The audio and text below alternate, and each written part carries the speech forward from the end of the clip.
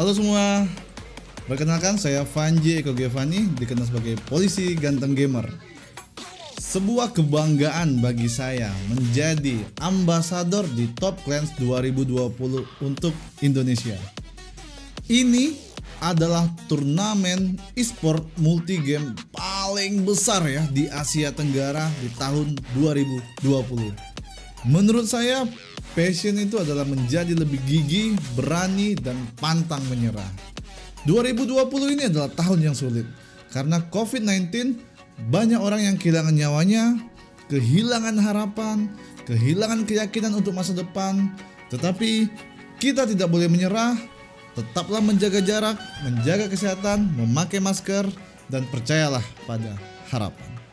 Turnamen ini akan dimulai tanggal 25 September 2020 dan kalian semua bisa menonton melalui channel-channel official dari Top Clans 2020. Ada Facebook, ada YouTube, dan juga ada Twitch. Mari kita ikuti acara ini bersama-sama dan ucapkan slogannya dengan semangat, "This is passion." Jadi buat teman-teman semua, jangan lupa like video Papol dan dukung terus Papol. Terima kasih.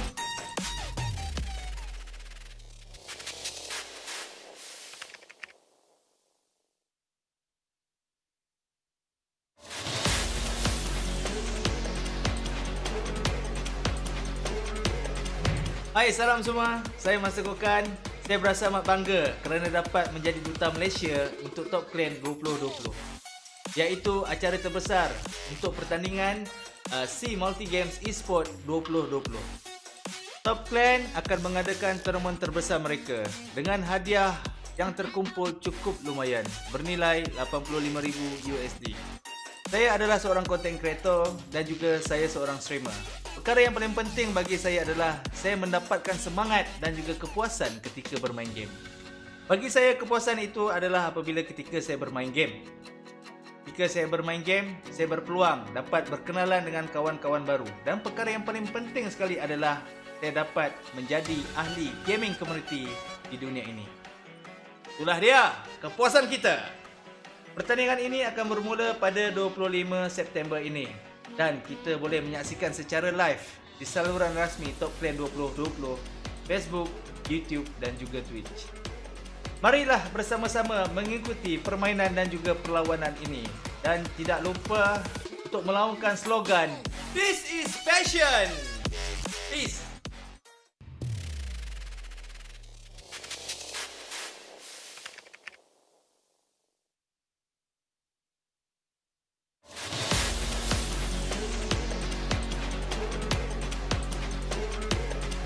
Hi everyone, I'm Shir Tolentino Barnacha, also known as Cherizawa, and it is my great honor to be the Philippine Ambassadress of Top Clans 2020.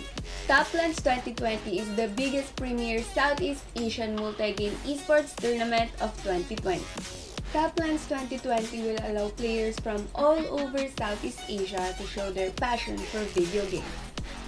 Rules of Survival will be a returning title, continuing the firefight between the best teams in the region from last year. Joining it are the newcomers Dota 2 for PC, Tekken 7 for PC, and Marvel Super War for mobile. Completing the list is Tom and Jerry Chase, also for mobile, with its Top Clans appearance being its first esports event in Southeast Asia. Top Clans 2020 will fuel the passion of countless gamers around the world with the total prize pool of $85,000.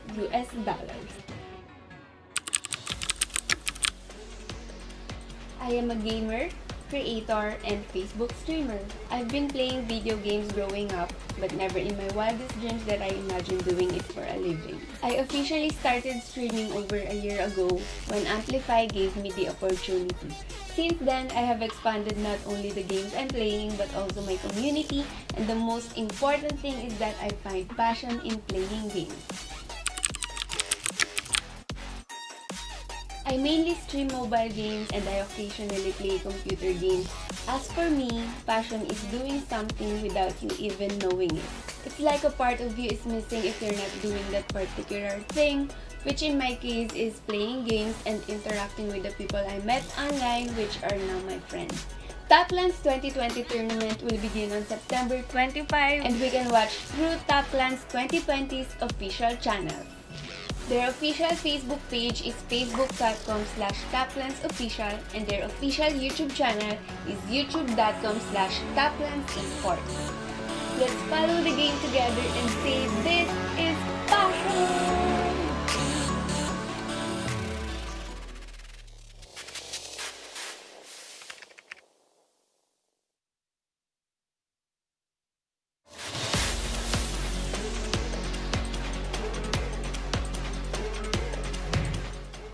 สวัสดีค่ะโนอี้ค่ะหรือว่า Evote โนอี้หนูรู้สึกเป็นเกียรติมากๆเลยที่ได้เป็น Thailand Ambassador ของ Top Can 2020 วันนี้เนยจะมาแนะนำ Top Can 2020 ซึ่ง Top Can 2020 ก็คือการจัดการแข่งขันเกม e-sport ที่ยิ่งใหญ่และสุดพิเศษที่สุดใน Southeast Asia ของปี 2020 นี้ซึ่ง Top Can 2020 เนี่ยเขามีการจัดการแข่งขันเกมมากมายหลายเกมเลยเพื่อนๆคนไหนที่สนใจก็เข้าไปดูรายละเอียดตรงลิงก์นี้ได้เลยเดี๋ยวเนยจะขึ้นลิงก์ไว้ให้นะคะส่วนตัวเนยชอบเล่นมาเวลทอมแอนด์เจอรี่เพราะว่าแบบสนุกมากเลยเพลินเล่นได้ทั้งวันเลยค่ะซึ่งไม่ต้องสงสัยเลยนะว่าทำไมเนยถึงเล่นหลายเกมนะคะเพราะว่าส่วนตัวเนยเป็นสตรีมเมอร์เนยต้องค้นหาแพชชั่นจากการเล่นเกมซึ่งแพชชั่นของหนูก็คือการทำให้คนดูมีความสุขยิ่งหนูเห็นคนดูที่ดูหนูมีความสุขยิ่งทำให้หนูมีแรงผลักดันในการทำสิ่งนั้นต่อไปให้มันดีขึ้นเรื่อยๆค่ะและสุดท้ายนี้อยากจะชวนทุกคนไปชมการแข่งขันที่จะเริ่มขึ้นใน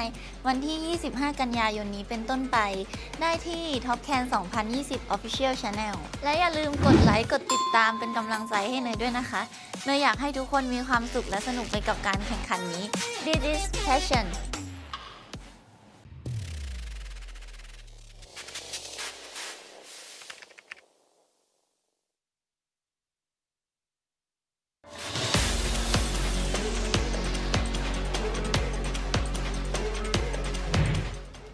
Xin chào tất cả các bạn, mình xin tự giới thiệu mình là Đơ Ca Khỉ. Tên thật của mình là Phạm Hoàng Lộc. Hiện tại mình đang là streamer tự do trên Facebook Gaming Việt Nam. Hôm nay mình rất vinh dự được thông báo mình sẽ trở thành đại sứ khu vực Việt Nam của giải đấu Top Clan 2020. Giải đấu có thể coi là lớn nhất khu vực Đông Nam Á dành cho các tựa game mobile nói chung và esports nói riêng, được tổ chức bởi hãng game SEA. Top Clan là giải đấu quy tụ rất nhiều bộ môn nổi tiếng trong khu vực Đông Nam Á, chẳng hạn như là Marvel, Super Alien, Dota 2, Tom và Jerry, Chase, Tekken 7 và đặc biệt là tựa game đã được phát hành ở Việt Nam là Rule of Survival. Giải đấu có quy mô toàn Đông Nam Á và là giải đấu esports tổ hợp lớn nhất khu vực. Với tư cách là đại sứ khu vực Việt Nam của giải đấu Top Clan thì DK Khỉ cảm thấy vô cùng tự hào khi lần đầu tiên Khỉ được thấy mình được sống với niềm đam mê game của mình và niềm đam mê này được công nhận bởi cộng đồng quốc tế. Với slogan This is passion, thấu bùn đam mê, giải đấu Top Clan là nơi để các bạn có niềm đam mê giống Đơ Ca Khỉ được theo dõi sự phát triển của ngành game quốc tế như thế nào. Giải đấu sẽ được tổ chức vào ngày 25 tháng 9 sắp tới và chúng ta có thể theo dõi trên cả fanpage Facebook lẫn kênh YouTube. Hãy truy cập fanpage Top Clan 2020 và kênh YouTube Top Clan Esports để theo dõi Đơ Ca Khỉ và giải đấu nhé. This is passion, thổi bùn đam mê. Các bạn hãy cùng Đơ Ca Khỉ chinh phục giải đấu Top Clan 2020 nhé.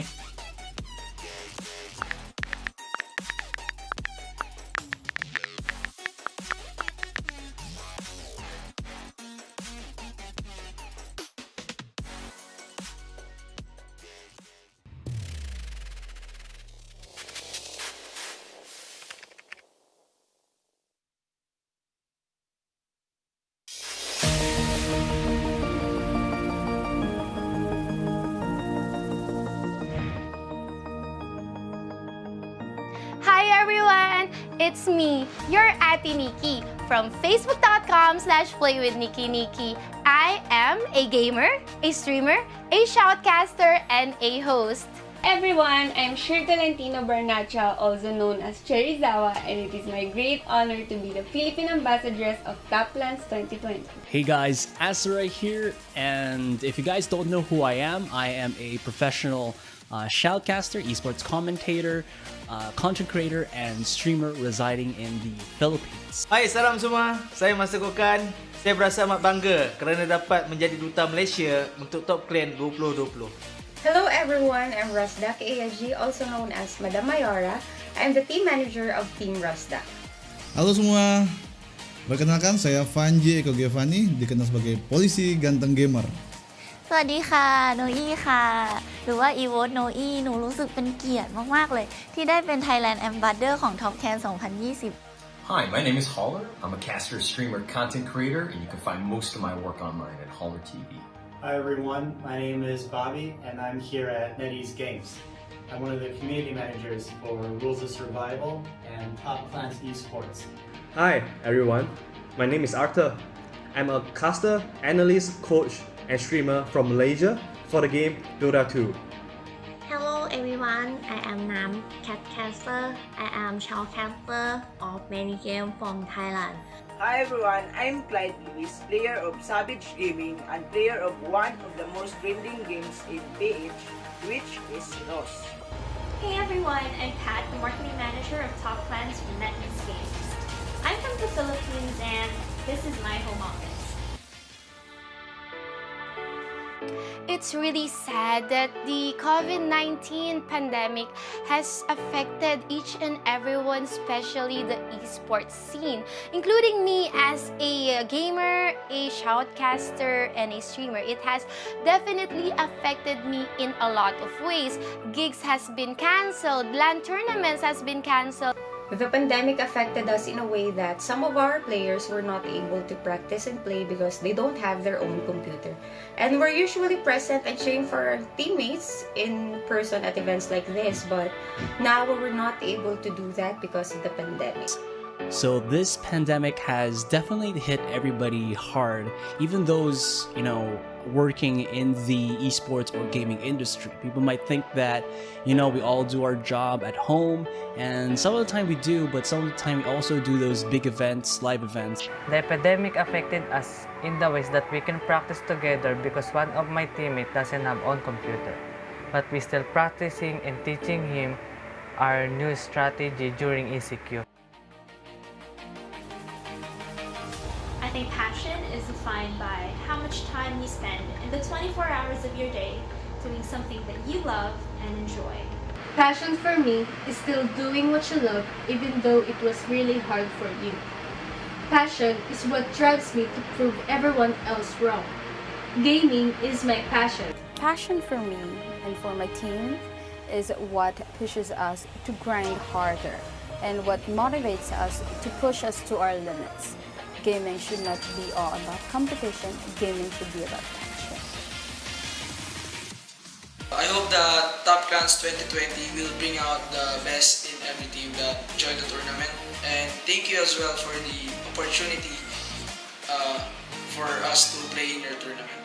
My expectation in Top Clans 2020 is a successful tournament, and I know that we will get a champion and show to all people that our play is remarkable. I hope that Top Clans 2020 will be fair and fun like last year, Top Clans Arena. We have been waiting for this, and I cannot wait to see the result. Top Clans returns this year to become the platform for gaming entertainment and to give an opportunity for competitive gamers to showcase their talents and be rewarded. So I hope you guys enjoy it.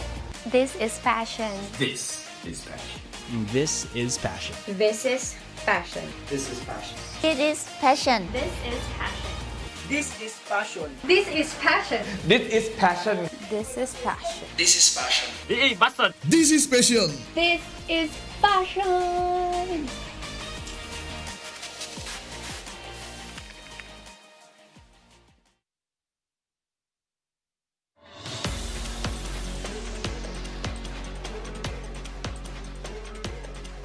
Hello everyone. We've created a TikTok challenge for players to pose like their favorite in-game characters. We wanted to give a platform for fans to show their passion for Top Clans 2020. You can win up to 600 USD in this challenge. That's just enough money to buy that next generation console. All you have to do is remember 3 easy steps. Step 1 is to find a pose from your favorite game. Step 2 is to make that pose in real life. Pose, Jojo, pose, pose, pose, Jojo, pose, pose, pose, flip the kill switch, Jojo, pose. Finally, step 3 is to add the hashtag TCPose and submit it on TikTok. Remember to follow our official account at Top Clans to see the best entries. One of them might be yours.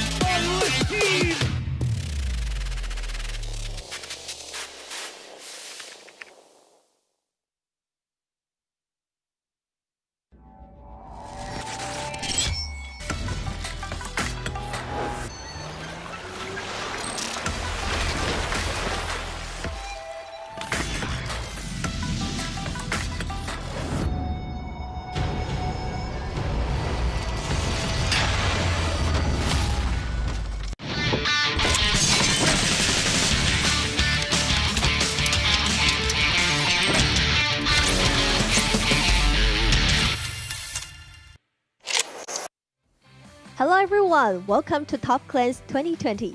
As the biggest multi-games tournament in Southeast Asia region, we aim to become the digital esport platform that services all players, brands, and game developers to have everyone come to embrace our love for game and esport.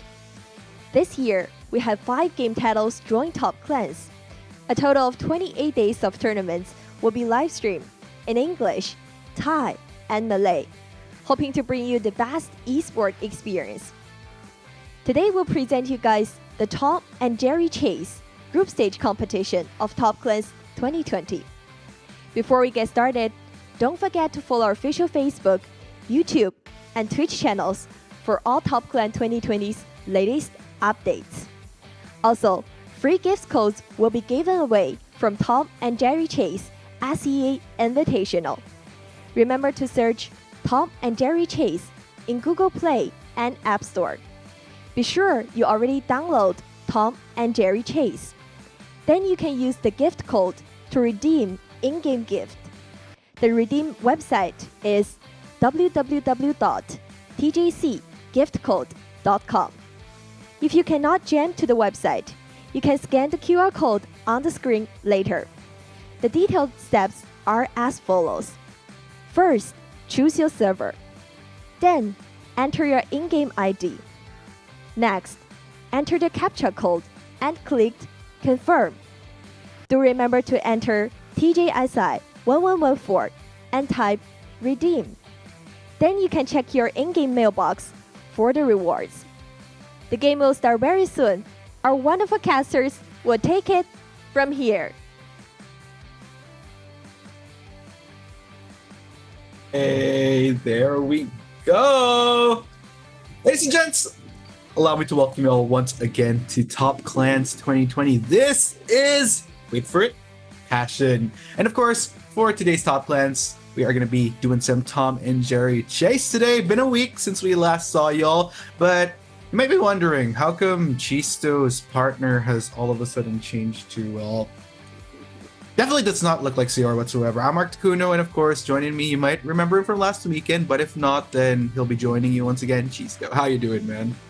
Yeah, I'm doing great, and like you mentioned, this is the second weekend for Tom and Jerry. Of course, last weekend we did kick off the group stage of the tournament. It was Group A and B battling it out to find out who will be moving forward here in the Tom and Jerry Chase Invitational. And for this weekend, we will be kicking off Group C and D.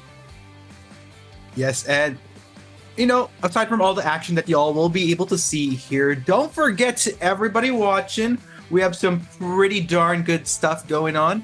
Some giveaways for the audience, if you will. I mean, we have the prizes for the players, but we also have a few prizes for you guys as well. Just by watching the stream, all you have to do is scan that QR code and download Tom and Jerry Chase and go to the comments from wherever you're watching, and be sure to click on the exchange website to get your gifts. Take note, the code will change every single day. You know what that means, guys? Every day means a different set of gifts that you can receive every single time. It's what we Filipinos like to say, sulit, meaning you're gonna get a lot of value just by watching the stream here at Top Clans 2020 today. And you know that he's got you covered, guys. We want to reward your passion for the game, which is why we got y'all covered. But you know what? Let's get an overview of what we have for our tournament. Yeah, of course, we are still in the group stage phase of our tournament, where the format is a best of 3 double elimination. So there's that one game question which will give the teams, you know, a chance to adjust just in case they do drop a match against their opponents. Yes, and you know, it's a really interesting format that we have, in which case this group stage. But you know what? As you can see, ladies and gents, we have a very, very huge prize pool of $20,000. Now, in order for teams to get one step closer to the huger chunk of this prize pool, they'll have to score some points, as you can see, towards the right side of your screen. Now, for Tom and Jerry Chase, this is heavily reliant on the number of wedges they can get pushed in. In the cat's case, you want to get rid of the mice as much as possible. For the mice, you want to get some pretty damn good cheese. Yeah, and again, last week we were able to see a couple of close games from these teams, really going down to the wire all the way to that third game in the best of 3. And at the end of the day, it's really the amount of mice you can dispatch or the amount of cheese you can push. And in here we see the teams, of course. The schedule for today, we will be starting off today, guys, with Group C. It will be Space versus Avengers, and following that, it's gonna be Shadow versus Left. Right after, it will be Right versus The Story, and to end the day, it will be Mr. Junior going up against History. Yes, at the end of the day, y'all will get a feel of the teams that will be participating in Group C and Group D. It's a little, since it's just the first day of this weekend, guys, particularly for these, it's more of a feeling out process that we'll be seeing from both teams, after which, towards the end of the day, I think we'll all get a nice narrative of what the competition will look like for these teams. And I think that's the beauty of Top Clans 2020 Chisto, you know, especially with a game that's as fresh as Tom and Jerry Chase. We not only get to see it first right here, like live esports action of it here at Top Clans 2020. But we also get to see like what lengths, what skills these teams have gone in order to go far in their career in TNJ. But let's go and check out the team overview first. Repping SP, it is LVO, Mamon, Midi, Wolf, Kuro, Tiger, and Lumia. Yeah, and looking across the board here, Arctic, pretty standard in terms of what characters they do bring to the table. I'm seeing a lot of detective. I'm not seeing magician being played though by these mouse players, so that might be something to look out for. Of course, we know that Magician Jerry is one of the stronger mice. As we see here on the other side, it is the Avengers, Zil, Elren, 2D, Pet, Just, RBT, and MY. So, should be a fun match between these two teams. Again, best of 3, so it is a pretty long series between these two to start off our day. Yes, and it's gonna be an interesting how do I put it? It's gonna be an interesting ground, I guess, for us to see whether or not Group C and Group B will kind of reflect the meta that has formulated during the first weekends. We've already seen the highly favored picks going into week 1 of Tom and Jerry Chase for Top Clans 2020. So if we happen to see the same trend happen for Group C and Group B, then I think it's pretty much solid and we reach a common consensus, at least with the esports side of it, as what would be the ideal picks for both cat and mice in top play right now. Yeah, I agree. And you were talking about the meta. It seems like last week was a good indicator of which direction the meta was going to go to, as it looks like, Arctic, we are going to hop into the pick phase here, and there you go. A lot of the common strong picks here. A regular classic Tom going up against Detective, King, Pirate, and a classic Jerry. Yeah, interesting in which case. So pretty much up to standard so far with what we're seeing going into this game. Looking forward to some Tom and Jerry Chase action today. Not gonna lie, like seeing you and Sayora cast last weekend looked like lots and lots of fun. Oh yeah, it was very, very fun, especially since we haven't really seen competition like this before. It was quite refreshing to see, as we are gonna hop into the patrol phase here. Both teams gonna try and gather as much information. Of course, the mice want to plan out their routes here once they do find where the wedges of cheese are. Yeah, just trying to get a snifferoo before we head into the proper, where all these mice are gonna try to get as much cheese as they can. But nice build up here coming in from Tom. Wanna go gun as this one starts, and we will get that in just a few seconds. So one thing I want to point out here is the fact that the mice are actually running Pirate Jerry. It's something that isn't as common, and we haven't really seen that many great plays coming out of the Pirate Jerrys in this tournament, because his ability, essentially, it allows him to sabotage some of the rockets that the cat can tie you to, and we haven't really seen it used to great effect. I wonder if right now we will be seeing it used in a good way, but we are going to be starting off our dispatch phase here, and as usual, Tom will be starting off invisible. Pretty common strat for a lot of our cat players here in the tournament. Ooh, okay. Trying to make his way through. Won't be sniffing out anybody here, but wait a minute.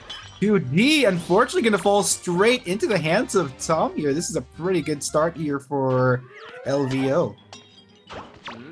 Pretty good catch there coming from Tom. He is kind of using Detective Jerry as bait right now. Maybe try and get some other hits, and he does so. He does catch Jerry here.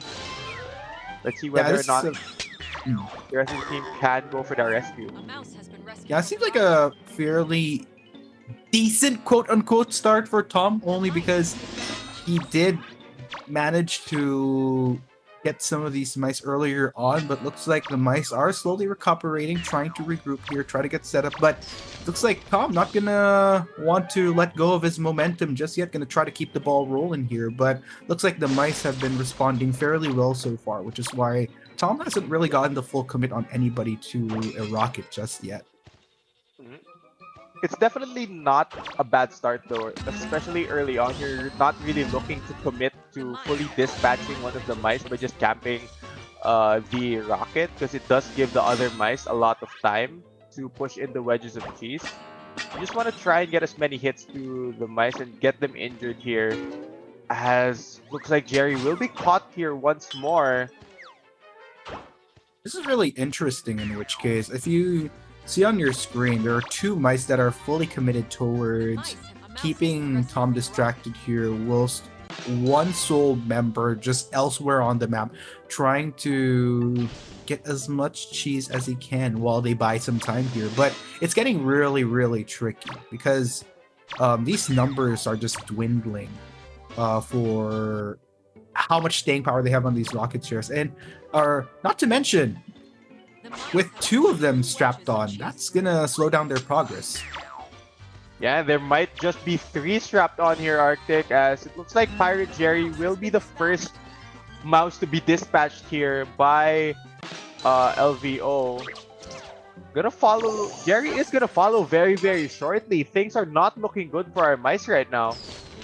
Yeah, it's unfortunate because the one member that was kind of on cheese duty for the team was a far way to go to even go for any rescue. So this further complicates the situation. And I love how Tom continues to play around this open space just so that there isn't as much structure for the mice to work with. And it's a good done deal, Chisto. Wow, just like that. Yeah, look at this. One more mouse to go, and Space here will be able to win the first half of our best of 3 here on their cat round. Just needs to find King Jerry here. Trying to get his bearings, in which case looking for that whack onto just looks like actually, yeah, level 0 just doing what he can, but man, this mouse is quite persistent, but it's a really tall order since you don't really have as much to work with here, and there you go. He is taken once again. Yeah, this will be very tricky, but let's see what he decides to do. Of course, King Jerry does have good abilities to try and go for this rescue. And it seems like level 0 is taking his sweet time with tying up Jerry to the rocket. Does drop him though, but right back onto a mousetrap. And just like that, this might actually be the game. First half. Yeah, looks like gonna try to go for the salvage play here, but will it be enough? Still quite. Oh, that's unfortunate right there. Actually gets wiped in, and that is a full GG. Well played for level 0. Wow. Yeah, very quick cat half there for Space going up against Avengers. I was really surprised at how quickly he was able to build momentum just after landing that first hit onto one of the mice, and he really never stopped going aggressively here, hunting down and chasing these mice. And just looking at that game, the mice really weren't able to get any of the work done. Only a couple of wedges of cheese pushed in, and it seems like level 0 really wasn't put under any form of pressure. Exactly, and I think the tricky part here is I could totally see what AVG was going for by wanting to constantly keep Tom preoccupied towards the start of the round by making sure that nobody spends any significant time on the rocket. You buy as much time as possible for the lone jury that was trying to get some cheese going. It's just very risky at the same time because you could go for that rotation, but if you start losing out on more mice, let's say there was this one point where there were 2 mice strapped to that rocket chair, you lose sight of that rotation and you put yourself in a precarious situation where if that sole member couldn't assist in the rescue, if it does come to that point where you have 2 people strapped to a rocket, then it just really complicates the situation for the mice, which I think level 0 handled beautifully, in which case by capitalizing on just that. Now the question on my mind is whether or not AVG can adjust in their second game. Of course, they will be switching sides here. It now will be space on the mouse round, whereas the cat player for Avengers will need to step up if he wants to, match that cat performance from the opposing team and potentially tie up this first game. But so far, in a momentum-based game such as this one, it seems like Space is doing a great job of grabbing it, and they did so very quickly. So I'm pretty excited to see how the rest of the team will perform now that we have swapped sides and they will be going over onto the mice side. Yeah, perhaps we can see the opposition, hopefully, at least for their sake, try to balance out the points here, because that's a pretty solid start coming in from level 0, and that's ideally what you want to do in Tom and Jerry Chase when you're in this competition. You want to try to rake up as heavy a number of points as possible from the start, just so that you have much more leeway to work with if it does come to the point where the opponent does manage to catch up in points. But yes, I mean, 4 mice dispatch would take that any day. Yeah, and now I wonder how quickly the other teams can warm up after this. Maybe it's just the first game, but it seems like Space is starting off very, very quickly right now. And one thing I want to see come out from the mice today is actually see a bit more of that Magician Jerry, which we didn't see during that previous game. Because you were talking about how the rotations from the team were a bit messed up after one of them got caught. Well, Magician Jerry can possibly solve that problem for you. The fact that he can just summon one of his rabbits and do the pushing for him, it allows him essentially to be 2 places at the same time. One of his summons pushing the wedges of cheese and him possibly either kiting around from the cat or rescuing his teammates. So one thing I want to see from the mice come out today is bring out a bit more of that Magician Jerry.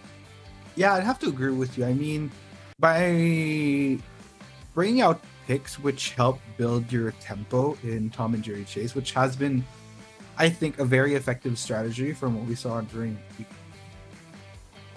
You don't really have to worry about playing that long. Just hustle for as much cheese as you can. But you know what? Let's go ahead and let our players speak for themselves based on their picks as to whether or not we'll see a shift early. And yeah, there you have it. Yeah, I like the composition here coming out from the mice. They have the pretty standard detective plus magician combo. And they have one of the best rescuers in the game actually with the Mouseketeer Tuffy. Just slaps the helmet on. He can run straight at the cat. No fear basically of taking any damage because he has his armor on. So it will be quite a challenge for the cat right now to keep these mice on the rocket. So let's see how Zil can manage that heading into the next half of game 1. Yeah, this is gonna be interesting, in which case much more standard set that we have on mice. Now that on textbook is one. Whether or not they can play it out properly is another thing entirely. But you know what? That's why we are going to be heading into the game in just a bit to figure that out. And I think once we see both sides play, that'll give us a better idea of how this best of 3 might tilt towards either side's favor. But it's looking pretty darn good for AVG right now. Yeah. Of course, things already looking good on paper. It just comes down to how well they execute it when we go into the game, as we will be in the patrol phase now, Arctic. And common thing for cats right now, just try and find that invisibility to potentially catch out one of the mice, as one of the robot mice will be broken here by Zil. So that's less information gathered now by the rest of the mice as they are down a robot. Interesting. So trying to prep for an optimal start here. Whilst the mice just patrolling the area as much as they can. Zil trying to sniff out whatever buffs up. And oh, there you go. Actually manages to spot out another patroller here. Mm-hmm. And right now we're seeing the attic area of the house. And we're going to see a lot of the cats play around this area just because he can make that rotation quickly through the patio when he needs to. Just needs to go through that tube that you see there on the upper right of the screen, as Zill is currently invisible right now, Arctic. So he is gonna pounce on one of these unsuspecting mice who are at the moment grouped up here towards the left half of the map. So there is strength in numbers for the mice right now. Yeah, interesting. Playing towards opposite side of the map, this is gonna get them a lot of opportunity to start this half on a really good note. The fact that it is still taking a little bit of a while, just a little bit of a while to try to scout out target. And it looks like does manage to find out Tiger here. Question is, can he get the grab on? But no, Zill actually slowed down a bit there, but doing what he can. Tiger really proven to be slippery here. He's doing a great job of kiting around here, Arctic. He's really not letting Zill grab onto him, as that smoke will blur the vision of the cat, will buy them a lot of time to push these wedges of cheese in. Finally gonna be able to tie him down onto a rocket right now, but let's see what the other mice are doing actually, because Jerry and Magician are pushing in a couple of wedges of cheese here simultaneously. So it will give the mice some form of progress here. Truly, and this is really good progress that they're making. Both Detective and Magician Jerry are going to be your optimal pushers, in which case, while the combination of Kuro and just the plain old, good old Jerry here will prove to be a good setup. Question is, will the rescue on Kuro come to fruition? Looks like that will be the case. Sneaky invisibility coming in from Malone as he manages to salvage Kuro. And there it is, Magician able to be essentially at two places at once. I'm assuming he did summon one of his rabbits to do the pushing for him on the other side of the map. And he was able to rescue Mouseketeer Toffee, who still is in a lot of trouble right now. Finally does get rescued, and they are buying a lot of time for the rest of the mice right now to push in these other wedges of cheese. They already have two, working on a possible third here around the bedroom. Yes, sir. Really good use of Magician, in which case, the fact that Zill isn't able to spot out the rescues right away just because of Magician's kit really proves to be an asset for the mice here. But now the problem is not as much staying time here for Kuro. Looks like the call will be to just leave Kuro be while the rest, they're already on a really good track here, so they can afford this. The dispatch will come through there for Zill, so he is going to be able to trim down the numbers of the mice right now, who are two wedges of cheese away from being able to trigger the escape phase. And they're getting a lot of work done here. Both Detective and that rabbit are putting in a lot of work. Already 4 wedges of cheese pushed through. The escape phase will be tricky though for the mice, as they only have 3 right now. Really strong coming in from SP, in which case, but they have to be careful. Zill already starting to spot out more of them as they were hoping to wrap up, but oh man, this is really big. Zill trying to do what he can, but this is going to be the make or break it. Mice have already gotten all the cheese that they need. They just need to make that final escape. Question is, can Zill look for one more here? Zill needs to make a big step up right now and try to get a dispatch through before the mice can start hitting at these this crack, as Mitty, look at his buffed up Jerry trying to break open the crack in the wall. Yeah, Zill playing strong defense here, in which case we're spotting out the rest of the mice from the side of SP. Now, SP, they're doing what they can to try to keep Zill, but ooh, that will be a little bit of a catch there, but all is well at the end. And you're seeing here the abilities being used by the detective. That smoke bomb really just blocking the vision and not allowing Tom to see what they're doing behind that. Of course, the mice are trying to open up the crack right now and go for that escape, as there are about 3 minutes left here in the escape phase. Tom, unfortunately, gonna blow up there, but after that explosion, he will be able to find Magician right now, who he has strapped onto a rocket. Ooh, have to be careful a bit there, but they do manage to rescue, but that will be the swapperoo. Zill just gonna say, bye-bye there, unfortunately, to plain old Jerry, 2 remaining in this game. They're going to try to make the most of it, try to make the escape with 2 numbers if they can. Zill trying his best here not to allow them to escape. Of course, he was able to dispatch one like you mentioned, so things are a lot harder for the mice right now. Let's see how they decide to play this one out, as it seems like it will be Detective trying to do the kiting, while Magician will be working on that crack.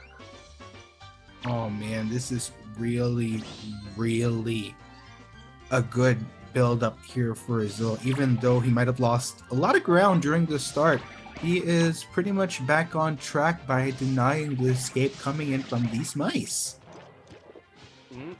And look at this, 40 seconds left here before Zill is given the win by dispatch. I wonder if Magician will be able to break open the crack before that timer ends. I don't think so. This might be a victory for Zill on the cat half, but points-wise, the fact that the mice were able to push in a lot of wedges of cheese, I think after that, game 1 will still go over to space.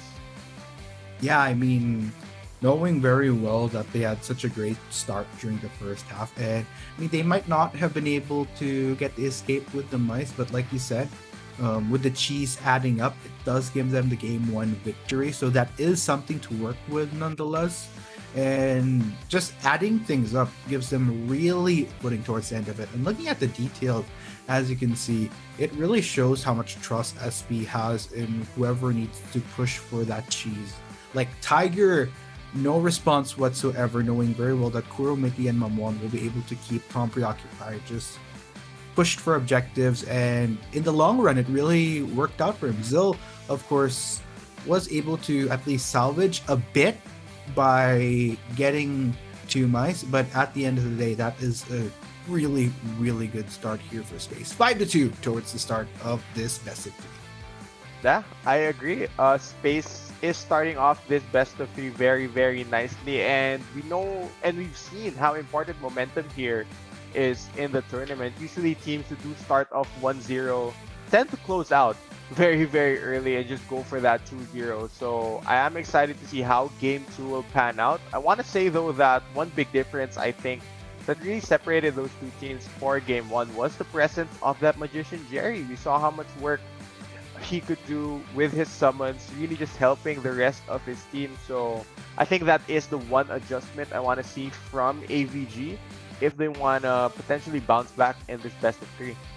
I'd have to agree with you. I mean, again, just going into that game shows the full circle of why Magician Jerry is an optimal pick in this tournament. I mean, you have someone that can push for cheese. You also have a form of confusion that you can bring to the table, if you will. When they tried to wrap up the game earlier, didn't go all the way, since Zill was, as I said earlier, able to what's the word I'm looking for? He was able to salvage a bit of that game. So, yeah, but nonetheless, I mean, it's the game wins that matter here, and the win condition is set. If Power manages to take another win, then that's game set already. Exactly, and it will mean that Avengers unfortunately will be dropping to the lower bracket if game 2 does go over this space. Of course, they are looking to force that game 3, but again, here in the tournament, you really want to stay towards the upper half of the bracket. You don't want to be fighting for your tournament life in the lower half. But hey, it's very early on into the day. Of course, we still have a lot of games that need to be played today, Arctic. This is only the first best of 3, and we after this one, we still have 3 to go. So definitely a lot of chasing and a lot of escaping to be witnessed here for all of our viewers. And really, I am pretty excited to see how the rest of Group C and D will pan out, because looking over at the other half that we did play last weekend, a lot of those teams, a lot of those players look very, very good. A lot of them super decisive when it came to how they decided to rotate around the map and what decisions they made in terms of who to dispatch first. absolutely agree with you. So, that said, am really interested in seeing if adjustments will be made going into round 2 of this best of 3. So, of course, to all of you that have just joined us, y'all are watching Tom and Jerry Chase right here at Top Clans 2020. This is Passion, and it's one of the first actual live live English broadcasts that we get of Tom and Jerry Chase, and I think this is a great avenue since it's such a fresh sport. Who knows, like, not just within our players here, but even for our audience, it's such a fresh game. So if you think you guys might have what it takes, you might want to start downloading the game as well, available on iOS and Android through the Apple Store and Google Play. So make sure to get downloaded. And I mean, you guys are learning quite a bit. I'm learning quite a bit from the players that we have today. You know, you're already seeing the optimal pick, so good time to try them out.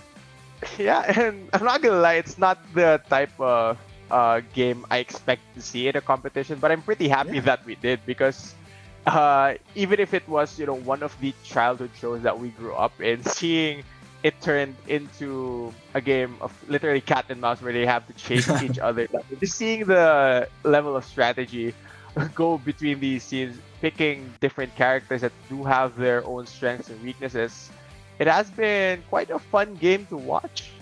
Pretty entertaining. Yeah, very, very entertaining, Chiso.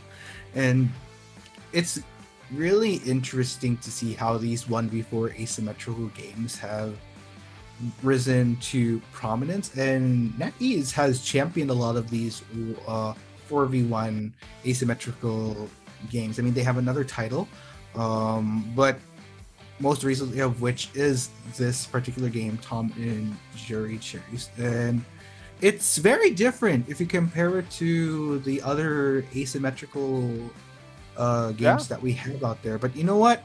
Enough of that. Let's go and head into our next pick in ban. SP on the cat side with AVG on the mice side. Of course, last time around, we did see how quickly Level 0 here on the classic Tom was able to dispatch all of these mice Arctic. It was a very, very quick dispatch phase for him.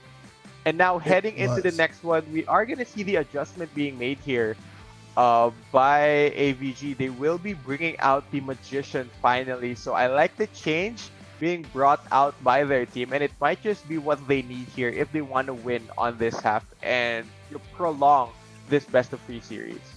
Just gotta learn from what could have been done better in round 1, and it's great to see that AVG is doing just that. But you know, you don't want to take away from Level 0 either, because Level 0 was excellent during that first round. So with some added difficulty going into this one, really looking forward to see how Level 0 is gonna fare.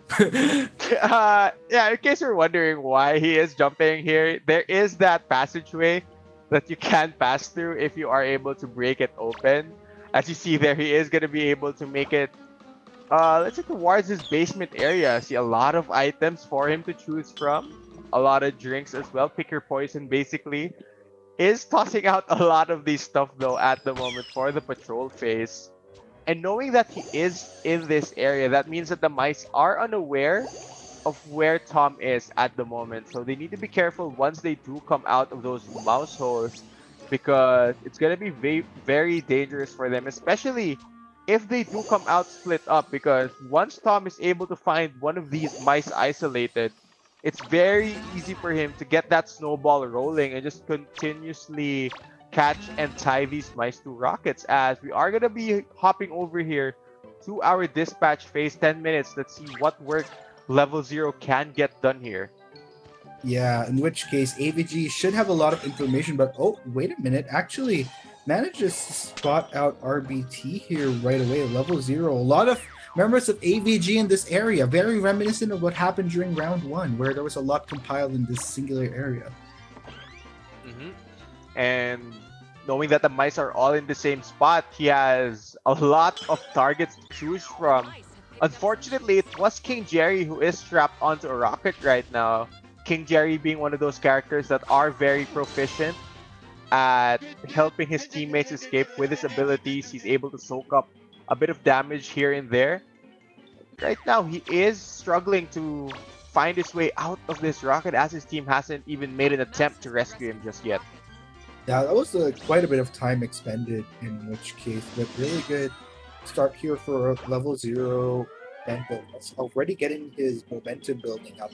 And we're once again in a position where AVG has to go for the response. There hasn't really been a full-on effort to go for objectives super strong into this game just yet. The mice have been struggling to push in these wedges of cheese. And as I say that, they are finally going to be able to push in that first wedge of cheese. But look at this one, Arctic. There is one wedge right in front of the rocket where Pirate Jerry has been tied onto. Ooh. Really, really lovely coming in from level 0, in which case there has been no slowing down for him. And if anything, super extra value meal cheese. You already had one strap, and you managed to use that to set up into getting another one. And that's a common trap that the mice fall into here. Normally, you just want the best for your teammate. You want to rescue them, but sometimes the cats, they use them as bait. Oh man, and imagine 3 mice strapped to the rocket. This is gonna be a complete halt on their progress in this game. And Magician can't really succumb to going down either, or else that's gonna be a very, very easy take here for level 0. Oh my god, this might just be the fastest dispatch phase that we've seen here in the tournament, Arctic. He's gonna get all 4 of them. He just needs to find a rocket to tie Magician to. Level 0 is an absolute madman. My goodness. But you know what? He's just very much content with making sure that the Magician can't get any shenanigans done while just waiting for the rest of AVG to expire in this game. Oh, you know what? He's found one, and you know what? All good. It's a good done. Yeah, at this point, I don't think he should be called level 0. He could be level 100 with the amount of time he took to dispatch all of these mice, and he didn't really give them an opportunity to rescue each other. It was just one after the other piling onto each other, domino effect as well. 7 seconds away from winning this half. Yeah, 7 seconds, and just, going for the full dance. Gotta be happy about that performance. Without a doubt, one of the most dominating we've seen in the tournament so far. So good job for SP. Like, holding no dilly-dallying today, Cheese, still for SP. That is for sure. Space is on fire. Holy Yeah, wow, that's the fastest dispatch phase I've seen so far in this tournament. See, he dispatched all of them. None of these mice were able to survive at all. And wow, what a performance from level 0. And he is starting his team off on the right foot here, Arctic. He is doing some pretty solid work here on the cat half of the round. It's going to be up to the rest of his team now on their mouse half to see whether or not they can close out our first best of 3 in a 2-0. Yeah, and man, level 0 getting the full benefit of just the buffet that is AVG whenever they're clumped towards a certain area. I mean, I can kind of understand the benefit of sticking together, but there's also some pretty high there's a lot more risk to it than benefit, I would say. And with what level 0 managed to pull off, that is the perfect example of why you would want to maximize distance, I guess, just so that even if, let's say, somebody does get caught, you could try to at least continue to push for objectives. But with what happened, it was more of a domino effect. But kudos to AVG nonetheless for trying to roll with the punches. But at the end of the day, it's level 0 that you put it best, Chisto. That ain't no level 0 play whatsoever. Yeah, I agree. There are some pros and cons to sticking together, and they took the risk. Unfortunately, the reward wasn't there for the Avengers. Now, heading into Game 2, I wonder what's on their mind, because they're gonna need a similar performance a similar or a better performance from their cat player if they want to push this to that third and final game. And knowing that they don't have any momentum at all on their side right now, I wonder how positive they can stay here, considering that they are just one half away from being dropped to our lower bracket in what could possibly be the quickest best of 3 here so far in the group stage of the Tom and Jerry Chase Invitational. It is possible. I mean, we were look back on the first round that we saw, even on the mice side. Sure, 3 mice got dispatched, but Space realizes what their objectives are, and I think that's really gonna see them through in this series. I really think that we might have a best of 3 that ends as early as its second round, Chisto. But you know what? Time will tell. Really good showing from Space, I would say, overall. I mean, both sides, really. Yeah, and it's really sending a message to the rest of the teams in the group that they do want to make it towards our knockout stages, and they will be one of the teams for all of us to watch out for, because they might actually, with a performance like that, with a cat player like that, I think it's already a pretty solid tell on how far they can get in this tournament and how well they stack up against the rest of the competition, because just very quick cat rounds and very decisive as well. I've never really seen a cat player play as aggressively as that, just tying everyone to a rocket basically 2 minutes into a round. And, you know, I think a lot of the teams are going to struggle to rescue their teammates going up against Space, because if you have a cat who does his job as well as that, I think it's going to be very difficult to beat them moving forward here in our knockout stages. And I know I'm calling it early that they will be able to make it to our top 8, but they are looking very, very strong as of the first game. As right now, we are going to be hopping over to our picking phase. It will be Lightning coming out now for the cat half. Interesting shift here, in which case bringing Lightning to the table. So I guess with what AVG is hoping to accomplish, they would ideally want to maximize Lightning's kit here by trying to get a steady build-up.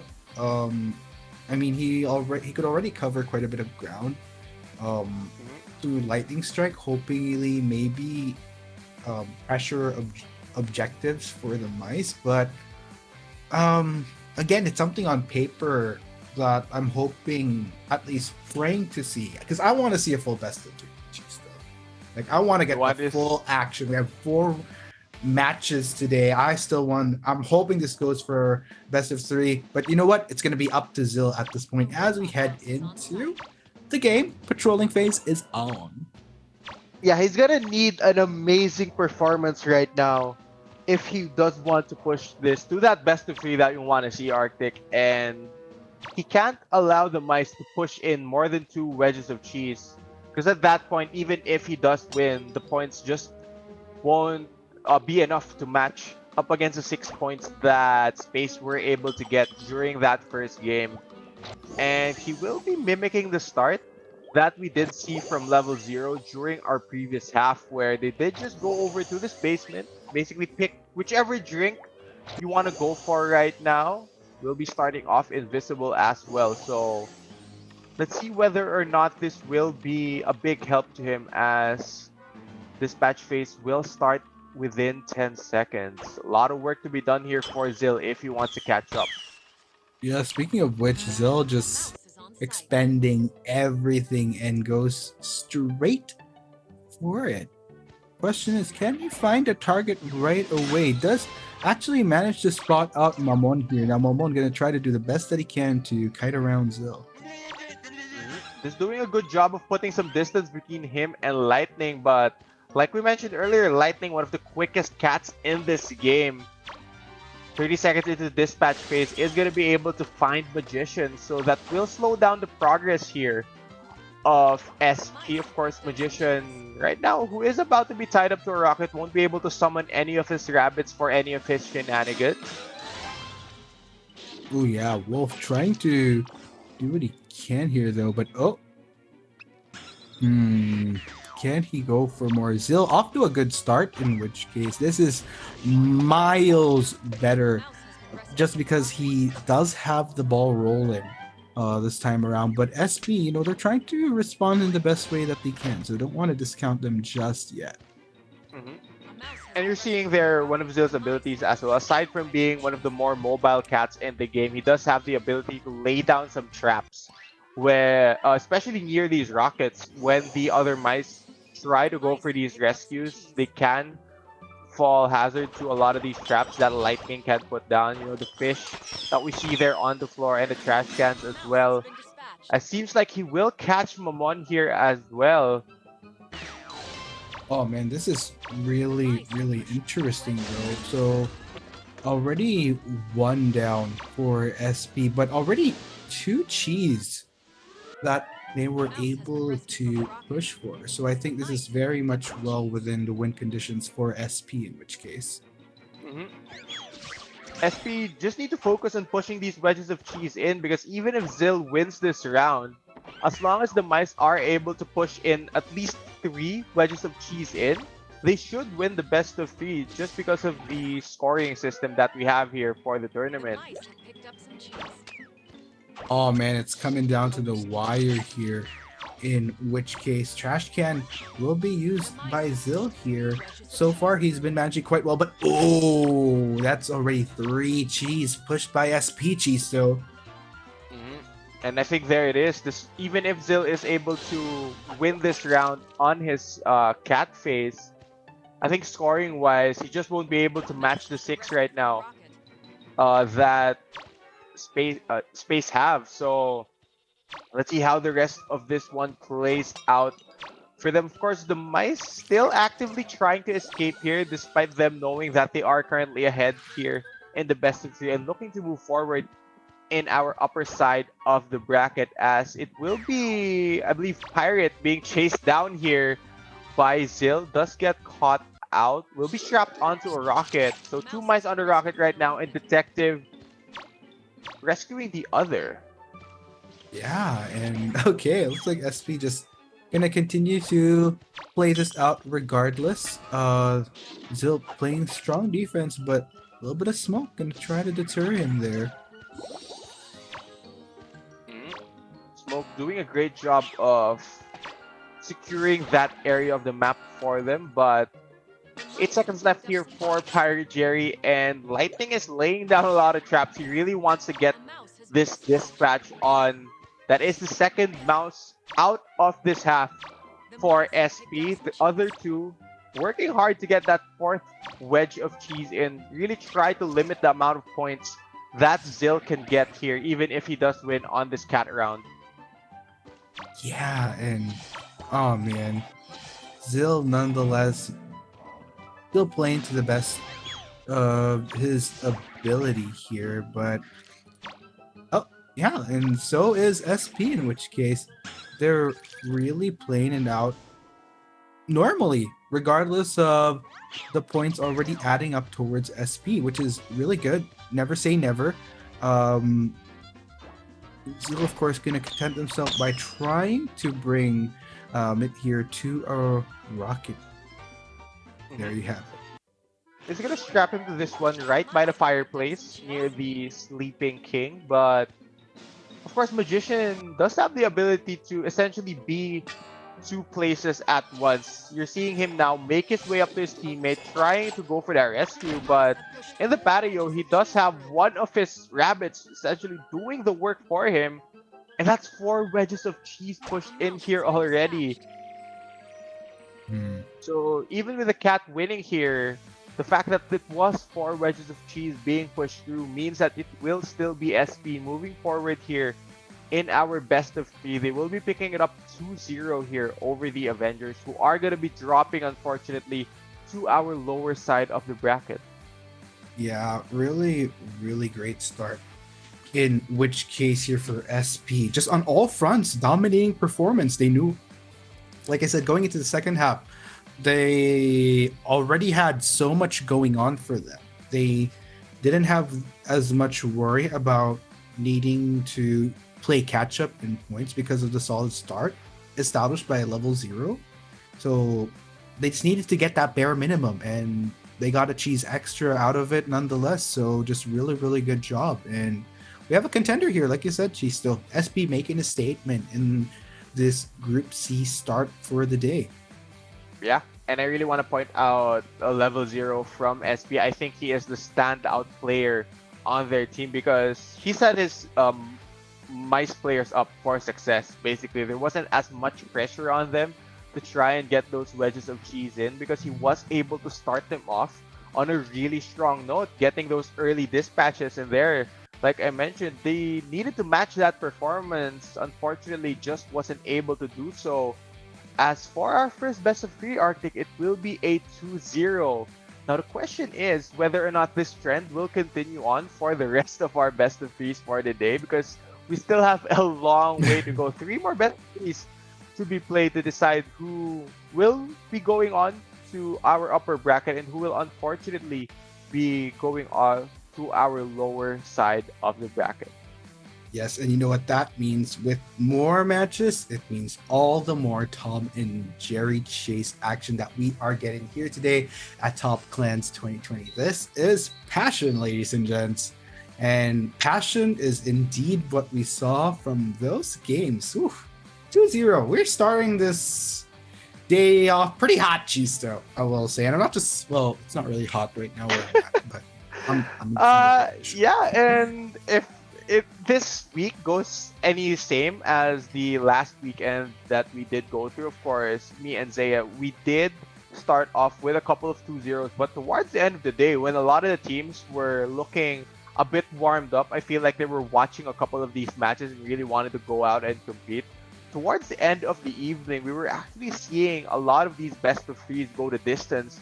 Teams were starting to match each other blow for blow and really put these games close. So who knows, we might gradually see a lot of these games get even closer as the night moves forward.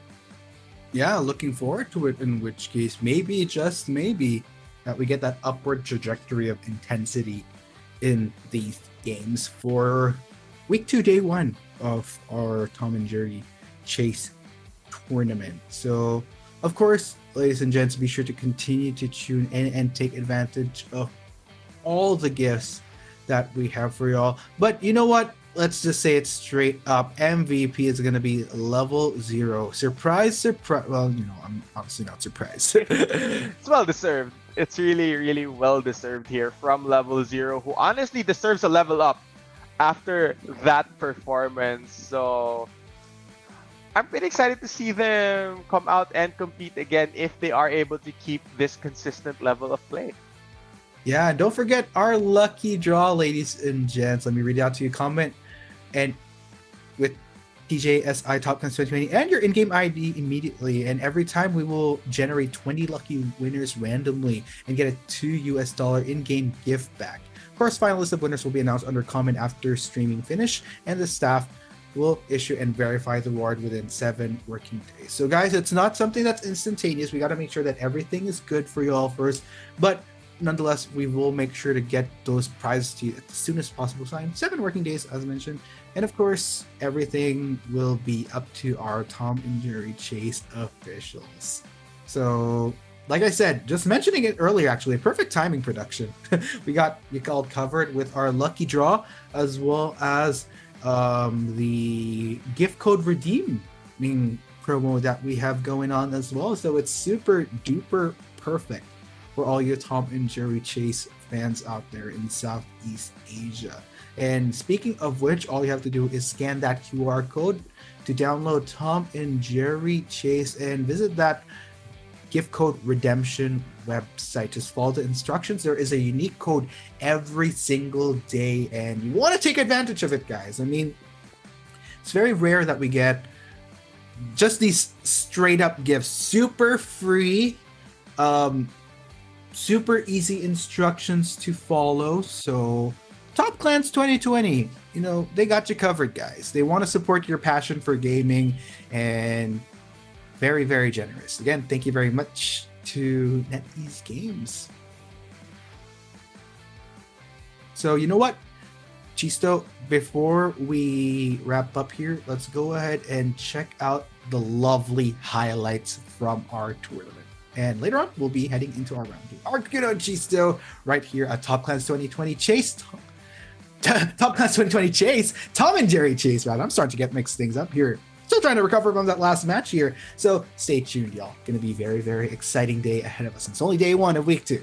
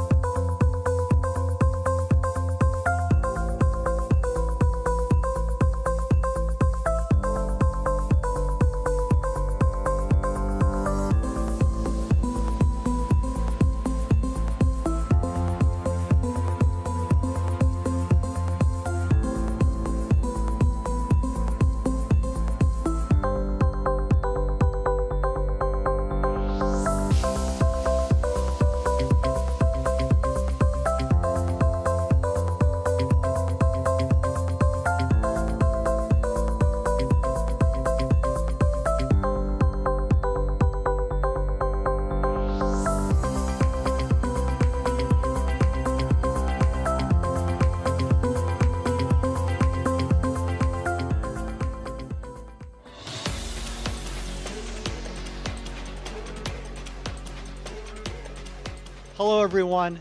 We've created a TikTok challenge for players to pose like their favorite in-game characters. We wanted to give a platform for fans to show their passion for Top Clans 2020. You can win up to 600 USD in this challenge.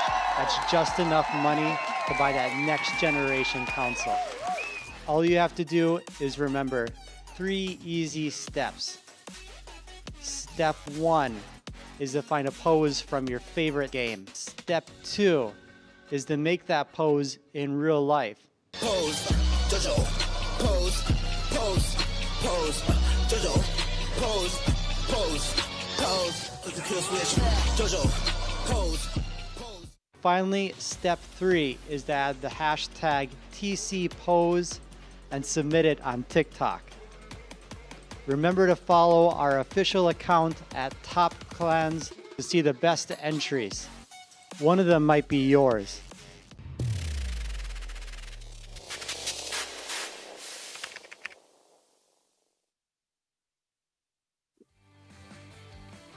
And welcome back, ladies and gents, to Top Clans 2020. This is Passion. And, just before we headed back, you guys all saw that TikTok challenge. I have a really quick question for you, Chista. Because I mean, aside from Tom and Jerry Chase, obviously, we have other games in the mix.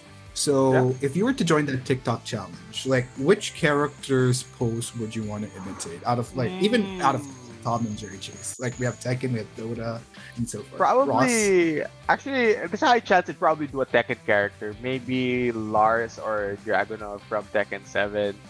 That's definitely the pose I would go for if I were to join the challenge, but it seems like we will be hopping straight into the team overview here, Arctic, not wasting any time, much like our previous best of 3.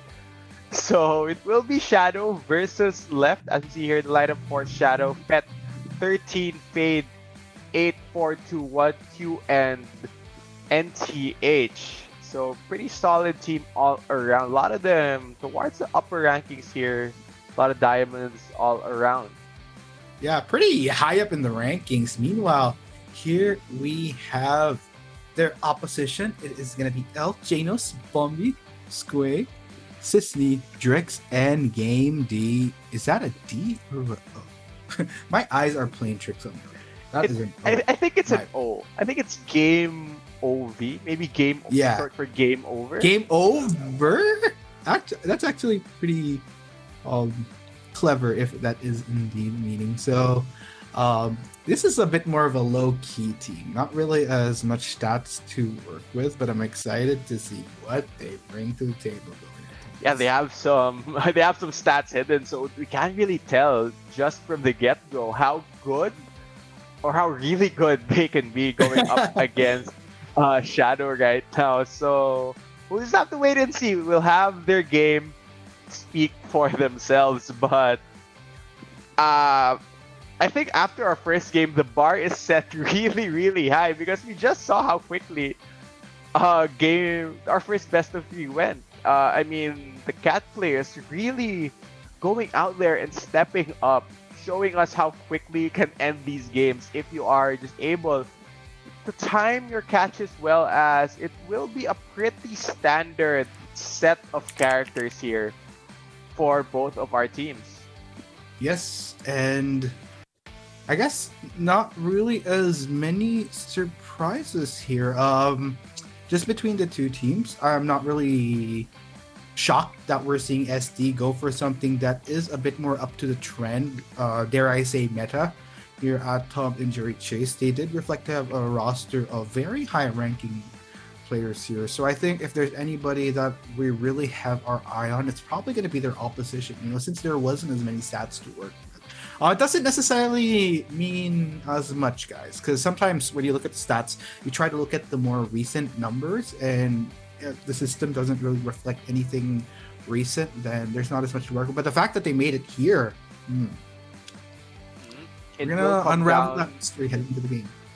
Yeah, it will come down on whether or not they can perform when we do head over to the game. I think that's where the players really want to prove themselves and really want to step up and show how strong they can be here in our tournament, as we'll be hopping over into our patrol phase now, guys. 1 minute for both sides, of course, to gather as much information as possible, and for the Cat to buff himself up and prepare himself to chase down all of these mice.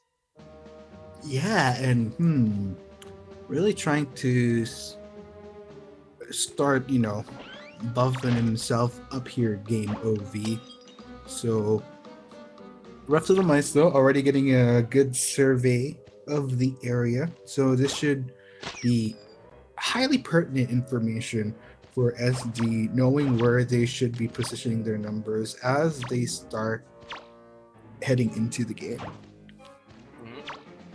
Of course, the mice here have a pretty strong set of characters for rescuing each other. They're running both King Jerry and Mouseketeer Tuffy, meaning that they have basically 2 characters that can soak up a lot of damage that Tom will be dealing here, especially when it comes to trying to stop the other mice from rescuing the ones tied to the rocket. So Game OV has a lot of work cut out here for him. Really needs to pick the right targets here to tie up to those rockets in order to dispatch them.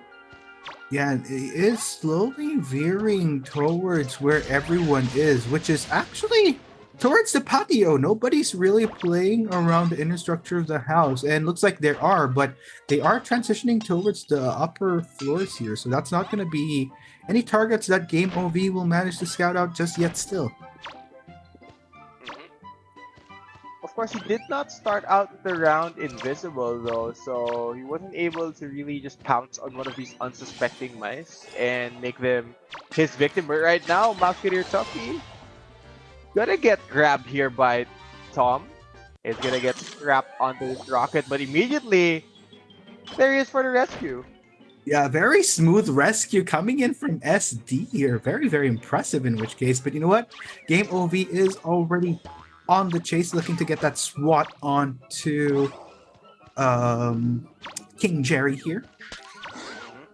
And King Jerry is doing an amazing job of trying to get away here. But as I say that, unfortunately, he is gonna get caught here by Tom. Will be chased down. Now he is looking for a rocket to strap him onto. Will we go all the way to the attic right now? Actually, no, just gonna go back to the first rocket that he did strap a mouse onto. Yeah, not a bad play coming in from Game OV in which case, because at least by strapping King Jerry in this particular area, you also manage where a lot of these mice have kind of been playing around so far. Really good close, but ooh, brings Game OV all the way down. So that will allow another safe rescue onto King Jerry. Yeah, and even if he was just rescued, King Jerry once again caught out here. Musketeer Tuffy is gonna try to attempt this rescue, but there is that mouse trap, so see what Tom does here. There's a lot of mice in his vicinity right now, really working on protecting King Jerry, who might get dispatched very, very soon if he does commit a mistake. Yeah, and question is, there's been a lot of, not a lot, but just a bit of resource every now and then, time rather, every now and then that was spent towards King Jerry. So, at the end, oh, okay, nice stall there. But yeah, as I'm saying, it still presents the question progress on objective has been for the rest of the team, because there has been a lot of moments for a lot of time for SD to actually work on pushing some cheese here. And they have pushed in 2 wedges so far here, Arctic, so they are nearing their goal right now. And I'm looking at Magician and Detective, who will be the primary ones to go for these pushes onto those wedges of cheese. And they are working quite well with each other right now here in the bedroom area. Ooh, this is really interesting. Sneaky in which case. Game OV really trying to play around this area here, but the rest of SD has been managing to keep themselves preoccupied elsewhere. And also, I gotta say, I am very impressed that they managed to keep King Jerry alive for this long. Yeah, I'm very surprised as well. The fact that I think Game OV basically gave up on trying to chase King Jerry at some point. He maybe got frustrated that the mice were rescuing him over and over. But he has slowed down quite a bit here. He hasn't found any mice in the past 30 seconds. And there you go. We're finally able to see King Jerry here on the map. Now it's up to him whether or not he can find this chase and strap him onto a rocket once more. Oh man, but you know what? Even though King Jerry might have reached his max in this game, it is all good. SD methodically made the most of it. 3 cheese already pushed out in which case, but they got to put the pedal to the metal. They got to bring it full circle. Yeah, 3 cheese so far. It's starting to look like a very delicious pizza now. Let's see whether or not the rest of the mice can actually get the push on these cheese to go down, because Magician here up in the attic does spot out that 1 wedge of cheese, and he is ordering his rabbit to carry that over to a mouse hole. Man, here we have it. This is a little bit of a snifferoo that Game OV is trying to shuffle once again. But you know what? Just getting his bearings before transitions back towards looking for more mice to take down. Looks like we'll find a few targets here in the area. Options. And does decide to go for the magician, in which case.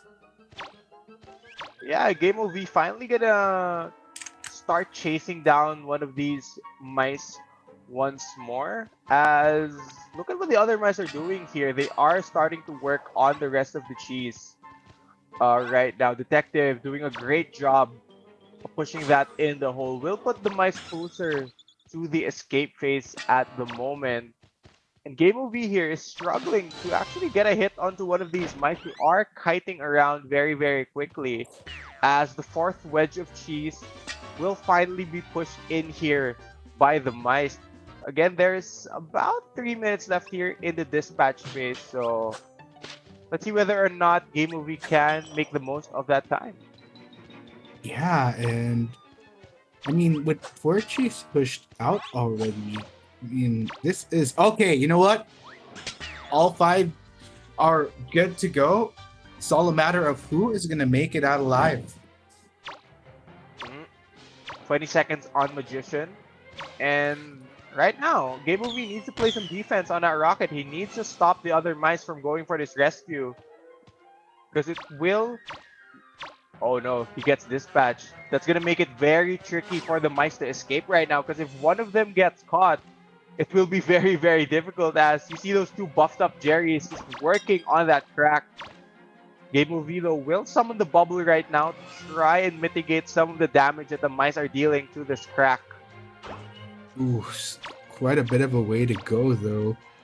And yeah, looks like not gonna make it easy for SD whatsoever. Game OV really intent on trying to at least get the dispatches going and not let any of these mice make their way out of here. Game OV continuing the chase in this case. Slowly closing in on to Fade, but proving to be a very slippery target. Very important for the mice right now to not get caught. It's going to be very tricky for them to go for a rescue, but look at the HP on that crack. The mice are just about able to escape very, very shortly. Oh no, the hole is out. Finds so much time. They might be able to escape here. Will he though? Muscular Tuffy still isn't making his way through that crack. We just need to go for the escape right now. I wonder where he is going to try and make this rotation. Maybe try and go for that tube here. Oh man, this is very, very dangerous game that SD is playing. I mean, they already have a fairly decent start, but they want to bring it full circle. Will Fade make it in time though, trying to dash his way through? And there we have it. It's going to be a nice win. First nice win that we get today, actually, if I'm not mistaken. Yeah, first Miles half win that we are going to see today. Like you mentioned, the Cats have been stepping up their game, but unfortunately there, the Cat wasn't able to dispatch all of the mice. He was able to get 2 of them out though, so that will mean that the mice aren't exactly able to score the maximum amount of points that they do on their half. So left right now do have a chance to steal this one away, assuming that most of their mice are able to escape in the next half. So game 2 Arctic looks like it's gonna be a pretty close series compared to our first best of 3, which just looked like dominance. Yes, and gosh, just the way SD played that, just very, very methodical. There was also a lot of patience as well from what we saw, knowing that they don't have to rush things too much and just play to build up momentum. They were a bit patient with pushing cheese as well, making sure that they were in the best position first, not wanting to risk pushing for cheese in moments where the Cat's presence was in certain areas. But you know, towards the end of it, just not bad. Ideally would have wanted it to be better, but the fact that we have our first mouse win, I think a fairly decent start, and it actually makes me look forward to how their cat is going to play. Because if they could pull up the same feat as Space earlier, where they just rack up so many points towards this good start, then I think those high ranks in stats are really gonna give them justice in this best of 3. And I like that you point out momentum, because I think that's something that's very important considering the format here of the tournament. You don't want to be playing from behind, so you really want to start off with getting your first victory in the half. And so far, they are looking really, really good here in our best of 3. Despite them, again, not getting the max amount of points, they are still in the good spot with that first victory. Now, it's going to be up to their cat player to dispatch possibly all of the mice in the best case scenario for him if they want to start off this best of 3 with that 1-0. Yes, sir. So, you know what? Going into the next game, I really think that, at least for SD, they're going into it with better footing, I would say, because if I recall correctly, the Cats' stats, particularly for their team, was one of the better ones that we've seen out of a lot of the players in this tournament. So I think the opposition, they really have their work cut out for them. Really worried that we might get another best of 3 that doesn't necessarily go the full best of 3, but time will tell once we head into that next game. At least from the next half, the second half that we'll see play out, that'll give us a better idea. But not gonna lie, a bit worried. Yeah, and I like that you mentioned the cat players having those better stats, and I think a lot of the MVP awards actually throughout our matches have been given to the cat players. I think a lot of the people who did pick up the game tend to play cat a lot more because you have essentially more power over the mice. You have control of how you want to play the game. So I think a lot of them really favor the cat playstyle, and it shows. A lot of the cat players we have been very good at catching out these mice and dispatching them, really not allowing them to escape. So I think it's going to be very tricky for the mice actually to beat a lot of these good cat players that we have here at Top Clans. So looking forward to a lot more great plays from the cats, but something extra I may want to see is a bit more diversity in which characters they pick, because a lot of the time it's just been classic Tom. There's been some lighting here and there, but we haven't exactly seen all of the cat characters come out here, and I'm waiting for that one guy to bring out something uncommon and maybe show us how how that specific character is played at a high level. Yeah, I mean,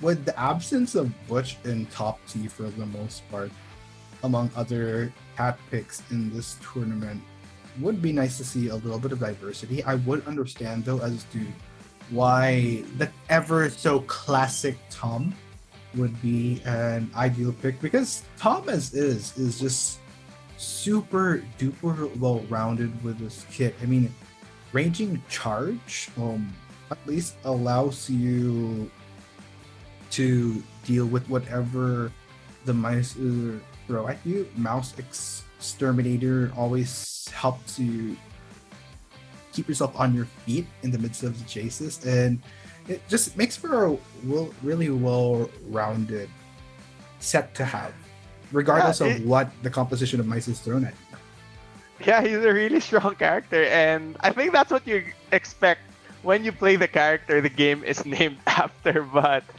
yeah, I like that you mentioned that he is very, very well-rounded, and with the amount of mice characters in the game, you want to be able to cover all the ground, really, because he's not, like you mentioned, he is well-rounded. He's not the same compared to, let's say, Lighting, who's just really strong with his mobility, who's the same as Butch, who is strong at disrupting these mice and keeping them in place. So playing that classic Tom, knowing that you can cover a lot of the situations, a lot of the scenarios that the mice can throw at you, means that he's basically one of the best characters in the game right now that you can play as a cat. Right. And I guess we'll just have to see along the line whether or not we'll see some deviations. But I'm not going to lie, Chisto, I think from the days that have played out so far, we've established the meta for TNJ Chase at this point for Top Clans 2020. It's not just the frequency in picks, but also adding that up to the success that we've seen from these picks as well. That factors into why they're at the top of the food chain, so to speak.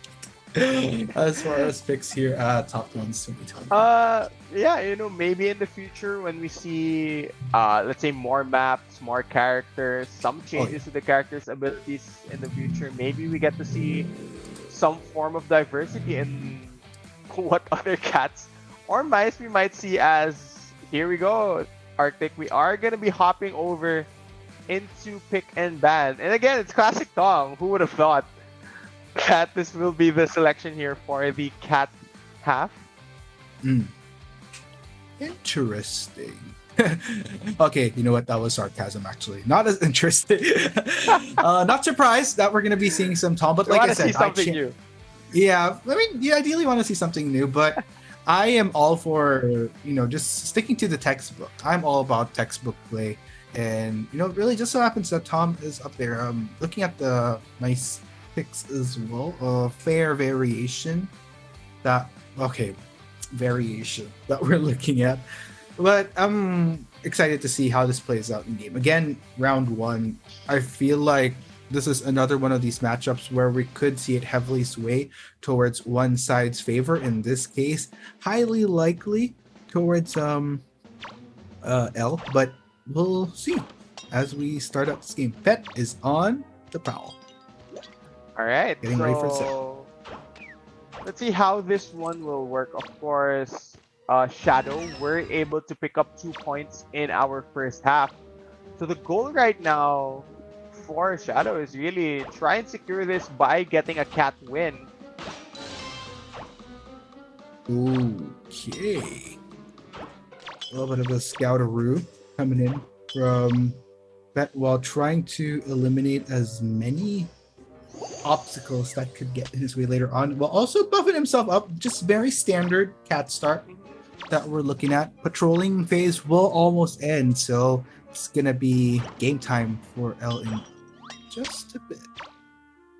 Yeah, normally you want to get rid of as many objects that you can see there so the mice can't use them against you. Surprised that bottle didn't break after dropping from the lamp to that table. But yeah, you want to get rid of as many things that the mice can throw at you and use against you so that they don't have as many weapons to try and stop you from chasing them, as this will be a very, very early find. Yeah, oh man, Vet though trying to roll with it actually gets the shut on him. This will be some decent. This will be a decent start for Vet, I will say. Not really looking at a full commit on anybody just yet, but looks like does finally manage to find a target that he was gonna want to play around.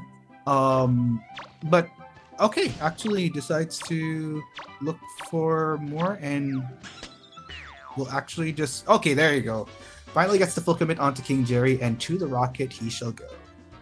He was really taking his time on which mouse he wanted to catch out first, and finally it will be that King Jerry does have about 40 seconds on the clock before he gets dispatched here. And you see they're putting that mousetrap down, laying that hazard for the mice to go through, as Mouseketeer Toughies will wear his helmet here and try to go for the rescue.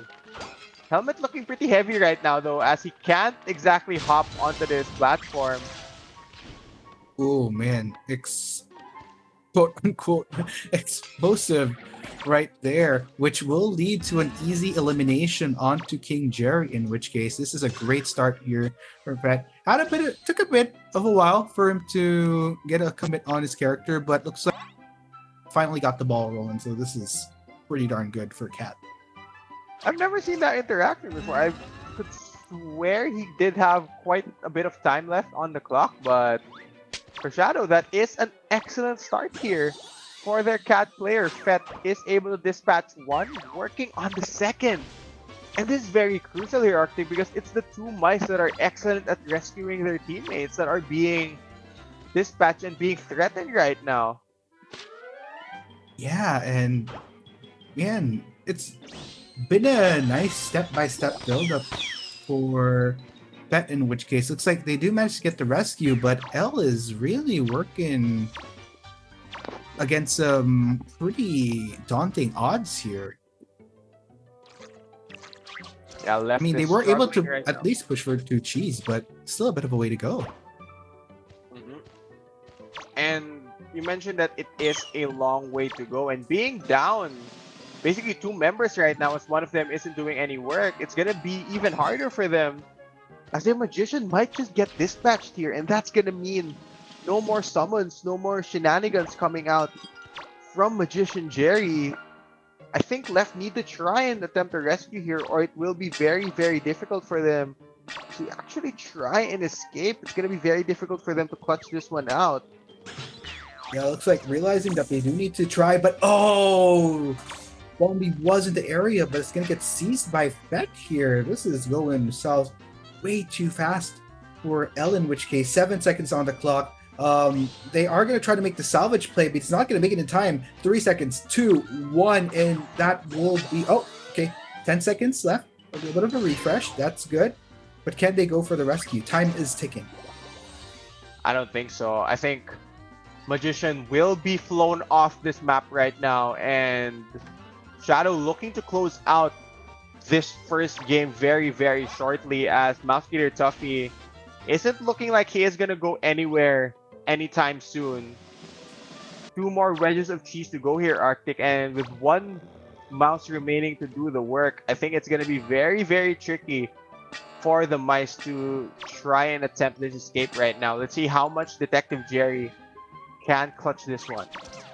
Yeah, I mean, with 35 seconds left on the clock for Bombi here, is it just enough time for Detective Jerry to get on the case to salvage this mouse, to hopefully still work with some good numbers? A little bit of crowd control there onto Fett to get themselves going once again, but Fett not the least bit deterred by getting Bombi here. Bombi buying as much time, but is it gonna lead to anything?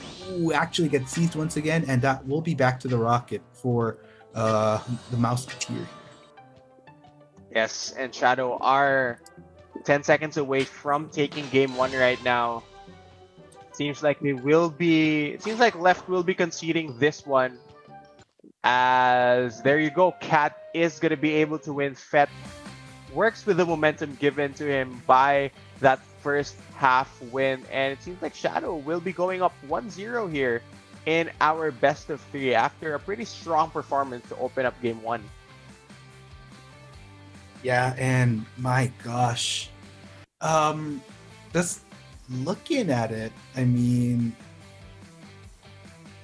in all fairness to L, they had a really good grasp of objectives. I think what just became really, really tricky is the early loss of King Jerry. Had King Jerry had a little bit more life to him, so to speak, a little bit more staying power in this game, I think this could have gone a completely different direction for L. But you know what? Fett was just on top of things constantly, so just very well played by SD on both fronts. Yeah, exactly. I think if King Jerry was able to stay a bit more, maybe his team might have gotten a bit more work done.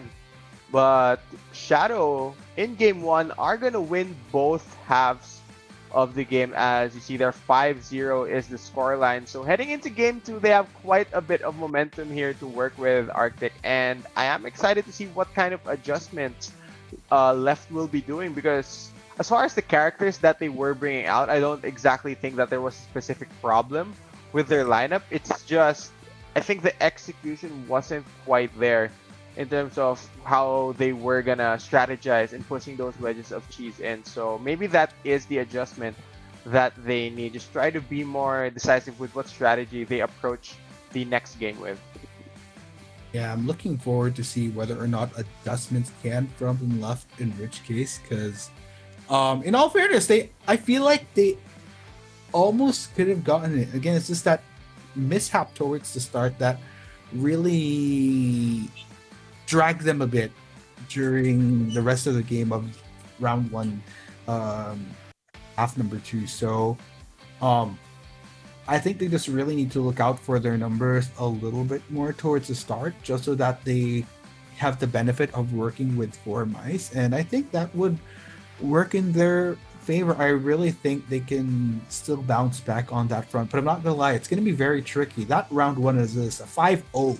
5-point difference, Chisto. That's a statement in itself.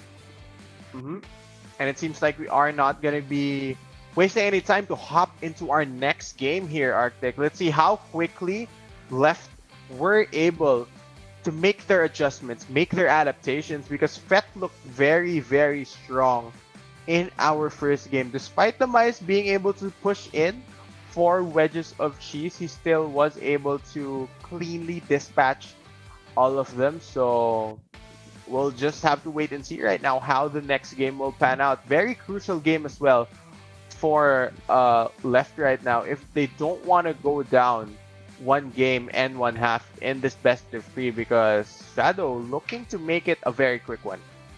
Yeah, and just looking at the composition that they're bringing to the table, I would agree to just bring the same comp straight away. I mean, why fix something that isn't quite broken? What kind of happened earlier wasn't really because of the composition, but more so just by early proactivity coming in from Fett and not getting the salvage on King Jared early on. So they just need to avoid the same mishaps from earlier, and I think they should be fine going into this. Exactly. But we'll have to see, because Fett has good momentum on his side. Yeah. And we keep stressing the fact and we keep emphasizing how important that momentum is. So let's see whether or not he can make use of that right now, as he is going to be making quite a bit of a mess right now, tossing out a lot of these objects, calling these robot, I'd say cats, and just picking what drink he wants. You know, the blue one, the red one. A lot of choices for him right now, different flavors as well. That's actually making me a little bit thirsty, not gonna lie. But you know what? We're about to get started now. Just the patrolling phase is finished, and these mice are on the prowl. Well, more so this cat. Yeah. Of course, the mice still need to be on their toes as well, because they are trying to sneak around here and trying to escape. And of course, Tom right now just getting a lot of drinks. Might feel a bit bloated after the patrol phase with the amount of liquid he's consumed in the past minute or so. Oh my gosh. Still grabbing drinks, man.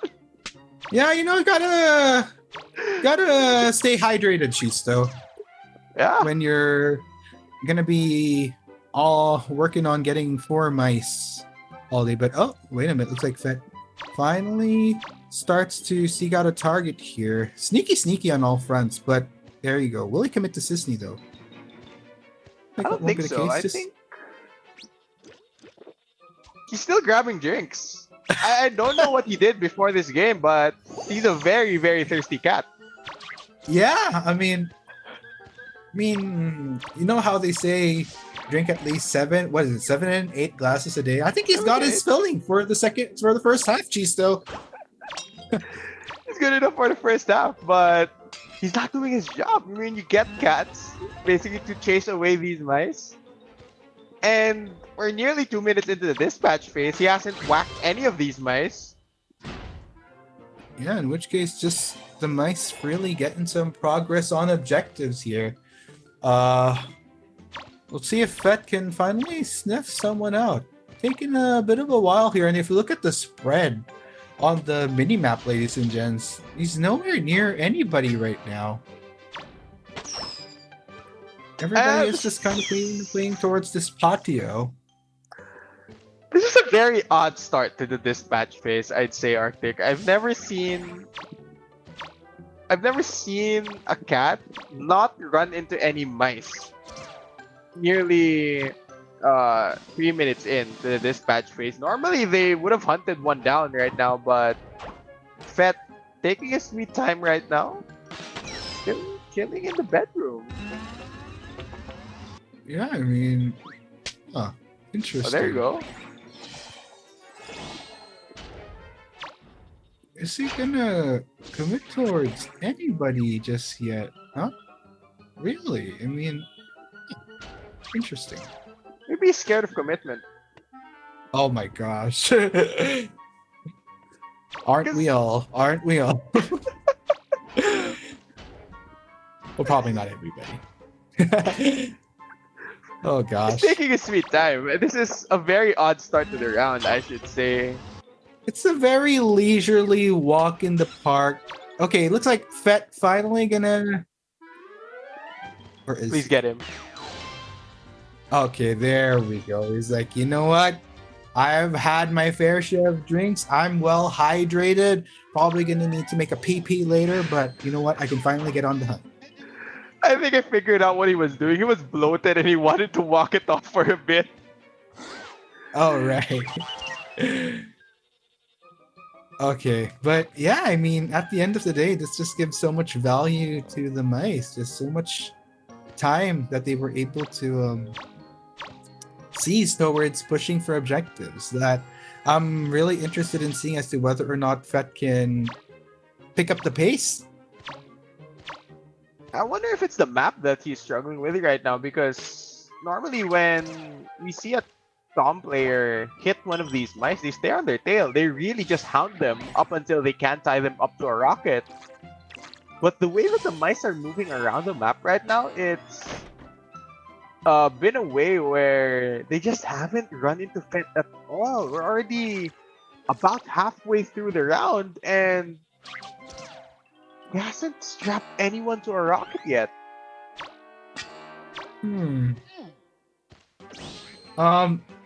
Yeah, just very curious coming in from Fett here, considering he did such a fairly good job during round one. So, just a very different tune that this cat is playing here. And I ain't just talking about the dancing. Yeah, this is definitely some of the longer dispatch phases that we've had in terms of the pace, because the mice are still looking very, very healthy right now, as Fett once again will get hit here by that smoke. And the mice are doing an excellent job of making use of this time. They know that the cat isn't chasing them, so they're doing an excellent job of pushing in these wedges of cheese, as finally he's gonna get somebody down here onto a rocket. It is Mouseketeer Tuffy. Oh man. There's not really much to be said. I mean, there's a lot of leeway given here by L, but you know what? Maybe Fett is finally gonna get the ball rolling. I mean, just constantly strapping mice left and right onto this rocket. Everyone else just responding very nicely. But yeah, just Fett really caught in a interesting predicament, I would say. Yep. He's definitely warming up though. He already got that one good hit in, but the mice already getting those 4 wedges of cheese in. So they're not far from triggering that escape phase. And if Fett wants to possibly clutch this one out, he needs to get at least one dispatch before the escape phase goes through. Because it's very difficult for the cat to defend that crack in the wall if there are 4 mice left standing. Right now, they are going to go for this final push with that Mouseketeer Tuffy helmet. Oh man, okay. I mean, at this point in time, like, there's a lot of odds that are stacked against Fett at this point.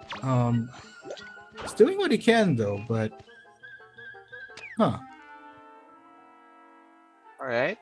Mice are rotating right now. Fett needs to be careful of the slippery floor there. He knows where the last wedge of cheese in, so he is laying down that mousetrap there to delay the mice. There is one rocket very, very close by, so if he is able to find anyone, he can strap them into a rocket and defend the cheese simultaneously. So let's see how this one will play out for them. You see what left are doing right now. They're trying to get the push on while getting that helmet guy to protect whoever is pushing the cheese, as the escape phase will be triggered. Now it's up to Tom here to defend the crack. yeah, and just all these mice can potentially get through without any trouble. In which case, trying to go for swipes here, but nobody has really gotten out of this game yet. Mice going though for looking very, very good.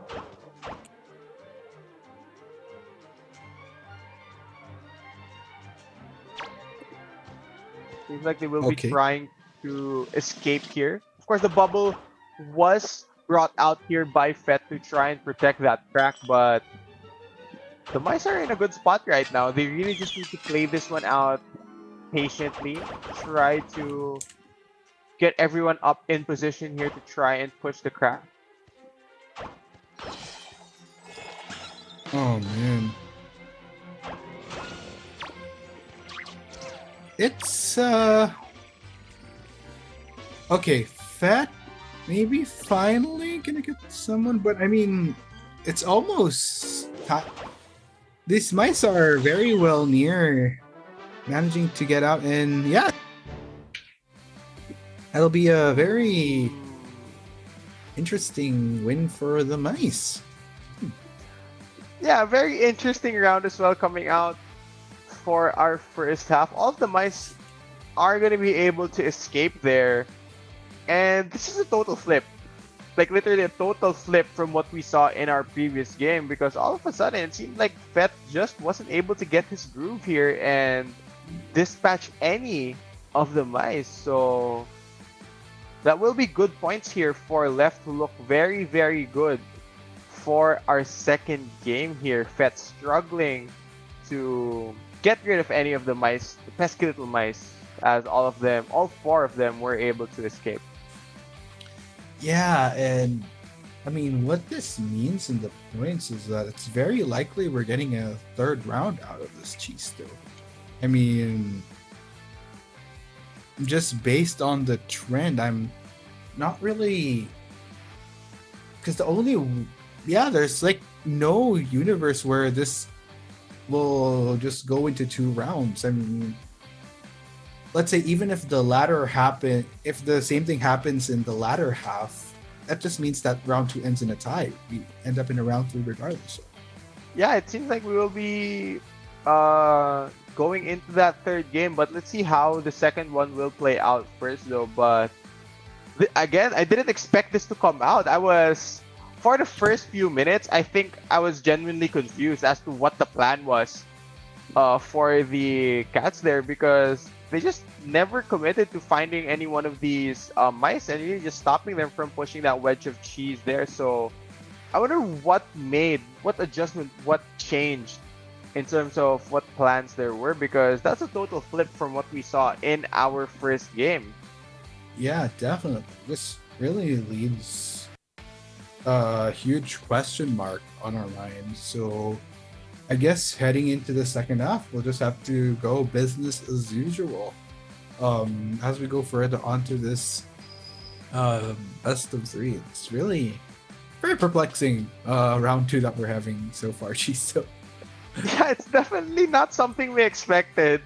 If I dare say so myself. So I guess expectations-wise, heading into this second game, I'm just not gonna expect anything to happen, because I feel like it's gonna go way beyond or way differently than what I expect both teams to do, because that was a very, very interesting second game. And like you mentioned, that this means that if they do end up with that tie, we're just gonna end up going to that third and final deciding game between these two teams to decide who moves on in our upper bracket.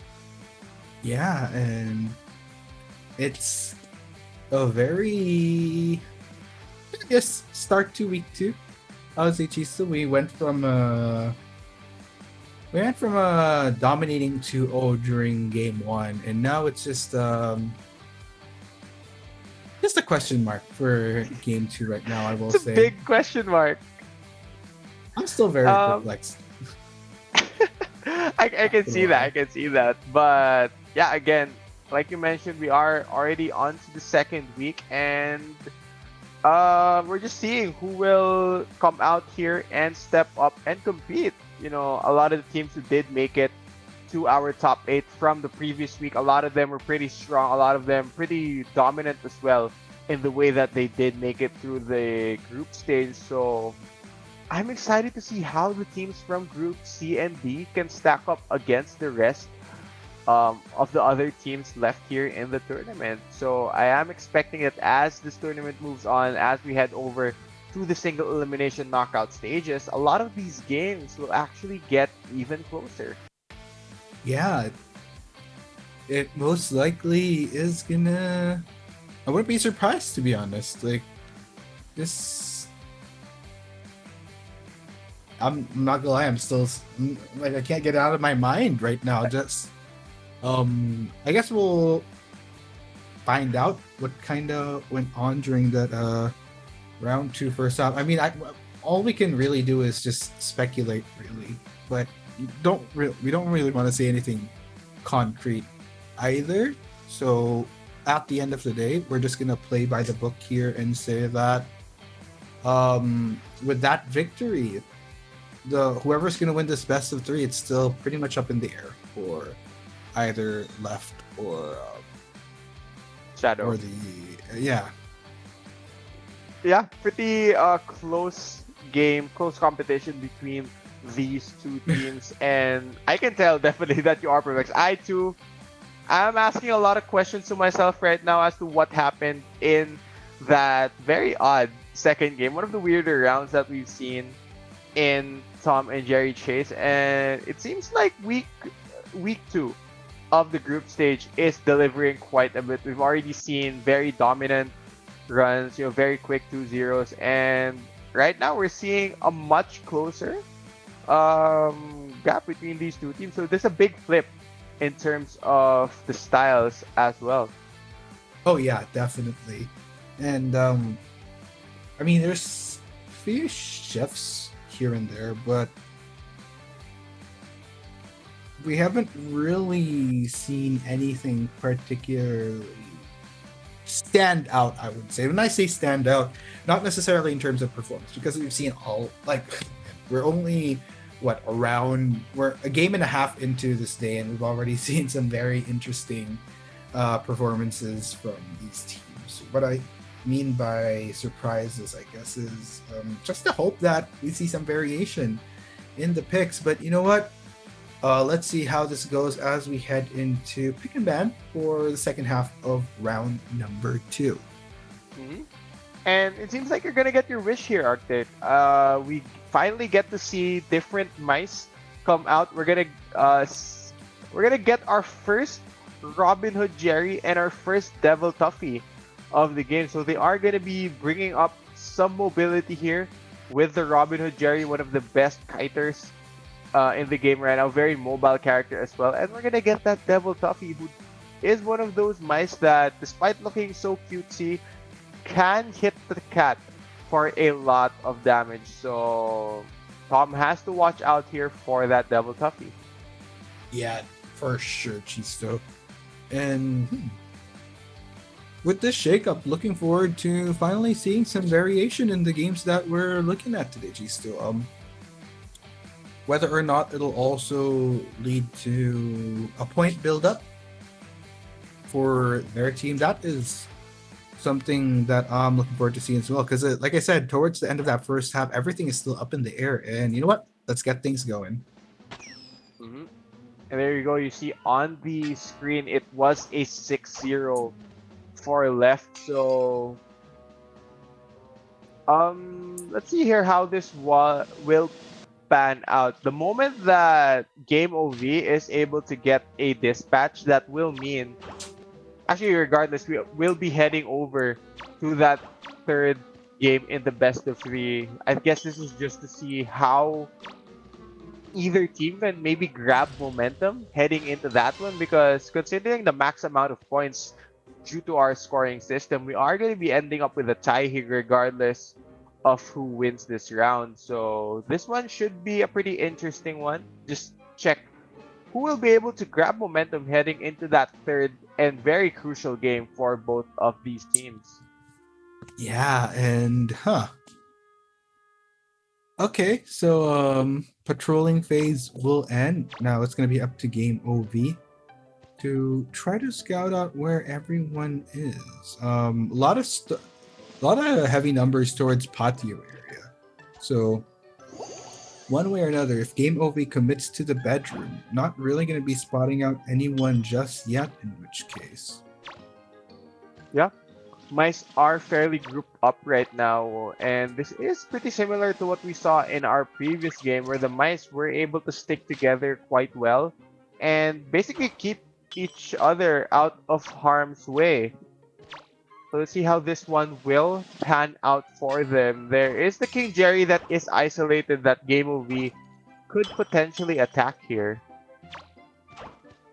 yeah, and it's like what Game OV I guess is trying to do is not really rush into looking for any of the mice just yet. Just trying to go for an optimal setup in the bedroom, and then with a hope and a prayer, eventually, when he can land one of these mice, just straight up utilize the setup that he did in that particular area. Once he straps someone to the rocket chair in bedroom.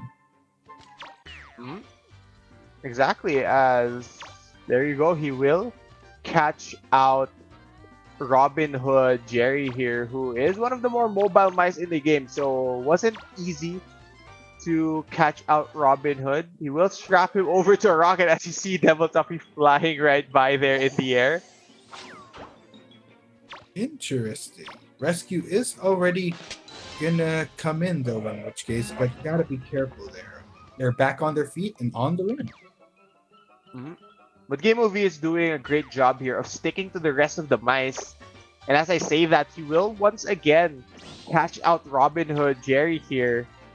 Will be get strapped to a rocket here for the second time in our dispatch phase. Might be tricky for the rest of the mice to actually try and save him, as Game OV already gonna catch his second mouse of the game. And this will mean that the rest of the mice need to try and make a play to save Robin Hood here. About 17 seconds left before he gets flown off on a rocket. Yeah, and oh my gosh. The members of SD just really converging in for this stay, but you know what? Game OV knows who he wants to continue to prioritize here, and he really wants in on finally rocketing Fate out of this game. Two of the mice here fairly injured, but Butch here gonna catch out. Actually, no. Sorry, the dog here gonna catch out Tom.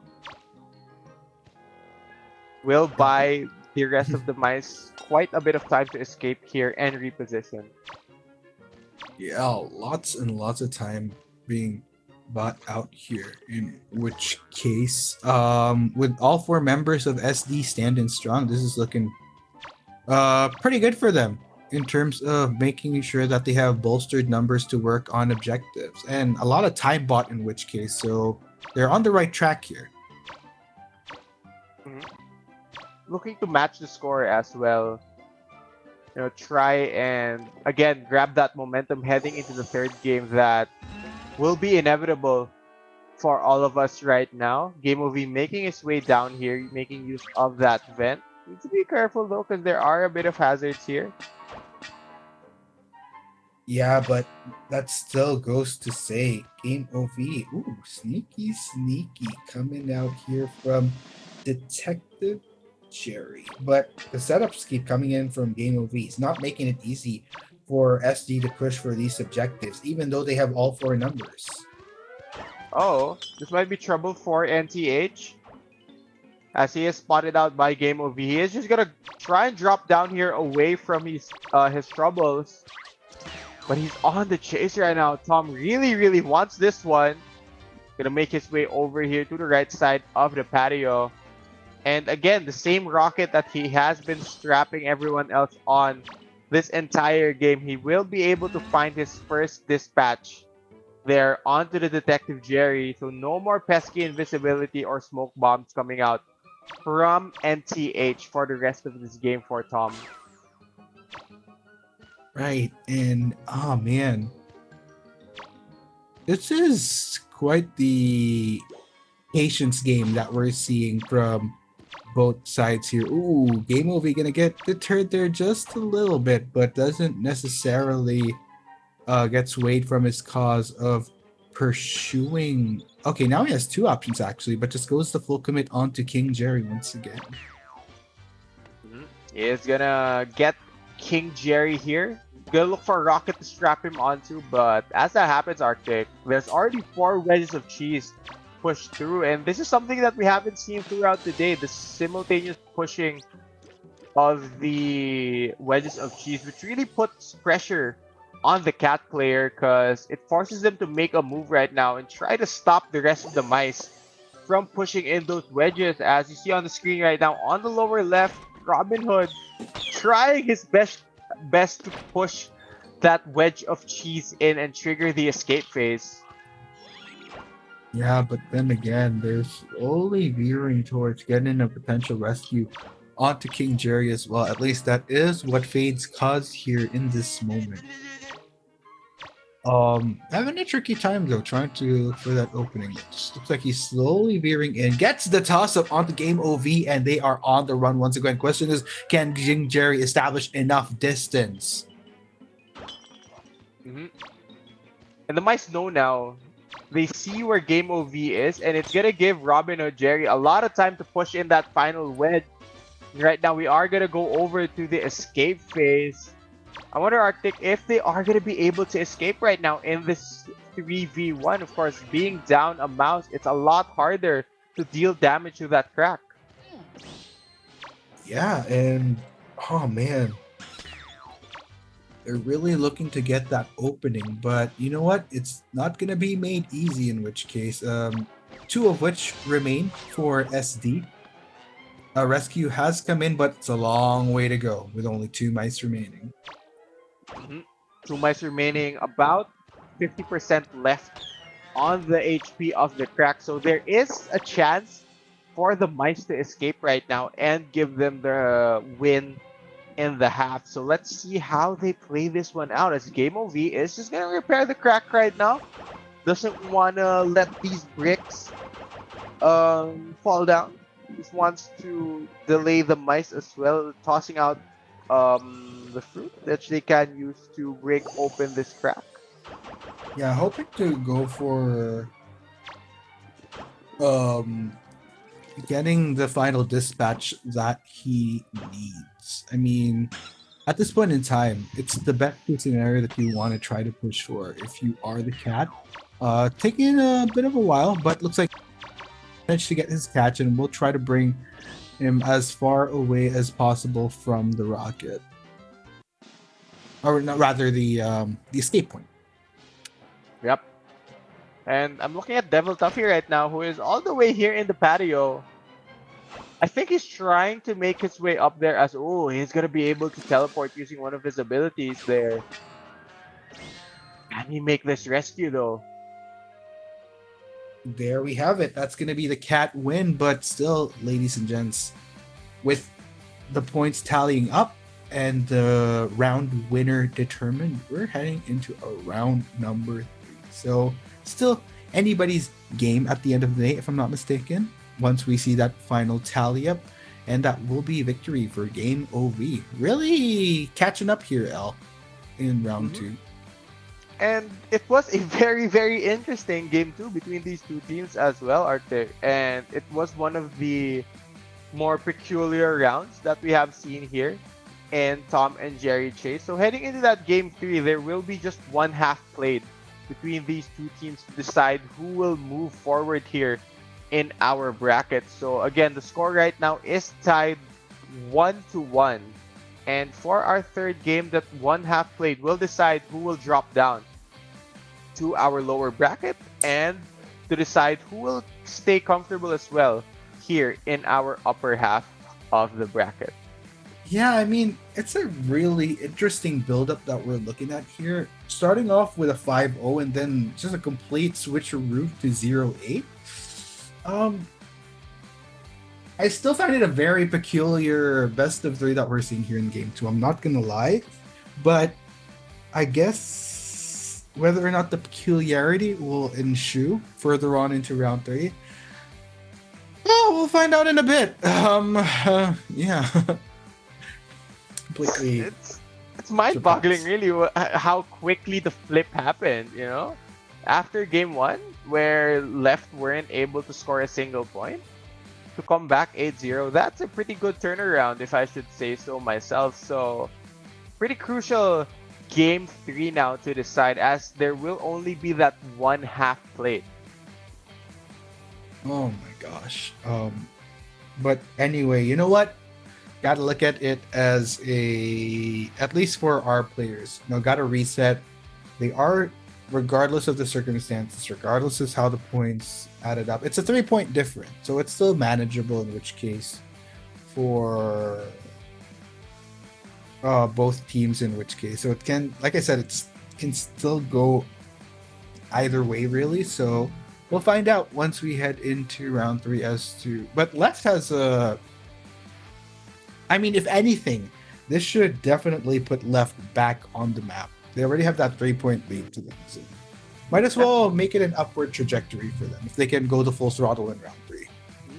I agree, Arctic. And Group C is shaping up to be a very competitive group compared to the other ones. You know, a lot closer games compared to the rest of the teams. And whoever makes it out from this group heading into our knockout, I'll be very, very happy to see how they stack up against the rest of the other teams competing here at Top Clan. So again, guys, we are just waiting to load into our next game. Again, one half left between these two teams to decide who will be going in our upper bracket and who will be unfortunately dropping to our lower side, who I believe will be playing as the weekend does go on. So still, we are about to end our second best of 3. Still 2 more to go for the rest of the evening. So there is still quite a bit of action left here for everyone who is tuning in.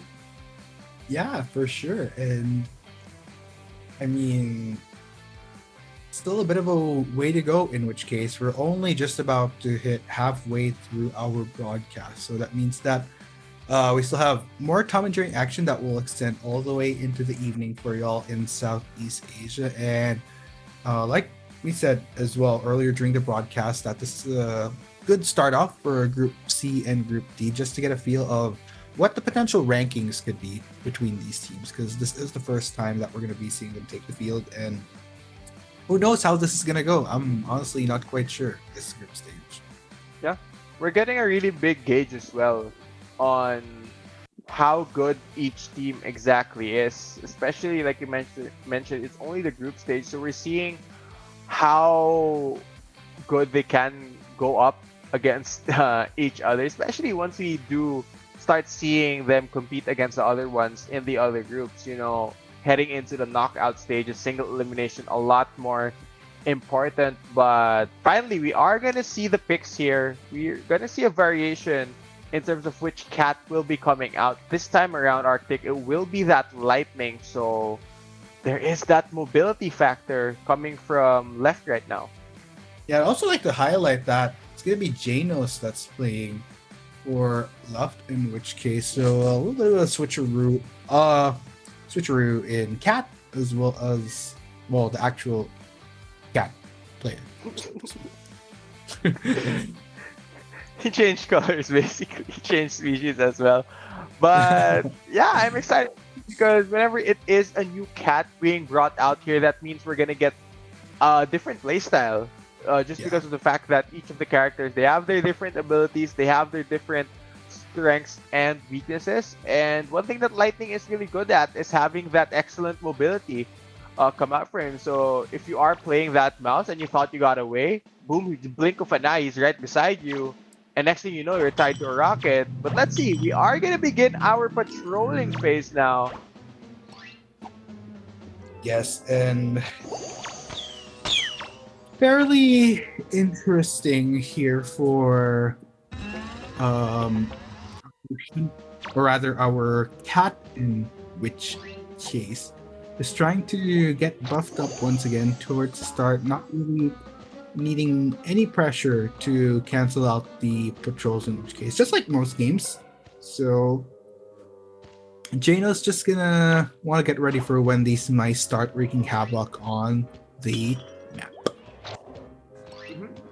He is gonna take a couple of drinks here as well, so pretty standard stuff here so far, nothing out of the ordinary, I should say. As this will be a very crucial half. Again, when it is the third game, we are only going to be playing that first half. Here we go. It is the dispatch phase. Janos is invisible as of now, so he will be pouncing on some unaware mice very, very shortly. It does spot out. I believe that is Magician Jerry. 8421 in a lot of trouble right now. He is getting chased down here, gets swatted out midair, and immediately tied to a rocket here. So 40 seconds there on the clock. Let's see whether or not the rescues will come in for him. Yeah, looks like rescue is coming in which case, they don't want to allow the magician to stay too much, don't want to spend too much time on that rocket. And very fast rescue comes in which case, Janos, of course, not going to get deterred just yet, though. Already managing to, find 3 mice in his vicinity, but up to their choice, actually. The magician will get strapped back once again to the rocket, though. 22 seconds remaining. Yeah. And I like that he is targeting the Magician right now, because Magician Jerry is one of the stronger mice in terms of pushing in those wedges of cheese, but the mice were able to play some excellent defense on their part, grouping up, really hounding Lightning right now, hitting him over and over and not allowing him to get that dispatch off. But again, one of the fastest cats in the game, immediately gonna find Magician as well. And this might just be the first dispatch, unless the mice are able to save him there, which they do so successfully. Yeah, it looks like they're really trying to postpone Janos here in getting one of these mice, which is great, because throughout the rest of SD keeping Janos busy, this, if I'm not mistaken, allowed at least one of their members to continue to prepare for the setup on objective. So, and at the end of the day, it really worked out. I mean, the patience, the will to keep everyone up on their feet is working out towards SD's favor. But Magician has to be careful in which case. Can't really afford getting expended anymore. He is one of the injured mice right now, but luckily for him, he is on the opposite side here compared to where the cat is. So a lot of the mice right now are fairly safe in terms of what position they are on the map here on the ship. But yeah, it looks like he will find Detective here. Can he continue to chase? And a lot of patience coming in here from both Janos as well as the mice of SD. Manages to land Detective here. Fortunately, he couldn't have gone the full commit onto Magician, but you know what? It is totally fine. SD did need to play this a bit more methodically, so it still grants a lot of room for Janos to still get 3 dispatches. Rescue will come through. Remember, Janos wasn't able to put down a trap there near that rocket, but he is gonna come right back here and once again catch out Detective Jerry. This time he does have that stinky fish to protect, but he is getting hit by a lot of these objects right now, and he hasn't strapped Detective onto that rocket. Yeah, this is great coming in from SD. I mean, the fact that all this chaos, all this proactivity coming in from Janos, yet not a single mouse that has been dispatched yet in this game, this is actually pretty huge. It is pretty big for the mice. Yeah. And SD hasn't really allowed themselves to compromise too much on pushing these objectives either. So it's fair play for both sides still. But SD, I gotta say, looking very impressive thus far. with the patience and fortitude that they've been going for as how this game has played out this far. They are taking their sweet time though, and I have to say that because we're about halfway into the dispatch phase and they've only pushed in 2 of the wedges of cheese. Normally around halfway you want to get either 3, maybe 4 wedges of cheese pushed through as far as the pace that you are going for. Because right now they are taking this one pretty methodically, pretty slowly as well. So let's see now.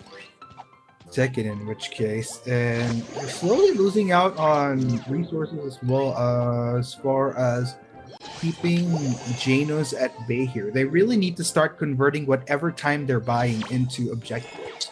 2 cheese. You know, it's been a slow pace going upward that SD has been pushing, but they can't really prolong this any further. They need to start pushing in objectives now. It looks like finally we find it. He is gonna blink on over though and catch Magician, I believe. And here we go, Arctic. We might just see our first dispatch push through. But no. Another rescue there coming out from King Jerry, and they are gonna make use of the pipes right now to escape to the other side. As in all that commotion, the mice actually pushed in 2 more wedges of cheese, so that's 4 already, 1 away from triggering our escape phase. Janos needs to catch up here. He needs to start dispatching a couple of these mice because it's gonna be very difficult to defend from these mice, especially in a 4v1 situation once the crack has been exposed. Yeah, Janos is really struggling here.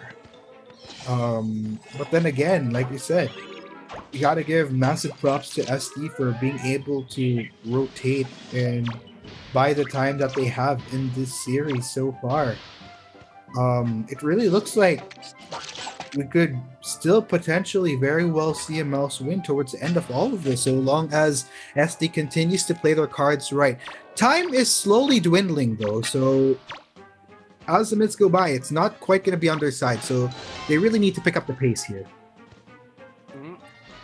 Janos is doing a decent job of defending that final wedge of cheese from being pushed through, but of course, all the mice need to do here is trigger the escape phase, and the timer will go back up to about 4 minutes here. So they do have quite a bit of time to work with here. Janos is trying his best to delay that final wedge of cheese from being pushed through.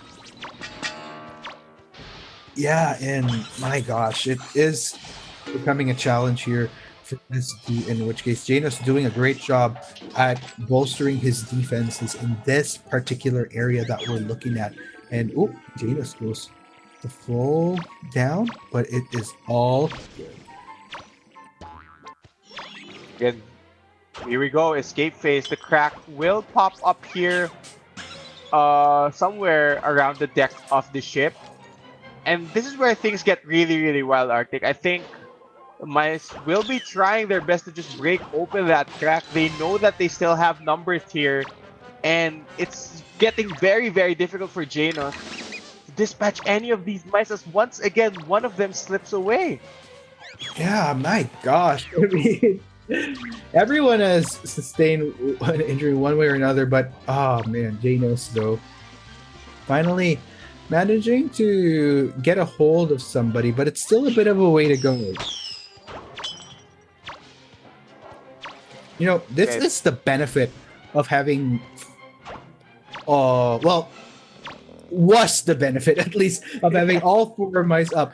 3 mice remaining, still a bit of a way to go on that crack, but they're making some decent progress. 3 mice still left to try and break this one open, about halfway through. So let's see what Janos decides to do here. He does bring out the bubble, so that will mean that the mice need to punch through more of the HP there in order to finally escape. Janos, of course, needs to pick up the victory here for his team if they want to keep going. in our lower bracket. Because Shadow right now, it seems like they should be able to escape very, very shortly. As I say that, Detective once again gets grabbed here by Janos. Yeah, question is what the call is going to be from SD. That crack is pretty much open for the escape, and there you have it, ladies and gents. Patience endured. It will be SD that wins our first half here. Very well played. Yeah, I agree. And what a big turnaround from both teams. Really fighting blow for blow and countering each other quite well, because after game 2, I thought that Shadow had lost all momentum on their side, because it seemed like a very different version of them that came out for our second game, but they were able to get things back together. Going back to this third game, they were able to pick up the victory here in our best of 3, and that will mean that Shadow will be moving forward in our upper bracket. Yeah, I mean, was a bit worried for them for a bit, but luckily the points added up, and just good. Like I said, the patience game was super key in that first half. They played it really, really well. Like I said, I was very surprised that Magician didn't. I really thought that Magician was going to expire earlier on, but just working together as a unit proved beneficial. That the cat wasn't really able to go to full commit on his initial target. Just kind of went a lot of different directions that the cat had to keep up with. So just very, very well played by the mice at the end of it all. Yeah, I love the teamwork coming out. They knew that Magician was in trouble, and we've seen in the past here in the tournament how important Magician is to any of the lineup of mice, and the fact that they were just able to pile on and constantly save Magician from getting dispatched off the map very early on. It really did work out quite well for them towards the later half of the game. So really, really happy that they were able to show us that teamwork and pick up the victory as well. Really solid half there for Shadow, as they will be again moving forward here in our upper bracket. Unfortunately for Left, they will be dropping down to our loser side, so they don't have that one game cushion anymore where they can, drop a game. Next time that they play, it will be very, very crucial for them. Yeah, less of a feeling out process that they'll have moving forward, in which it's going to be make it or break it from here on out. But yeah, I mean, on the flip side, Chisto, we get our peek at how Group C is gonna be for the rest of the weekend, and still not sure how that's gonna be going, in which case, but you know what, at least we'll be able to take a break from Group C in a while, once we hit that break a little later on, just a little later on, because we still have a Group D. So with Group C nearly wrapping up, Group D will be taking the stage in just a bit. But yeah, I guess at least the phase of being perplexed for us in this particular game 2 is, those days are, we can put that behind us. Fine. Yeah, pretty, like you mentioned, that will conclude Group C. Actually, no, we are gonna hop into another game. Yeah, just to play things out nonetheless. Alright, so there's possible chance here again for SD to come back. Pretty interesting here, but as far as the composition goes, it seems like we will still be getting the Lightning here. So we're seeing less and less of Tom come out here, Arctic, and I think this is a pretty fun trend for a lot of the teams who are moving away from playing Tom over and over, and they are adjusting to the playstyle of the mice on the opposite teams. They are starting to bring out a lot more different cats, and I think it's throwing some of our mice players off and really favoring some of the cats here. Yeah, definitely. It's nice to see this switch up going into round 3. But then again, the increments have come in, and looks like we'll get things going, Chisto. We'll be going over here to the ship once again for the second half. Of course, it will be Fett once more here on the cat side. And I think a lot of the players like Lightning on this map in particular because of his mobility. I think this is one of the larger maps that is present in the game. A lot of ways to kite around, and because there's so much more ground for the cat to cover, they just go for Lightning, who is, one of those cats that can blink around the map with his abilities and can chase down these mice very, very well in these large open spaces. And I guess that's why we're seeing a lot more of Lightning come out, especially due to the map pick. Yeah, especially in these prolonged games that we're looking at on these larger maps. You want to try to keep everything in check as much as possible. And out of all the cats, Lightning is one of the few that can really put a huge check mark on that. But you know what? We are done with the patrolling, and into the game we go with these mice already setting up towards the bottom of the ship. But Pet right now will be able to catch their scent very, very soon. He's tied out Musketeer Tuffy here, and there's a lot of commotion around that rocket. Pretty huge convergence that we're looking at early on from left, in which case, but looks like they do kind of go for a split up here. Fett will manage to find yet another target.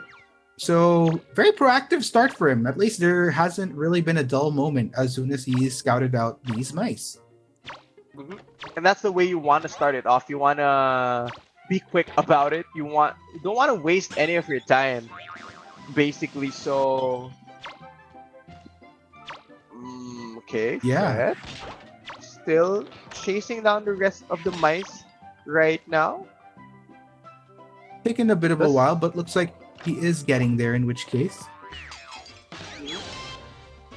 And right now, the crucial thing for left is really to try and get away with as many of their mice as possible right now, because they want to get as many points as possible in terms of our scoring system. So if they are able to escape, but two of them are dispatched, that won't be enough to get over the 4 points that Shadow have right now. Yeah, but man, oh man, L is really matching up to Fett's proactivity. But with that proactivity, that also leaves much room for Fett to just constantly have someone strapped to a rocket almost every single second of this game. We haven't really seen any fail moments from our cat here, which is really good for SD's build-up. Okay, King Jerry though still strapped onto this rocket, and the rest of his teammates are really working hard to push these wedges of cheese in. They have about 20 seconds to go for this rescue Arctic, and I'm not seeing any of them making an attempt. Gotta save your king right now. Yeah, looks like, okay, they manage it. In which case, even with the pretty solid defense that Fett had towards that rocket, but he is on the chase once again. Also decently enough to say, even with someone constantly strapped to a rocket, L hasn't really compromised any of their objectives so far in this game, so that's pretty good as well. And I'm seeing a lot of the mice grouped up right now, except for King Jerry, who is all the way down here in the boiler room. So I wonder if Fett can make his way down there and catch out King Jerry and potentially dispatch him and get rid of one of the rescuers here coming from left. But it's just gonna go ahead here and drink that milk on the plate. Still looking for his target. Yeah, this is finally one of those moments where Fett is just constantly rotating across the map, trying to cover as much ground as he can until he can spot one of these mice. But these mice have been proving to be sneakily elusive. So really good job coming in from left, getting their bearings back in this game. Well, until that moment there. It seems like we curse it every time. We're saying that the mice aren't able to escape, but there you go. First dispatch of the game there for Fett. it will be that detective. So no more of the sneaky stuff. No one can go invisible right now. Let's see whether or not Fett can build on that dispatch and catch out the other mice right now who are already down a member. Yeah, they did manage to at least push 2 pieces of cheese, so that's okay progress. I would say okay. It's not the best scenario because you still ideally want to work with these bolstered numbers. Not gonna lie, left is gonna have a tricky time moving forward in all of this with that early dispatch on detect when you have still quite a bit of objectives that you need to push. Okay, so we're hitting that halfway point of the dispatch phase here. About 5 minutes left. And looks like Musketeer Tuffy, even though he was strapped onto a rocket, will basically just swap places with his teammate right now, the Magician. Pretty cool magic trick there from Lightning. And yeah, about 25 seconds left here on the rocket. Can they go for that rescue? Here comes Buff Jerry. Has been working out. Gotta get those gains. Leg day might have been missed out by these mice, but you know what? It's all good. You still get the job done, traverse as much terrain. And at the end of the day, another rescue right there. Really keeping Fett on his feet. I actually think that the mice, since they're always running, they never miss out on leg day. They're always being chased down by these cats. But they never actually need to specifically work that out. But it seems like Magician, once again, will finally get dispatched here, unfortunately. Wasn't able to run away fast enough. Right, and these are so many odds stacked against L right now. You're able to at least push for 3 cheese, but with only 2 mice remaining, that's still a tall order that they need to go through. And here we go. King Jerry, familiar spot for him as he might just get dispatched here unless Mouseketeer Tuffy, one of his Mouseketeers, can save him. Oh man. Will the Mouseketeer be able to be the hero of this game though? So already starting to inch his way towards the save, but Fett is in the vicinity, getting himself all prepped up and ready. And here we go. Looks like the rescue has come in, but Fett is already quite easily on the chase. Looking for that right moment to land one of these mice, in which case, but Fett a little lost the trail a bit there. So he's gonna try to estimate what direction these mice have gone. But you know what? Just gonna get to proceed in further. And actually manages to catch up to Sisney. The chase is on, and King Jerry gonna try to want to be as elusive as possible. That is a tall order though, considering that you are getting chased down by one of the fastest cats in the game. Lightning, with his fly swatter, not quite the best, not the most effective for mice, but it gets the job done. It's gonna chase down Mouseketeer Tuffy here, and there you go. There's that signature mobility coming from him, and instead it's gonna switch targets, I believe. He is struggling to pick his target here. Yeah. Oh, wait a minute. Okay. Actually manages to get onto Bombi once again. Question is, can he finally nail down another mouse? He's been struggling with these two in the midst of also trying to keep these objectives in check. Beautiful catch up onto King Jerry there, and that will be King Jerry back on the rocket. Very well played. Yeah, check this out. Mouseketeer Tuffy knows that his teammate is in trouble. He needs to help him, but he is gonna get strapped onto this rocket, and there's 4 seconds left. Oh, it looks like Fett will be able to catch both of them and dispatch both of those mice and close out our second game. Cat victory there. None of the mice survived in the end. He was having quite a bit of trouble towards the later half, but in the end, he gets the job done. Congratulations to Shadow for winning that final half, and looks like Fett will be able to redeem himself here after the game 2 cat round that he did play where he kind of just walked around taking a couple of drinks? Not gonna lie, we have our eye on you, Fed, during that during that second round. That was a little bit, but you know what? It's all forgiven. You were able to pull through for the team in the end. No harm done whatsoever. Shadow with a very convincing victory towards the end of it, and that concludes our game number 2, Cheese. So Shadow with a total of 13 points, left with 8, and in this case, we're gonna have to see whether or not left can bounce back moving forward. But at least for Shadow, they have all the cushioning to work with. Us are gonna be very happy with proceeding in the upper bracket for our tournament. Yeah, and it was a bit of a shaky ride on their side. We were thinking it was a 2-0 after the first game, but they were able to bring it back. And I think seeing that even though some of these teams do drop down and lose their first game, they still don't hesitate to, try and come back. And, if that second best of 3 is any indication of what trends might come out here for the rest of the tournament, that might just mean that we get to witness more of these back and forth battles between a lot of these teams, especially heading towards the later parts of the tournament. Yeah, this should be really, really good. In which case, we still have 2 games ahead of us. So we've only reached the halfway mark of our broadcast. So now is the perfect time, in which case, for all of you all to start to get settled. Really, really exciting build up that we have here for week 2, day number 1 of Top Clans 2020's Tom and Jerry Chase tournament. Of course, this is going to be me and Chisto. They'll continue to bring you all the action as this day goes on.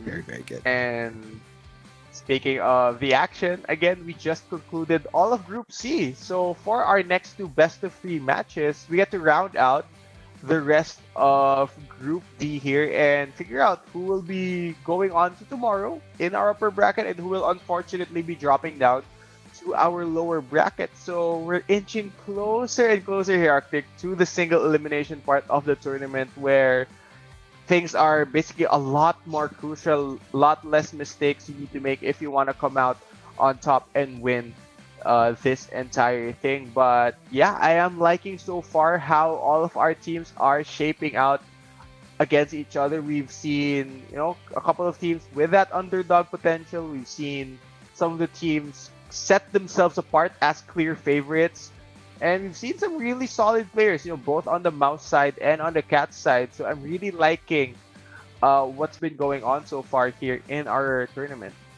Yeah, and just makes it all the more exciting as we go along the line, not just in these groups, but as we whittle down these teams, because we're looking for the best of the best in Tom and Jerry Chase. And it's really interesting how the esports for it is shaping up, starting right here at Top Clans 2020. And we hope you continue, all of you at least tuning in right now, we hope you guys continue to tune in, because if group stage is like this, I can only imagine what eliminations are gonna look like moving forward. Gosh. Well, yeah, exactly. With how close these teams are playing, I am really hyped to see how the elimination stage will pan out and who will eventually come out on top, because it seems like every group that we've seen play, there is that one team that really sets themselves apart from the rest of the group, and you just have to wonder, how does that team go up against the team that sets themselves apart from the other groups? Right. So that is something that I am really, really looking forward to. And again, we still haven't seen all the characters as well pop out here in the competition. So that's one more thing that we have to look out for. And I feel like we just haven't shown everyone just yet what all these teams can do. Yeah. Yeah, I'd have to agree with you. So, you know what, ladies and gents, if you guys have been regularly tuning in, we'd like to thank you all for just checking out what we have in store for you here at Tom and Jerry Chase at Top Clans 2020. Let's go ahead and give recognition to our MVP. I mean, Left might not be able to go towards the upper bracket, but at least they'll find comfort in getting the MVP courtesy of Janos. And it was a pretty solid performance here from Janos. Of course, still performing very, very well for his team despite them not exactly picking up the victory, unfortunately. But yeah, pretty solid performance overall from both teams. I'm looking forward to Left actually and how they perform in our lower bracket. Yes, and you know what? Be sure to continue to look out for our promos. We have the lucky draw, and then we also have our gift code redeem guidance. So all you have to do for lucky draw is follow the participation rules that you see on your screen, ladies and gents. And same goes for gift code redeem, wherein you just have to scan the code to download the game and go to the proper website for TJC, where you can redeem your gift. And just not just the players that's getting the rewards here, guys, but you guys as well that are watching in the audience.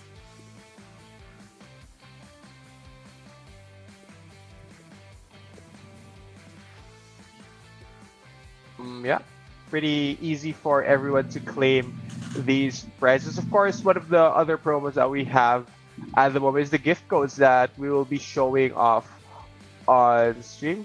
See here, pretty easy instructions for all of you to follow to get all of these rewards. And take note, it will be a different gift code for each day for this weekend. So if you are able to tune in through each day, that means that you get even more and different rewards. Yeah, and just continue to tune in because each day will have a unique code and just gives you all the more to add on to your accounts in Tom and Jerry Chase.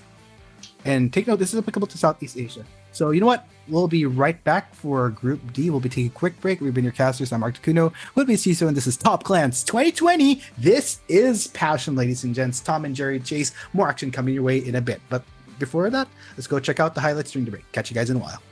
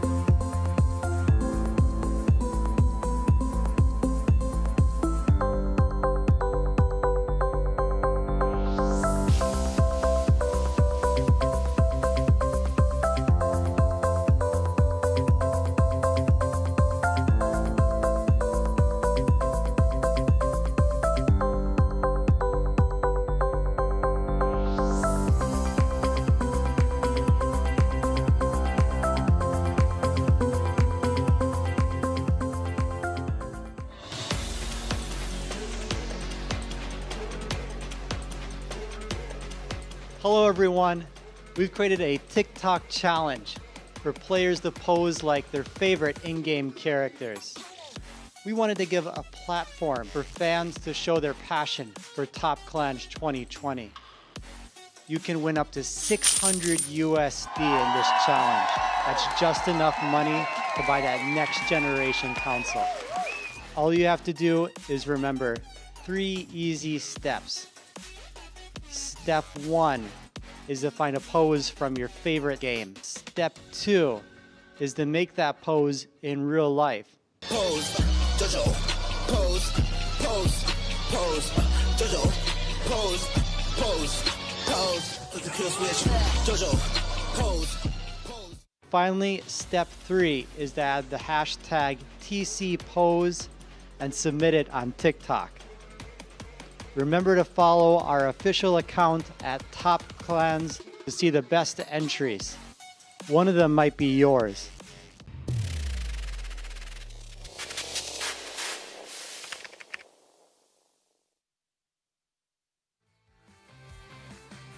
Hey guys, welcome back to Top Clans 2020. This is Passion. So, with that said, we are going to be your casters as we head into the second half of our day, which is going to be Group D. Articuno and Chisto at your service as usual, and hope you guys don't mind. Just making sure everything is smooth on my end so that we can properly bring you all the action. But so far, how are you, Chisto? I'm, as usual, doing great, and same as last weekend, so far I have been loving every second of the competition right now. And like you mentioned, we just did conclude Group C right now, and I'm looking forward to what the teams in Group D have in store for us. Yeah, I mean, it's really, really exciting how Top Clans 2020 has been a great stage for us to witness what competitive Tom and Jerry chase looks like. And I'm really, really impressed by the performance that we've been seeing from a lot of these teams over the previous weekend going into this weekend. And take note, guys, it's just going to get all the more intense as our series goes on in this tournament. Yeah, I'm looking forward really to, like you mentioned, how the rest of the teams will move forward, especially heading towards our knockout stage. We're slowly but surely, hashing out the rest of these groups and figuring out which teams deserve to move on in the tournament and which teams unfortunately need to make a bit more improvements in the competition if they want to keep going here. But yeah, like we have seen throughout the day, Arctic, I am just super hyped to see whether or not we'll see some more of these standout players as well, because we've seen some of these people, just straight up dominate. Especially on the cat round, we've seen some amazing cat players really not letting their mice escape. So I wonder if we see a couple more of these come out.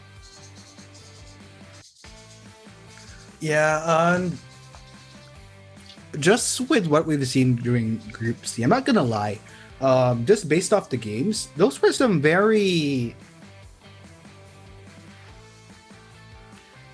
I would say definitive. Even the second game, I really feel like there was a likely chance that the second game that we had for the day could have gone the 2-0 route as well. So I'm wondering if we'll be seeing the same for Group D, where we'll see some clear standouts just right off the bat as we start our third game of the day. Technically first game for Group D in which case. Mm-hmm. And this should be a fun one, Arctic, because we were talking about more diversity in terms of what cats might come out, and we're gonna get to see that Cowboy Tom come out, going Wild West on these mice. And Cowboy Tom does bring some different strengths to the table. It's not exactly that mobility, it's not his ability to cover a lot of ground here in terms of what situations are thrown at him like classic Tom, but he does provide a lot of disruption with his abilities. Being able to summon that bull that stuns mice that it hits, it will be a big help here, especially when securing a certain area of the map right now, as we are already onto the patrol phase.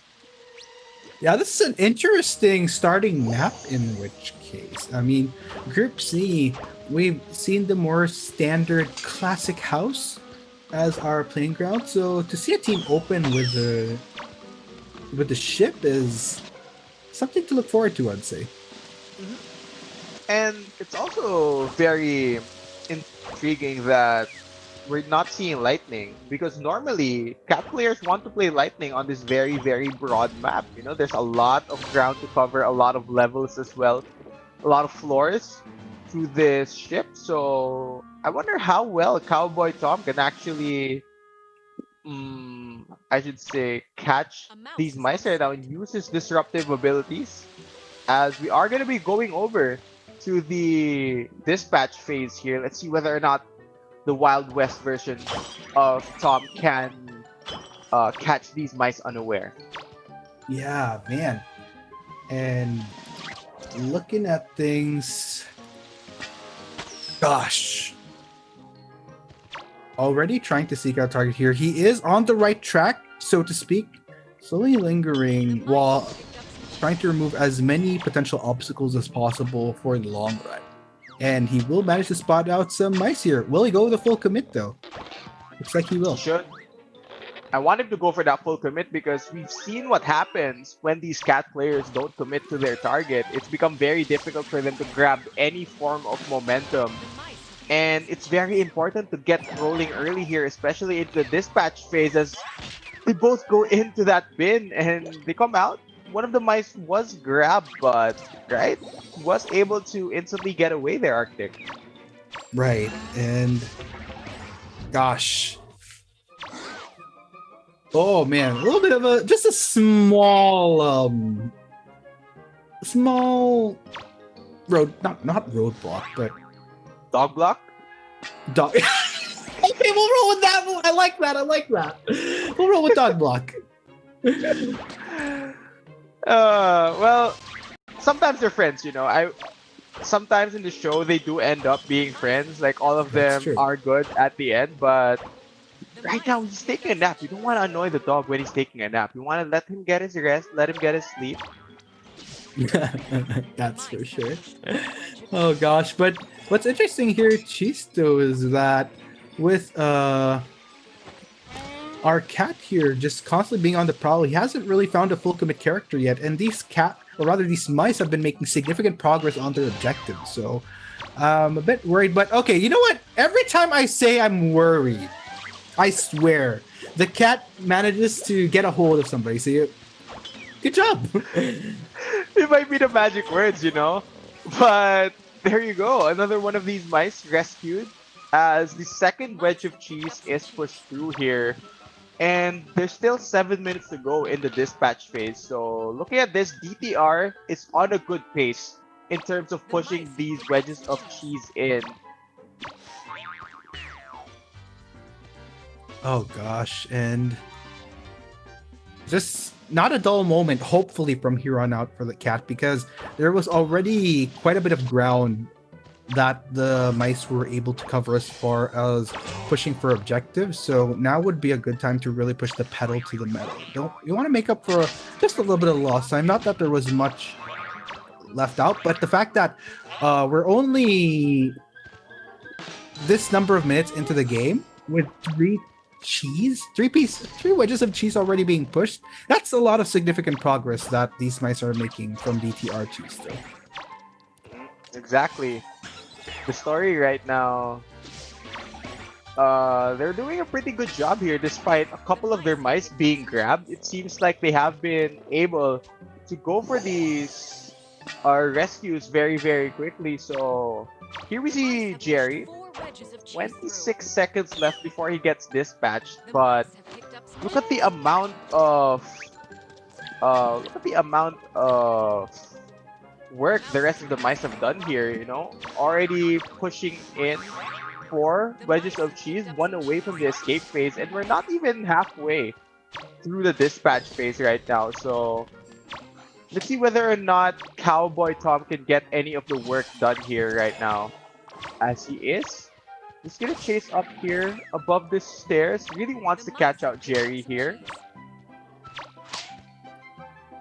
Oh my gosh, this cat is really trying to seek out whoever he can, but it hasn't been the easiest deal. Like, these mice have been constantly rotating, and can't really blame our boy Tom here. Forchi's already pushed in, not a single dispatch mouse, so this is huge for DTR. Probably one of the best games that we've seen off of mice today so far. But we need to be careful, Arctic. We don't want to jinx it. Oh god, did I just do it again? I He's did got it again. magician. Oh my Can't gosh. jinx it like that. But like you mentioned, it has been looking so great for the mice, and look at the amount of time that buys for them.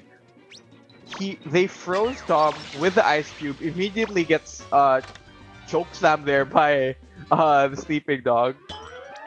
And King Jerry is in a lot of trouble, but just as I say that, they are going to be able to get away, and again, deja vu there for Cowboy Tom. You don't want to interrupt the sleeping dog. Yeah, and man, oh man. It's so interesting though. 5 wedges of cheese already being pushed out. You just need to get that crack open, and these mice are just not making it easy for the cat to deal with the situation right now. I really think that we might get another one of those games where it could be a very dominating victory for these mice, Chisto. Tom has to step up his game at this point to make up for a lot of lost ground, but it's not even happening. Everybody just makes it out scot-free.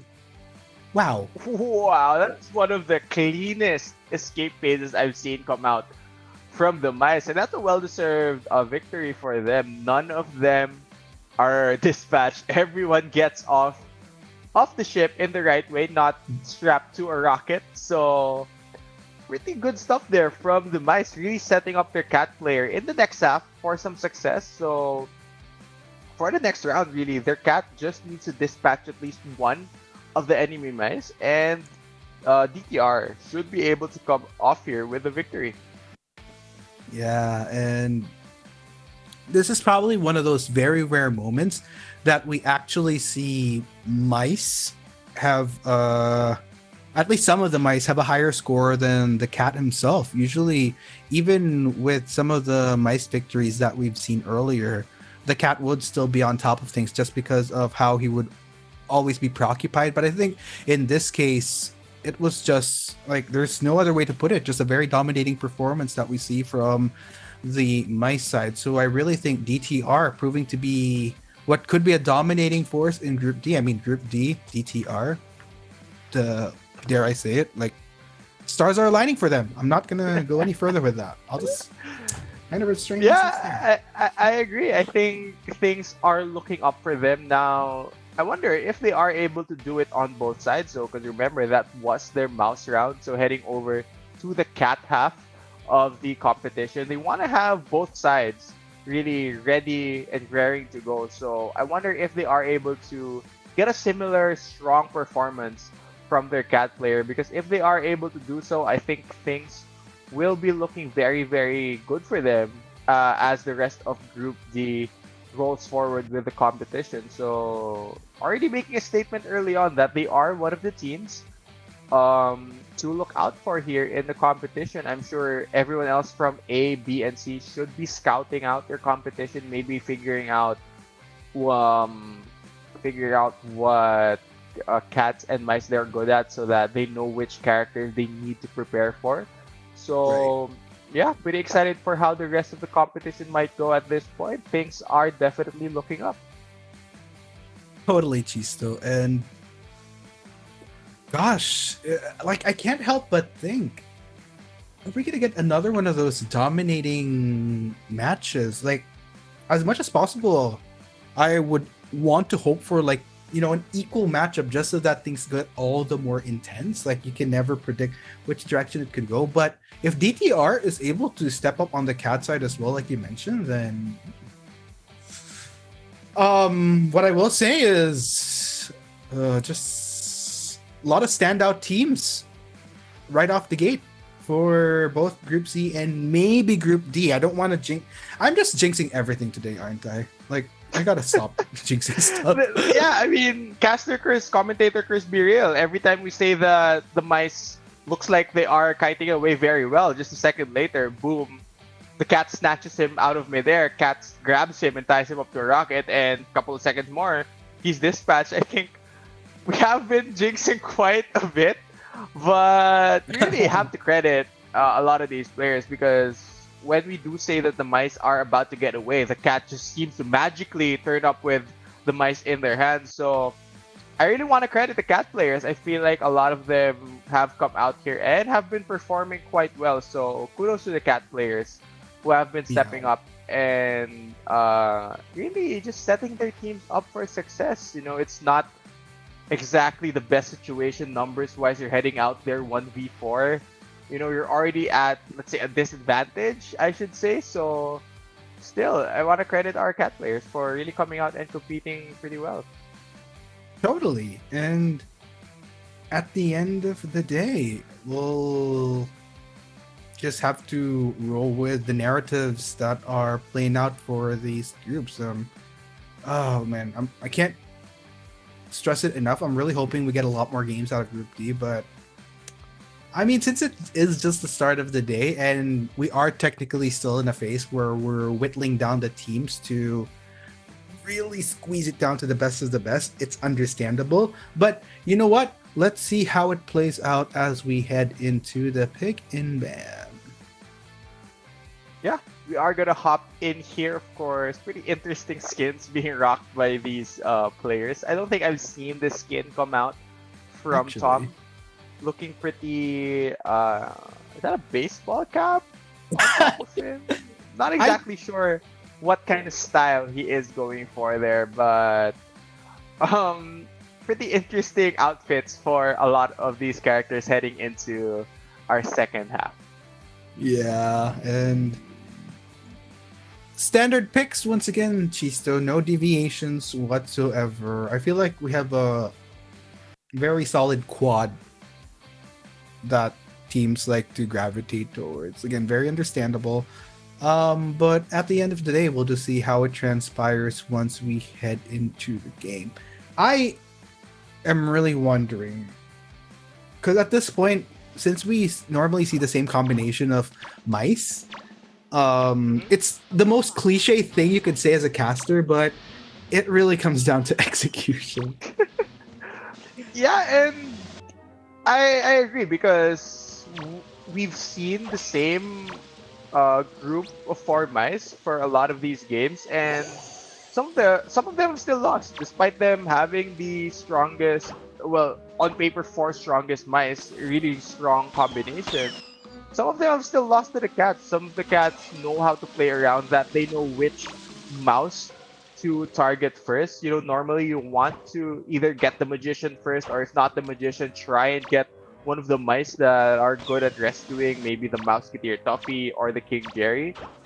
So yeah, it's still beatable, definitely. So it will come down to, like you mentioned, how well they play it out once we do head over to the dispatch phase. Yeah, and oh my gosh. This is gonna be make it or break it. The mice are loose, and let's get the show going. D2E.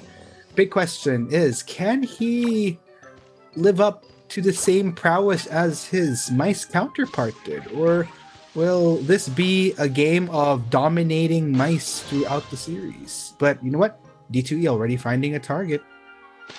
Well, for D2E right now, he does only need to dispatch one of these mice if he wants to give his team and secure that victory. As, of course, if the mice want to tie this up, they need to have an amazing performance, and they need all 4 of them to escape. So I should say that D2E's job here has been made pretty simple by his teammates. Just need to dispatch one of these mice in order to win. So I wonder if he'll just go for that because of our scoring system. Maybe just get one of the mice onto a rocket and then play defense, try and stop the rest of them from saving that specific mouse. So I think a good strategy here would be to go for the Mouseketeer Tuffy, as he is one of those mice that's excellent at rescuing. But if he's the one strapped to a rocket, he can't exactly rescue himself. So I think that might be the optimal play here for D2E. Yeah, and oh my gosh.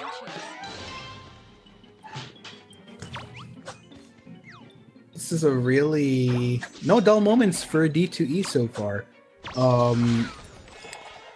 The mice have been trying to not compromise too much on their objectives, though. So, still fairly balanced how this is playing out. But Light in a very tricky situation here. Gonna get strapped onto that rocket once again. Oh, interesting distance travel in which case. Interesting positioning from D2E. And Detective is in a lot of trouble right now. We haven't been to the beach part of the map quite often here.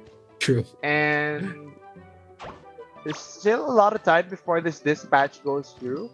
But very interestingly enough, only one wedge of cheese has been pushed in here, despite nearly 3 minutes elapsing here in our dispatch phase. And look at D2E, he's starting to play defense right now, dodging around these objects and not letting Tuffy get close. But here we see them.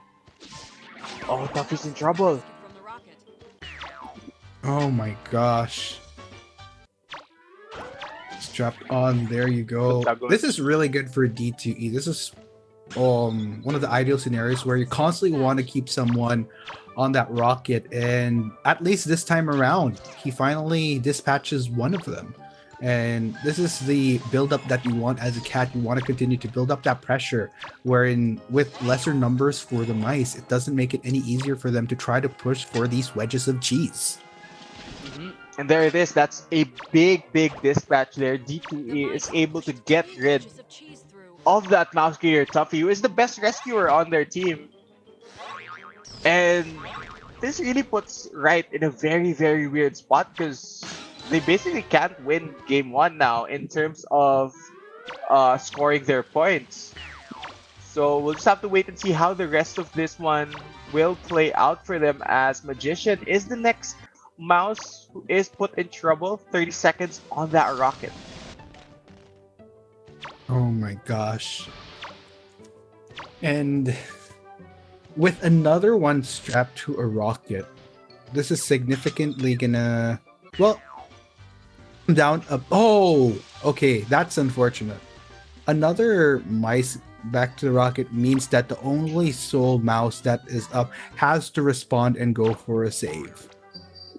That's not ideally a scenario you want to be in if you're right now, just because you don't want to compromise pushing any of these objectives. But you know what? You can't help it at this point. And I think one of them will be rescued from the rocket, but unfortunately the other who was strapped to a rocket here, Arctic, will be dispatched. So one more mouse to go for Tom to eventually win this half for his team. And looks like DTR are looking pretty strong. Looking like the favorites to come out of Group D right now. So for Right, I think they need to start thinking of what adjustments or adaptations they can make for Game 2 at this point, because I think there's really no way for them to salvage this first game. Yeah, really good job by this one Jerry here, playing around the staircase, not making it any easy for Tom to get the swipe onto him, and just buying as much time as he can. But it's not gonna lie, it's still gonna be a very hard task to live up to. And oh, starting to close the momentum, but really good kiting around the stair area. These jumps are really throwing Tom off. The different levels, they're really making him struggle quite a bit, but I think the hard work has been done already for him right now. And at this point, he basically can just sit on cruise control, because the mice are already struggling. They're down to 2 members. We know how difficult it will be for the mice to actually escape.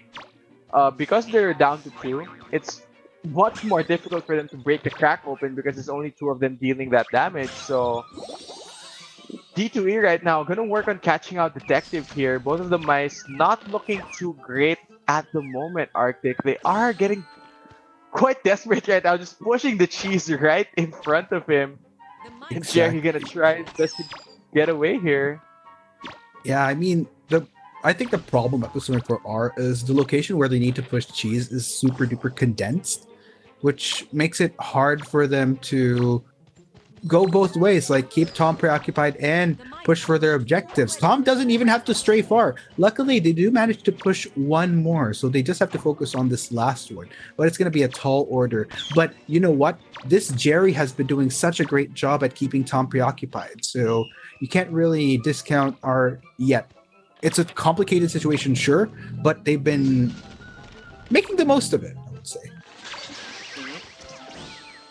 They are close to getting that escape phase down, so at least that is something they can build some momentum on heading into the next game. 3 minutes left though for the mice to push in that cheese, and D2E is able to grab one of them. It's gonna look for a rocket to tie him down to. There's one here at the end of the beach, which is fairly difficult to get to. If Detective gets caught here, it will be game over for the mice. Oh, very nice rescue there. But what direction is it going? He still gets the grab onto that Jerry once again. There's a that big sneaky, smoke bomb sneaky there. from Detective, which is making this one quite chaotic for their side. Oh my gosh. This is super duper tricky for our mice right now. Rocket comes in once again, but even with them constantly getting on their feet, this objective push has come to a complete halt, and they only have 2 minutes left. And they're on the far side of the beach. I think this is what's great about D2E's positioning. By bringing him towards the end of the beach, there's a lot of time that needs to be consumed if ever the mice decide to turn back to objective. And it is time that they do not have the luxury of expending any further. Oh, wait a minute. They get the push.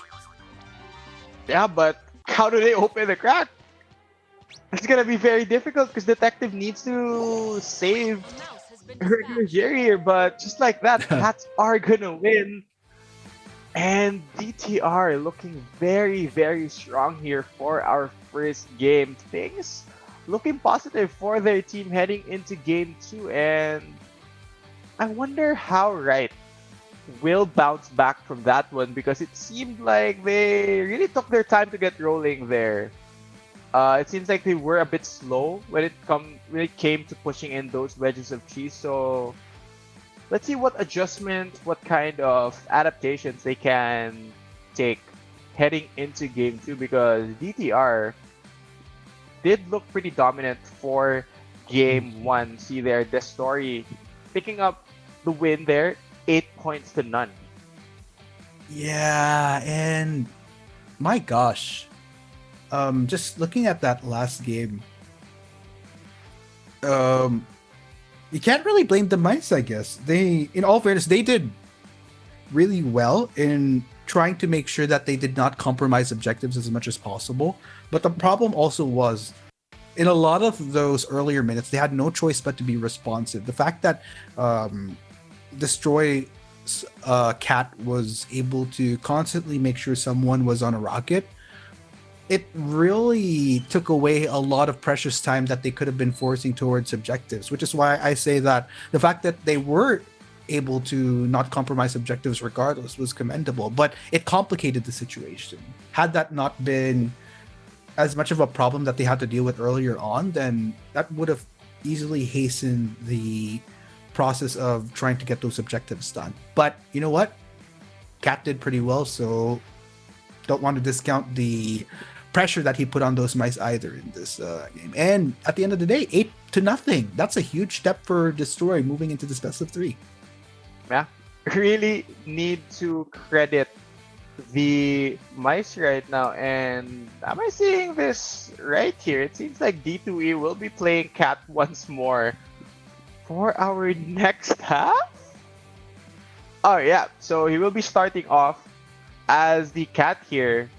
So pretty much the same from our previous game in terms of what picks they are bringing onto the table. Like you mentioned, a lot of these Cat players really not hesitating at all when it comes to catching out these mice. Of course, they know that they need to start off strong, need to start off quickly as well to build that momentum. So I am pretty excited to see how the next game will pan out for them. I wonder how quickly really has Wright adjusted, because it was a very quick break in between these games and they're not really given that much time to strategize.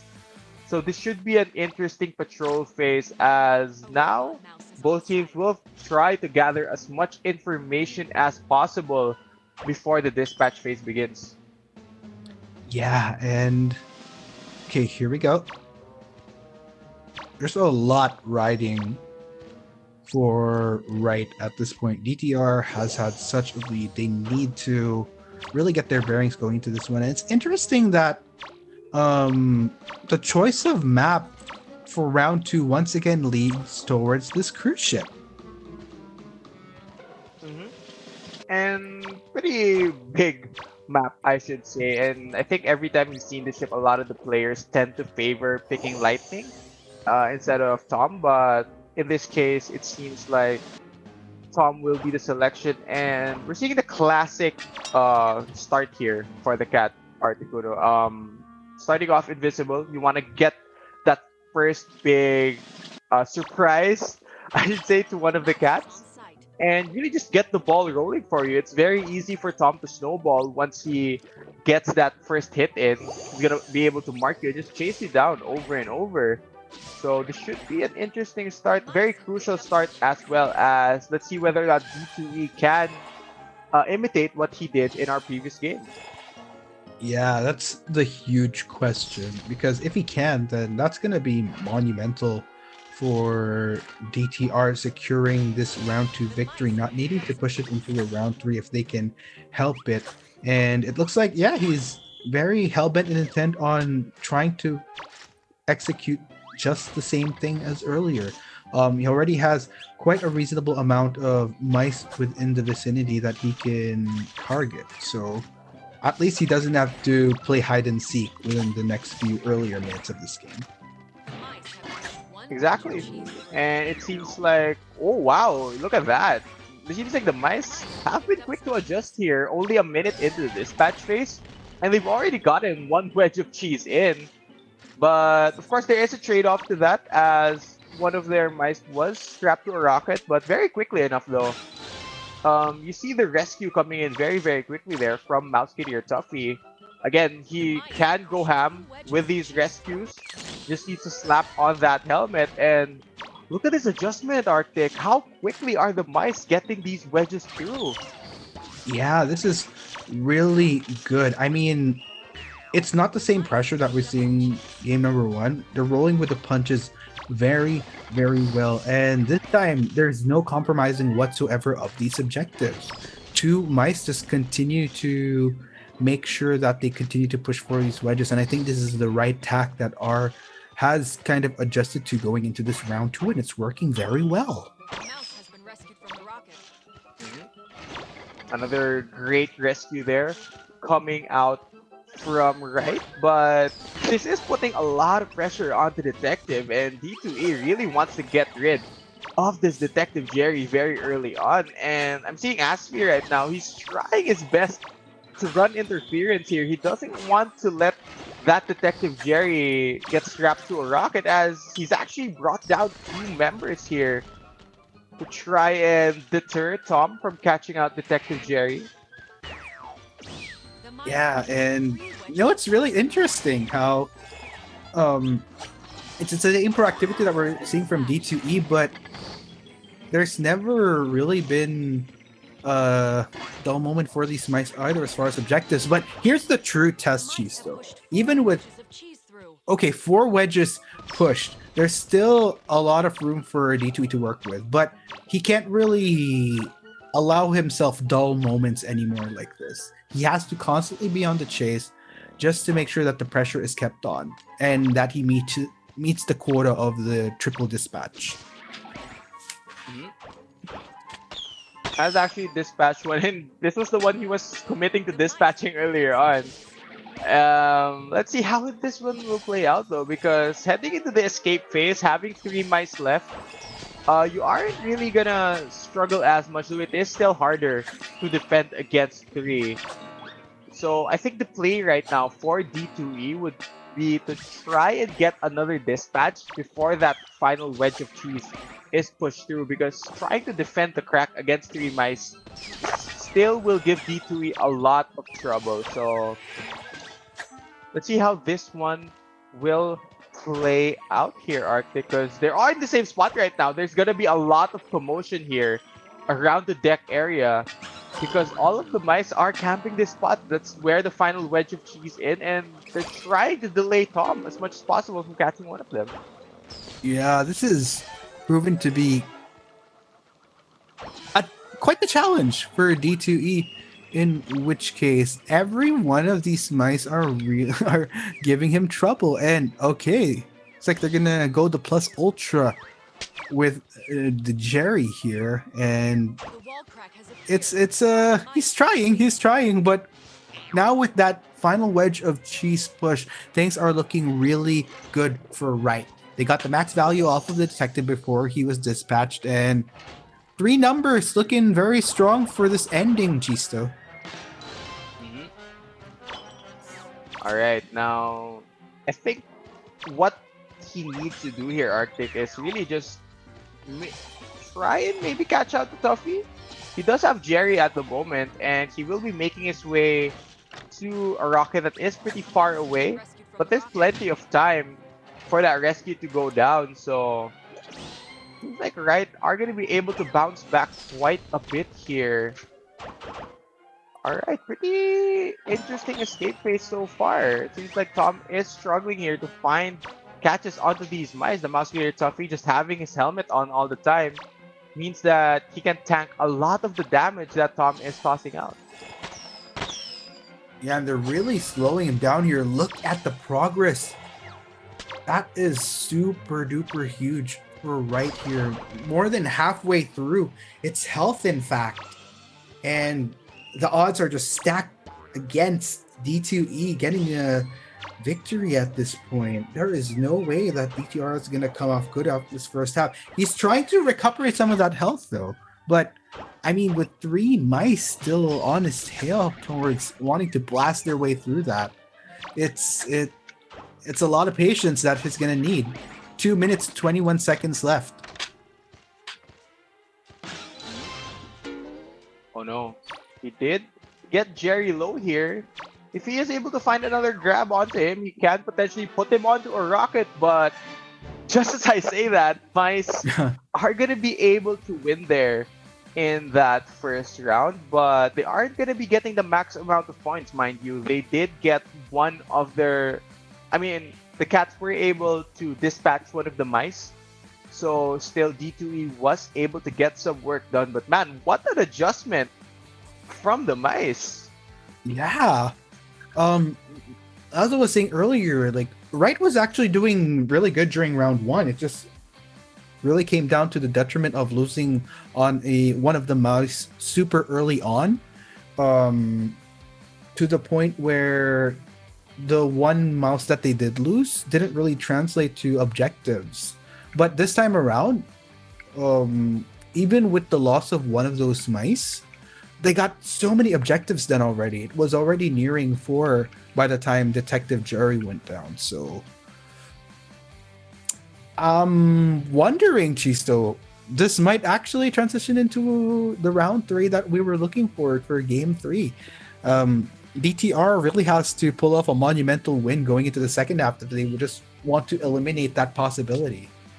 Yeah, it's gonna come down to whether or not DTR can have that excellent performance once again on their mouse race, which they did start off pretty strong with, because they were able to escape with all 4 of their mice, and that is something that I am looking forward to right now. So if they are able to get away with 4 mice, that will effectively mean that they will come out of this with that 2-0 victory. So very crucial, very close stuff right now, but again, I love the adjustment being made by these teams, really showing you how quickly they can adapt even if they did come off from a loss. Yes, I would have to agree with you there. And it's gonna bode them well going into round 3. I think, like, if Wright can get a huge win, not even huge, like even something at the half mark would even do at this point for the second half. Like, that's really gonna throw off Destroy here, who had such an incredible round 1, and then all of a sudden, just the switch flips, and it's not the same type of switch flip that we saw during game 2. This is much more definitive, where both sides are really giving it their all. So I'm not even sure how this will go down. And another question is whether or not Destroy can pull off the same feat that they did on the mice side as they did in round 1. Because, I mean, sure, they were able to do it incredibly convincingly well in round 1, but even so, like, getting a perfect score for the second half is still not going to be an easy feat to accomplish. Yeah, it's still gonna be incredibly challenging for them. But right now, for the next cat half, I think the goal would be try and match at least the amount of mice dispatch so that you get the same score. And if you're able to get even more, then that's even better. But yeah, very crucial round coming up for both of these teams, Arctic, and I am definitely looking forward to how they can adjust to that. And as far as what DTR can do, I feel like they have been playing their mouse rounds well already, so there's not much that they need to change. They just need to keep it consistent here if they want to pull off another 4 mouse escape. Right. Consistency is key in these tournaments, and hopefully Destroy can pull it through a second time around going into this second half of Top Clans 2020 TNJ Chase. And by the way, for those of you that are just tuned in, we'd like to welcome you all once again to the stream. It is only game number 3, meaning we still have one more game, total 4 games that we have playing out today, 2 from Group C and 2 from Group D. So be sure to look out for it, guys. It's getting all the more intense today, not just for this day, but also the next days to come. Sunday and Monday, we will also be broadcasting Tom and Jerry Chase, and we'll be with you all the way along with Seora. Yeah, a lot more games to be played really for the rest of the competition. And like you mentioned, with all those days, we will be giving away a couple of freebies, and of course the instructions will be shown on stream later on date. Again, guys, it's very easy for all of you to claim all of those rewards, all of those nice freebies that will be shown. So something for you all to look forward to if you want to add some stuff to your game. Yeah, and I guess we'll have to see as we head into the pick and ban how things will go down. Destroy, in which case, just looking at their composition, still fairly standard.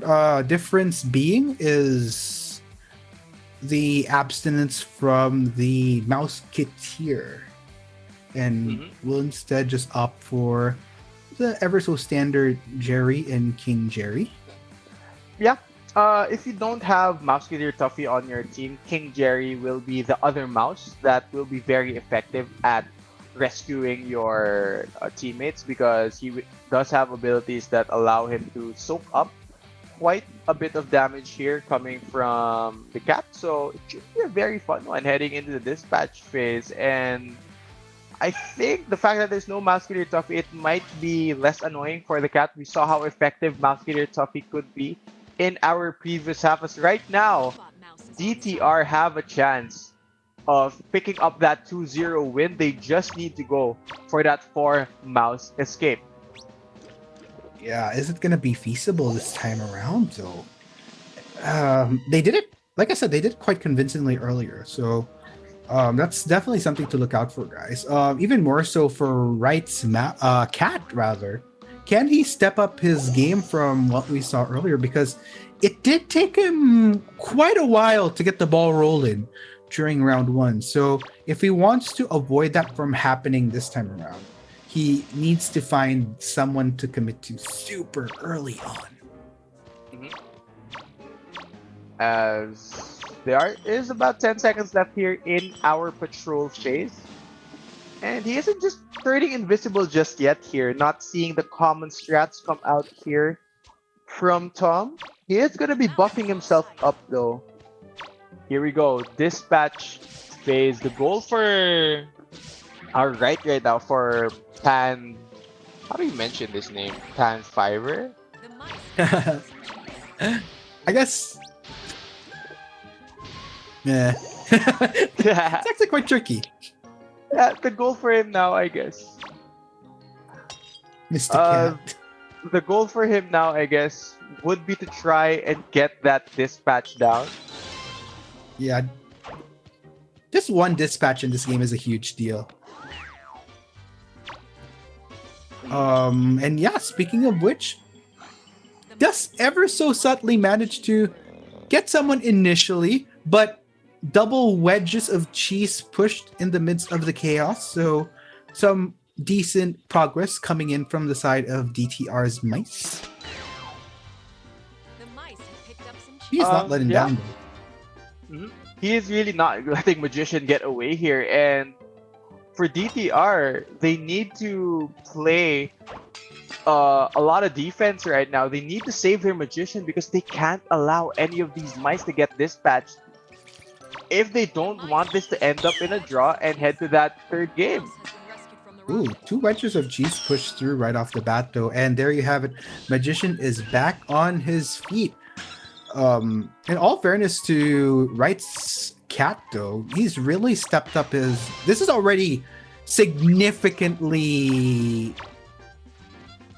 different progress from what we saw in round 1. Much more improvement, much more proactive.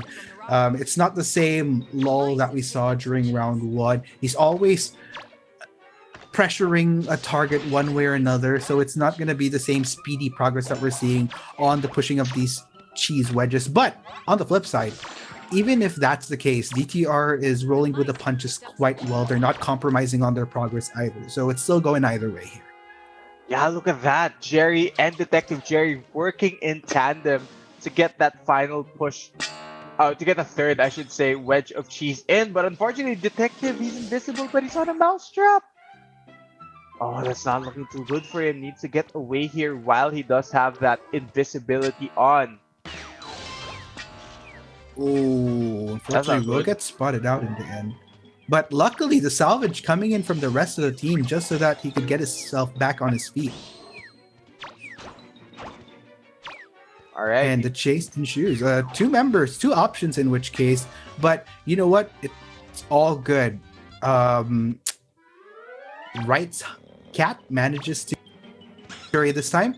Quite a bit of time on that rocket before dispatch happens, but they do need to respond to it ASAP.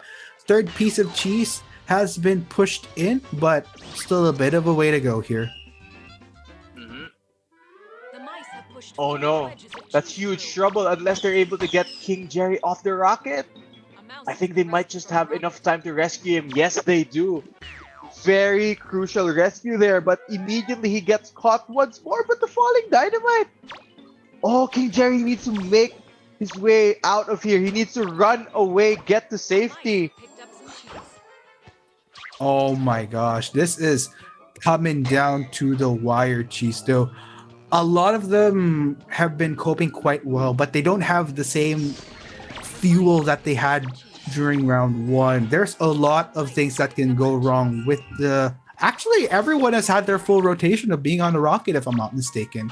So it can still go horribly wrong. But and look at the progress on that cheese. Still a bit of a way to go. So they have to be careful here. They can't... If they want to end this as early as round 2, they have to continue to bolster their numbers. Everyone is in a healthy spot, and a little bit of offer. Rank mode is available in 30 minutes, guys. If you want to play while watching. Yeah, you want to compete, you want to climb up the ladder. There you go, rank mode. But man, Arctic, this game has been incredibly close. DTR want to get that 2-0. And this is going to be huge, whether or not Tom can actually get a dispatch off before the escape phase begins. Yeah, and nobody's really in a position to like go the full throttle on pushing that cheese. It's super duper dangerous right now. Yeah, It's taking them a lot. especially with the cat prowling about. Oh man, can't afford any mistakes right now.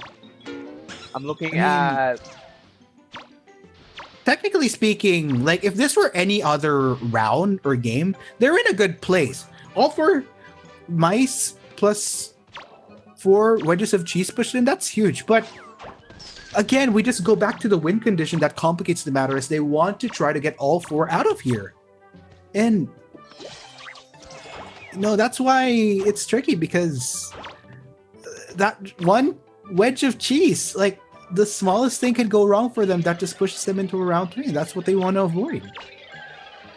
Exactly. They don't want to prolong this series anymore. 4 minutes left in the dispatch phase. And again, they haven't exactly worked on that final wedge of cheese, but they still have the magician. They can use the rabbit to cause a bit of distractions here. And it looks like the mice are going to go for a play here with the smoke bomb from the Detective Jerry. Oh, but magician gets caught. That's very unfortunate here. They need to try to go for an instant save here. They can't afford that dispatch from going through. They need to know where where magician, is gonna get strapped onto. Oh no. They have no choice. They just have to go with green mice from here now. Big question is, can they get all 3 out of here just to at least make sure that they get the best points out of this game possible? And with 3 mice, he should be able to escape right now. I'm not entirely sure how the points will go for them, but it seems like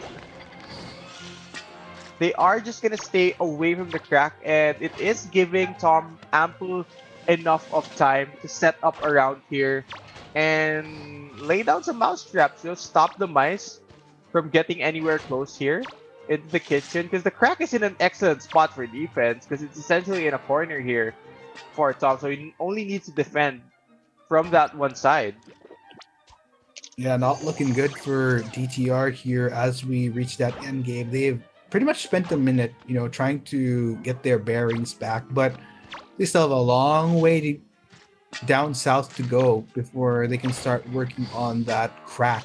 And not really any progress just yet, Chisto. They're taking their time. Maybe they're trying to scout out where Tom might be hiding here, but surely they must know that he is somewhere close to this crack. Because look at the amount of objects there scattered in the kitchen. Once they go down here, it's gonna be incredibly messy. It's gonna be chaotic once they do head over to the kitchen, which they are slowly inching their way towards. Yeah, and here we go. The madman wants straight in onto opening up that crack. Look at the progress right there, but still a bit of a way to go. Here we go, That buffed was up Jerry. one mad Jerry though, but look at Wright's cat just trying to void out any progress that they're going to try to make on those bricks. Ooh, that must be frustrating. Yeah, it should be now. All the progress just being erased there. They are in a pretty messy spot here behind the smoke bomb. Surely Tom must know that one of them was in the vicinity. But this is getting very, very wild, Arctic. It's getting very messy here in the kitchen. All of these guys essentially making a mess here. I feel bad for whoever has to clean up right after this one, but I think they bought enough time. I think they did, and there you have it. They get that crack open, and at this point in time, I think it's just pretty much gonna be... Oh, that's unfortunate. But they will get the rescue on the other one, though, so that's essentially fine. And they will just content themselves there. Huh. Interesting ending that they just straight up went for the escape there. Unfortunate at the end that the other guy got tagged onto the rocket. So at the end of the day, it will be just the one mouse dispatch. Only magician flying off here on that rocket. So scoring wise, not entirely sure where that puts us, but this might just be a game 3 if I am correct. Yeah, I believe it should be, but I guess time will tell once we check out the final tally of points here. Let's go ahead and talk about this game though. Wright's Hunter doing okay, so it ends in a draw actually. So regardless, we will see a round 3 from both Wright as well as Destroy. But the good thing about this is Wright is building up quite well. So still anyone's game technically at the end of the day.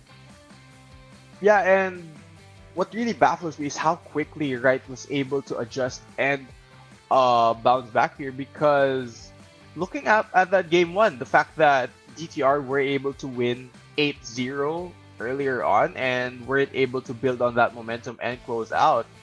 We were saying earlier that DTR might be the favorites to come out of Group D, and right now it's looking very, very close actually between these two teams. So will this be a bit of an upset after what happened during our first game?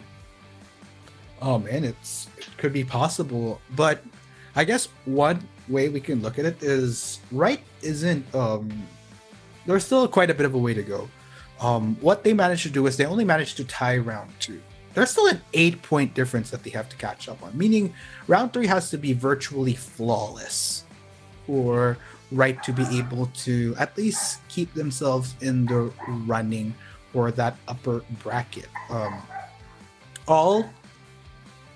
Let's see. All Destroyer really needs to do at this point is just make sure that they don't get a perfect score, and that's honestly an easier objective to play to.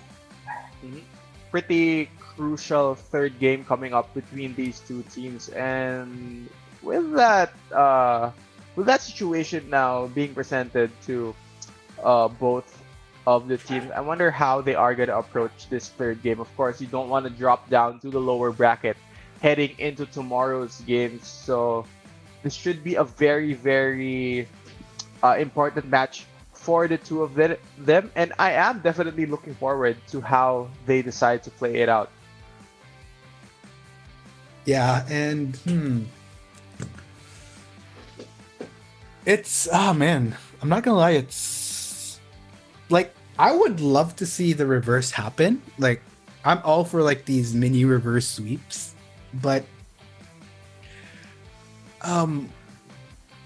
8 points, man. That's a tough act to follow. I mean, it was already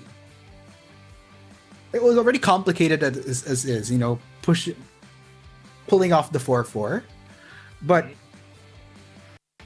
you essentially have to make sure that you're perfect on both fronts, both cat as well as mice. Cat is very feasible. Oh, sorry, no. For their mice, that is very feasible. For the cat, with how good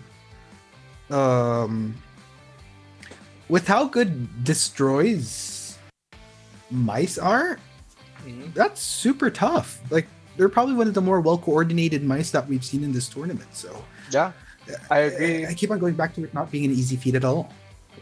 Yeah, I agree. I think it's very tricky to get dispatches on them as well. So I think it was a huge step up from Wright's cat player to actually get any dispatches in during that round. So I think that was a very, very, let's say, crucial hold from them. So let's see whether or not they'll get more of the same here heading into game 3, because this one definitely will be the important match for both of these players. And so far as the day has been going forward here, Arctic, I have been loving the competition coming out from all of these teams. Again, earlier we did conclude Group C. We saw some of those teams compete, and a lot of them looking very, very strong heading into the rest of our group stages. And Group B as well, looking very, very close between all of the teams competing. And we're yet to see the final best of three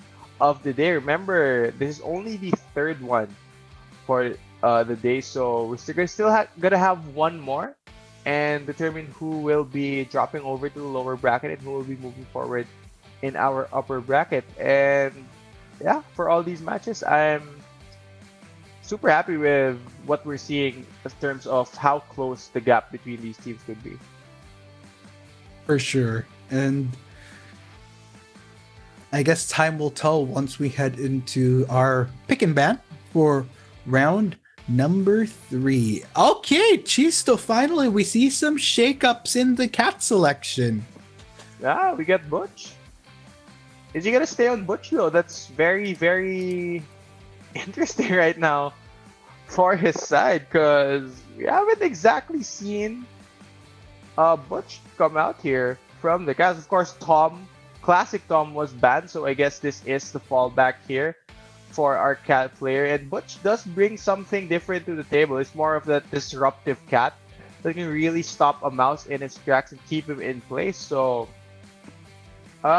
this should be a fun one. We haven't seen that much Butch in this competition. He is one of the least played cats as well. So looking forward to this one. Yeah, I am as well. Okay, let's... Butch. Okay. Huh. Does have the fly swatter. Works super effective on flies. Not quite the same on mice. On mice, it only incapacitates them. Just as good as a slap on the mice, that's for sure. Yeah, talking about this Butch pick a bit more. It's such a gutsy play for Right to bring to the table. Yeah, he's not one of those common cats that you see come out here. Yeah, and it does have its merits, I will say. But when you're trying to go for a perfect score, that's quite a risk you're playing if you're Right. But you know what? I admire their gutsiness here.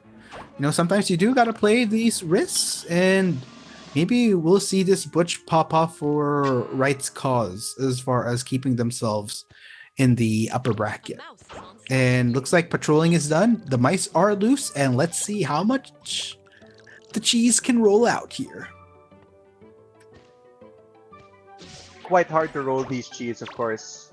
That's cheese. They make them in wheels, and since they're now cut up into wedges, it's quite harder for them to actually roll them in. Fair point. Fair point. Oh gosh, but yeah.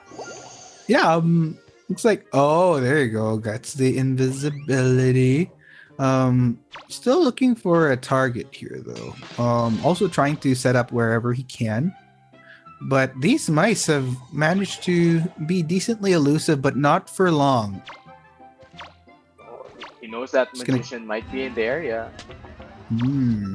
Looks like is rewarded, in which case by catching out the magician, indeed. Making a transition though. He's gonna go over to the bedroom here, Arctic, and he is taking his sweet time to find one of these mice and pounce on the top of them. He's gonna make use of the pipes to transition here and make the rotation. He's gonna spot out 2 mice, but King Jerry is invulnerable with one of these spells. He can't get taken out just yet. Now though, he can be grabbed just as it times out. So let's see where he decides to strap him on. Yeah, he's gonna put him onto this rocket here. I was gonna be playing around this patio, in which case, not a bad location, I would say. Keeps him within arm's reach. This should be a fairly feasible rescue though, coming in from DTR. It's not really that far from home where they are trying to push for objectives. Just have to be careful. And yeah, he is free once again. Using those emotes there, say peace out, I should say, but they do tie up Detective here very, very quickly. Oh, he's gonna try and charge here. Of course, unstoppable by the mice if he does make that charge. It's gonna run into a lot of hazards here though. So it might be more difficult for him to catch out any of these mice who are pushing these wedges of cheese in slowly but surely. They have pushed in one wedge of cheese so far, so it's not a bad pace here for DTR, one of the more, like you mentioned, coordinated teams out there. Oh my gosh. And so far so good for DTR, in which case not the fastest they would have preferred, but you know what? You got to roll with what you have, and with 2 wedges of cheese pushed, decent. Mhm. 2 of them already being pushed in here. And what's interesting to me here is that it seems like Butch here is taking his sweet time in terms of attacking the mice because still hasn't found any one of them. I think once he finds one, he needs to start sticking to them and maybe get a dispatch going before the 4th wedge of cheese gets pushed in, because at that point, there's going to be a lot of pressure on him to do something once it's only 1 cheese away from triggering the escape phase. Yeah, and looks like DTR just doing what they can right now, and ever they can progress some cheese. Wright's Cat will be very glad to dissuade any much more of that progress. Like a lot of condensed, a lot of cheese in this area, I will say. So this could be what makes the situation tricky for DTR, having everything so condensed in this one space.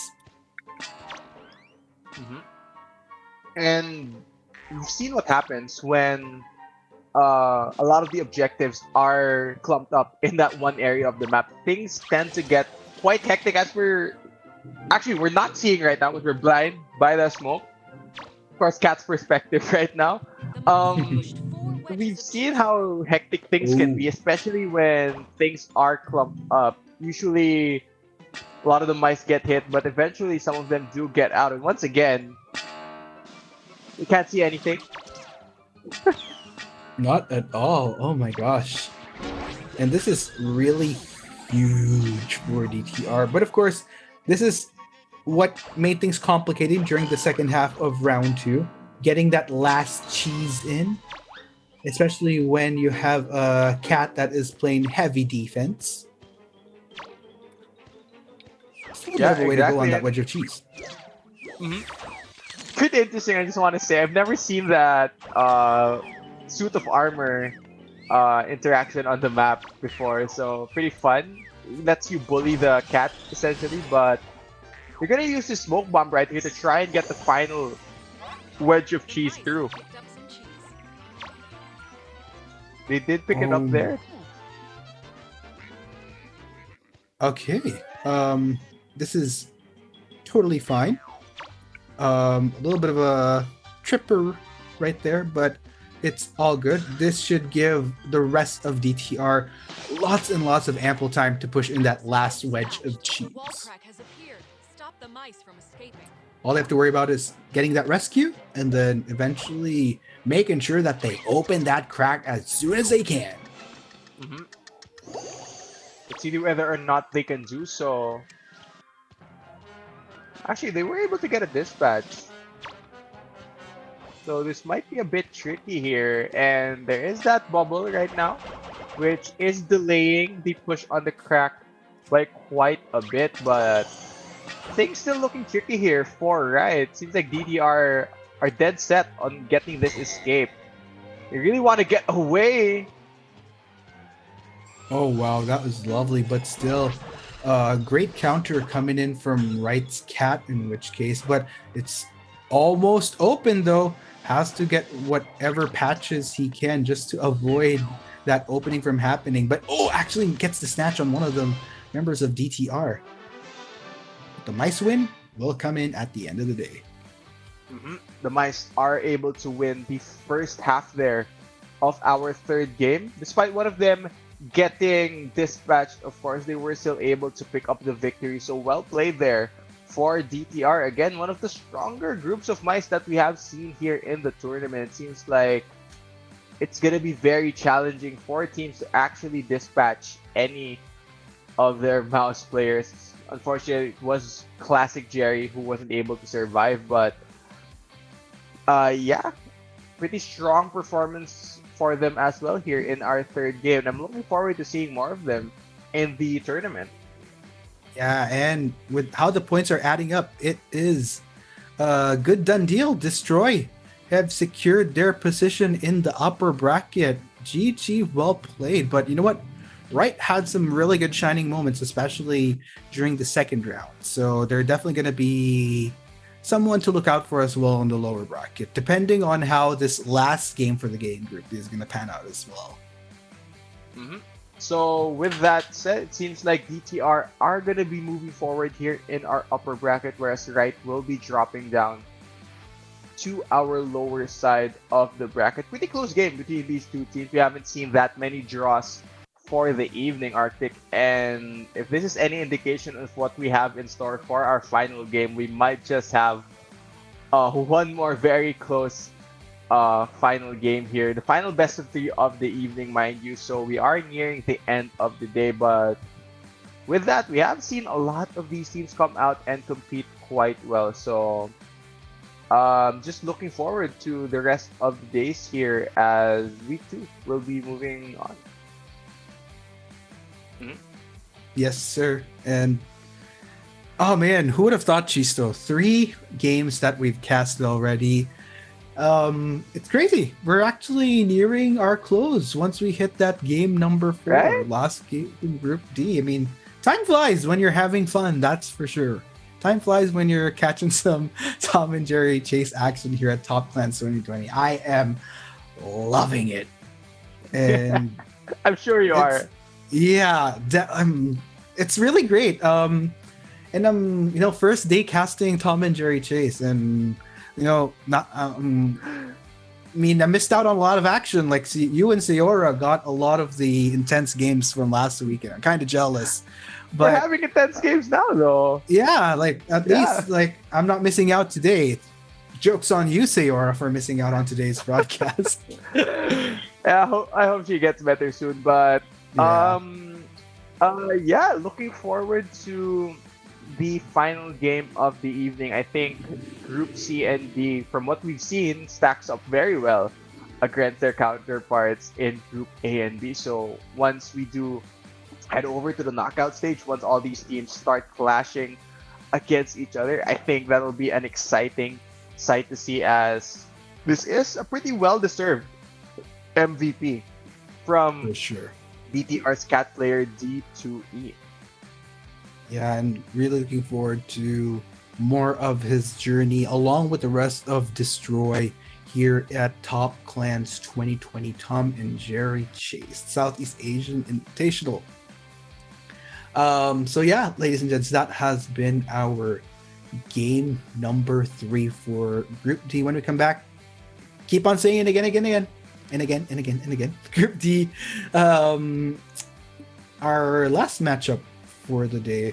So as I said, once we wrap up on our week 2 day 1, technically 4th day total, we'll find out how this will pan out as far as the narrative for these teams goes. But you know what?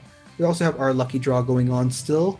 Make sure to comment with your ID as well as TJSI Top Clans 2020, and each time we'll generate 20 lucky winners to win a gift bag in-game worth $2. And final list of winners will be announced in comments towards the end of the stream, so be sure to look out if you might end up being one of the lucky peeps. And if you do win, do note that it will take about 7 working days max to get your gift bag in, but it'll be worth it, you all. And of course, at the end of it all, the rights and with how these rulings, whatever verdicts are made, will be the final discretion of the Tom and Jerry Chase officials. Exactly, and this is only one of our, let's say, one of our freebies for everyone watching. Of course, we still have the gift codes that you can redeem in game. Very simple instructions for all of our viewers to follow. Just need to, of course, start with scanning that QR code. And again, these gift codes that you can redeem, they are gonna change each day that we are on stream. So make sure to tune in so that you can claim them.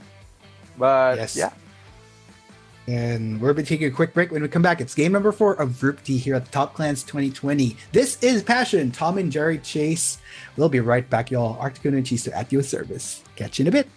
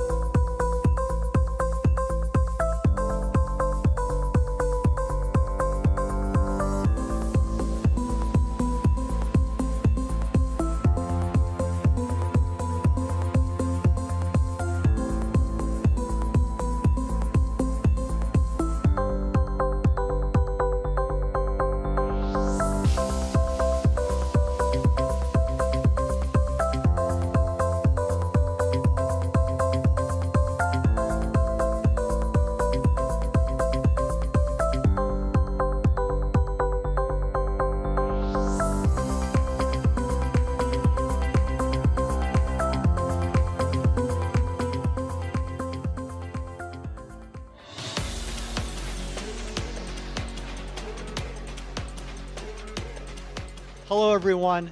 We've created a TikTok challenge for players to pose like their favorite in-game characters. We wanted to give a platform for fans to show their passion for Top Clans 2020. You can win up to 600 USD in this challenge. That's just enough money to buy that next generation console. All you have to do is remember 3 easy steps. Step 1 is to find a pose from your favorite game. Step 2 is to make that pose in real life. Pose, Jojo, pose, pose, pose, Jojo, pose, pose, pose, flip the kill switch, Jojo, pose. Finally, step 3 is to add the hashtag TCPose and submit it on TikTok. Remember to follow our official account at Top Clans to see the best entries. One of them might be yours.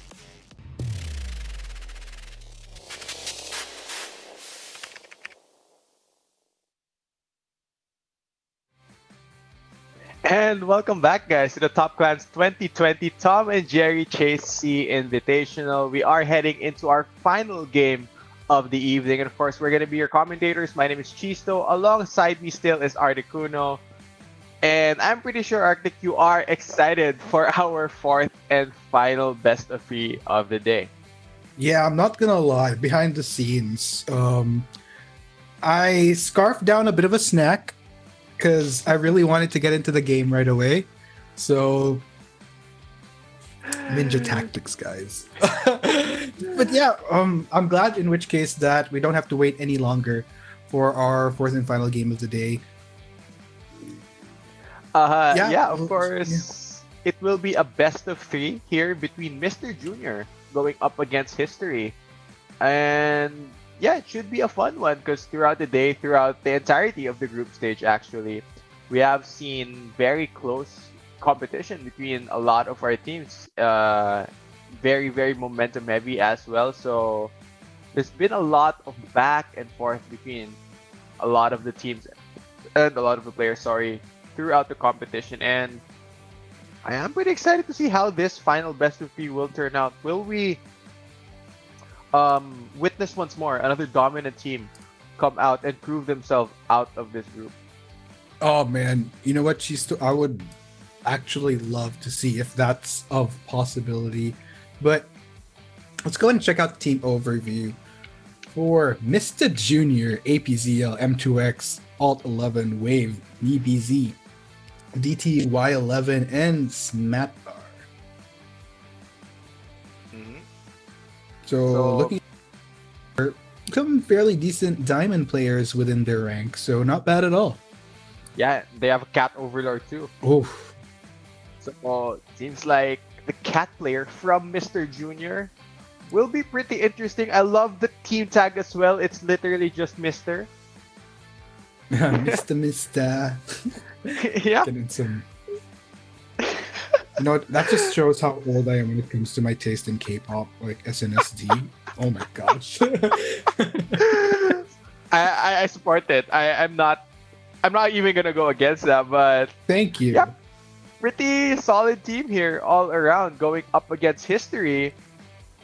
And pretty interesting team tag. Of course, Amy will be their cat player with Relfa, the Hui TM, Hope, Cupid, and K1 Bow. So pretty solid team all around as well. A lot of them hovering around that diamond in rank. And I think I'm seeing a lot of similarities in terms of what characters most of these players play.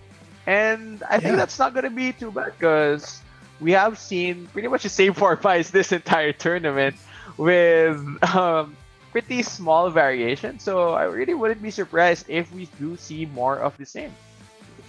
Yeah.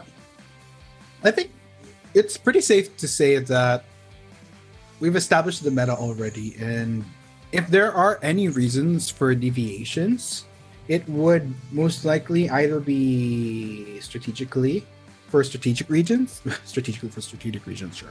But aside from that, what any other reason could there be? Yeah, I would love to see some pocket picks from those picks that are a little bit more. Ooh, finally some Devil Jerry.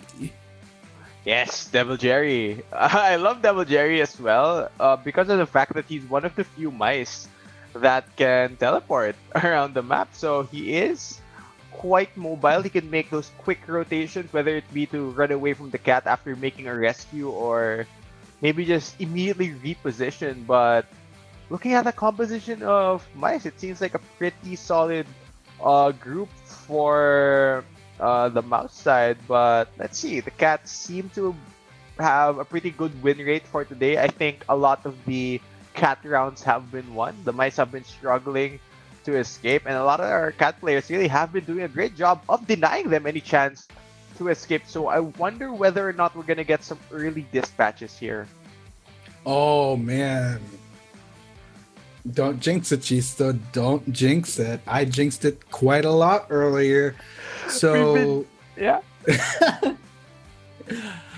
Like, I'm not sure if it's us just being prophetic or just us purely jinxing it. But you know what? Maybe no jinxes will happen. Rank mode is also open, as you can see ever so subtly towards the top of your screen. So, while you watch some Tom and Jerry, why not play some Tom and Jerry as well? Don't forget to download it, guys. Now available on iOS and Android.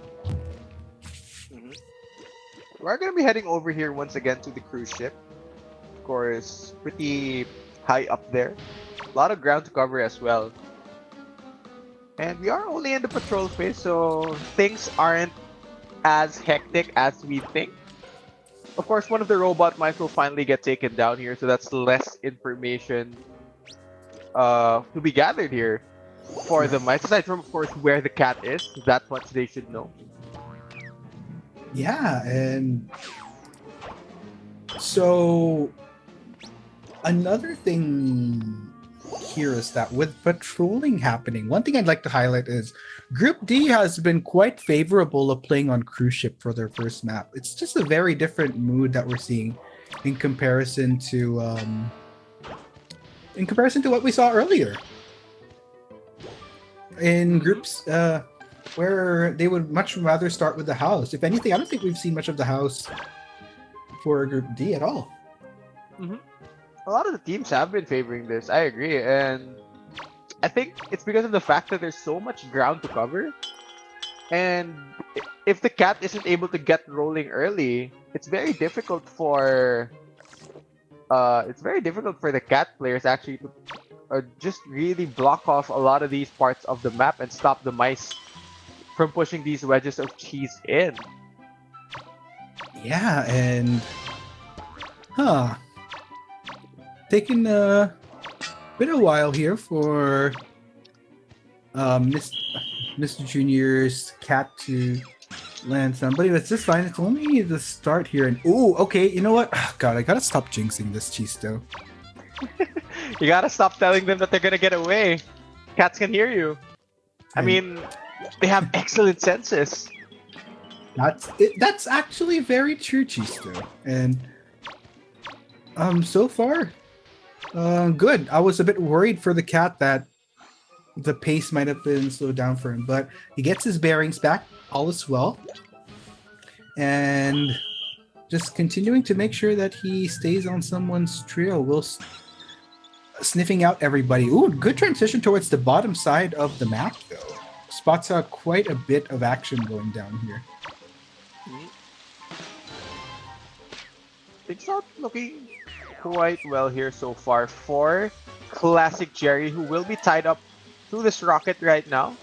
Finally, we get to see one of the mice tied up to the rocket. Now the challenge will be whether or not he can keep him on that rocket, because I'm pretty sure with 3 mice still left up standing right now, all 3 of those will be looking to get this rescue down. It is King Jerry who seems to be approaching from the top, whereas the other 2 are still looking to try and make this rescue. Here he comes. They're trying to go for it, in which case, but another strap, and that is not a lot of time that his hope has, but luckily they do go for the instant rescue. So, but bottom line is his hope can't really afford any more rocket straps. So. Will he get deterred though? Mr. Junior's cat, in which case, trying to make his way as soon as possible to a rocket. It was a bit of a struggle, a bit of a walk to get there. But but you know what? That's gonna be sayonara. Yeah, we're gonna say goodbye to Classic Jerry for now, and that's a pretty huge dispatch here, because it's only 3.5 minutes into our dispatch phase here, Arctic, and being able to get rid of one of those mice with only 1 wedge of cheese being pushed in, mind you, it really slows down their progress in terms of completing their objectives here. So it will give a favorable numbers advantage for the cat, as this time around he will catch out Detective Jerry, not going to be able to be on the case anymore. He's going to get taken off it. And oh man, this is quite the build up here, because take note, already one was dispatched and they only got one wedge of cheese pushed in. That's a long walk in the park that his is gonna have to start accelerating as far as pace goes in this game. Otherwise, the long term is not looking good for them. Two cheeses now? Okay. Yeah, and that walk is about to get longer here as he is chasing down his prey. Detective Jerry. Oh, you need to get away, my friend.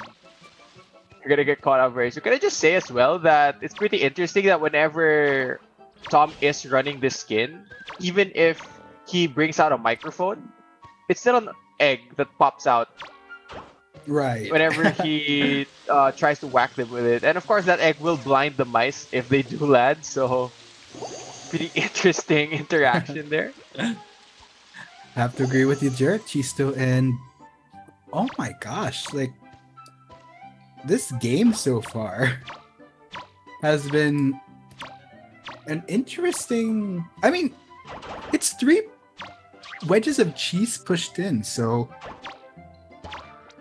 what we have here is still fairly fair progress if you think about it for the mice. But the question is, the progress on the cheese towards deck 2 and the boiler room, they're far from pushing as far as where these mice are. Like, nobody's really in the vicinity to actually go for objectives, so that's the worrisome bit.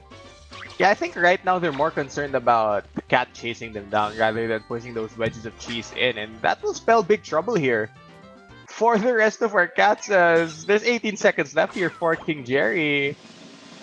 He will be able to get away for now, but just for how long can he keep Tom off of his tail? Oh, Tom knows where he is. Oh my gosh. And like with okay, so there was a bit of an attempt towards boiler room to get some cheese pushed in. Nice transition in which case going down to deck 2, but Mr. Junior's control over the locations of these 2 cheese has actually been not bad at all. Just trying to go for optimal setups just to make sure that he doesn't give any advantage to the mice at all when it comes to these pushes. But you know what? Very sneaky. They were able to push one, but biggest challenge here is the last one is in the boiler room. That's like the corner of death for these mice.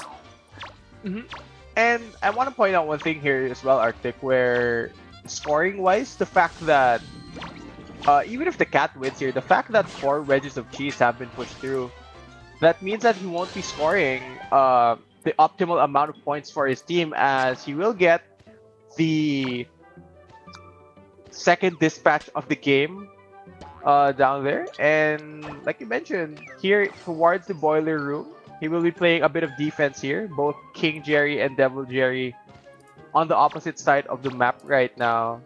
So here, Tom is laying down quite a lot of traps. Yeah, and there has, oh man, with 2 mice remaining, plus that one boy. Okay, they have an alternative though in the dining room, but still, both are within fair access of each other. Look at both mice though, taking the risk of just going straight for the boiler room, getting that double push in. Though they actually get the full commit though, that's not really the case. Oh. 2 minutes left to push cheese through here. I guess the small consolation here, in which case, is the fact that they are playing around Devil, so they can be a bit more sneaky with how they transition towards trying to get that cheese. But the fact of the matter is, there hasn't been any significant progress yet still. And it's hard. It really is hard when you only have 2 mice to work with. Yeah, this is the tricky part, especially towards, I should say, the later parts of the game, the late game here for the mice. The fact that your numbers have dwindled down to 2, it's much harder for you guys to get the cheese here, and it's just so difficult to multitask. You need to defend yourself from the cat and get the wedge of cheese in, and that was not easy for Devil Jerry. was able to get the final wedge of cheese there in the hole. Now the challenge is whether or not they can find enough time to push this one through, because Tom is on the case and there's only 1 minute left here for them to push the final wedge of cheese. This is excellent defense being played by Mr. Abzel. Yeah, and it's coming down to the wire, cheese. So all he needs is that one last dispatch, and it is a good done deal.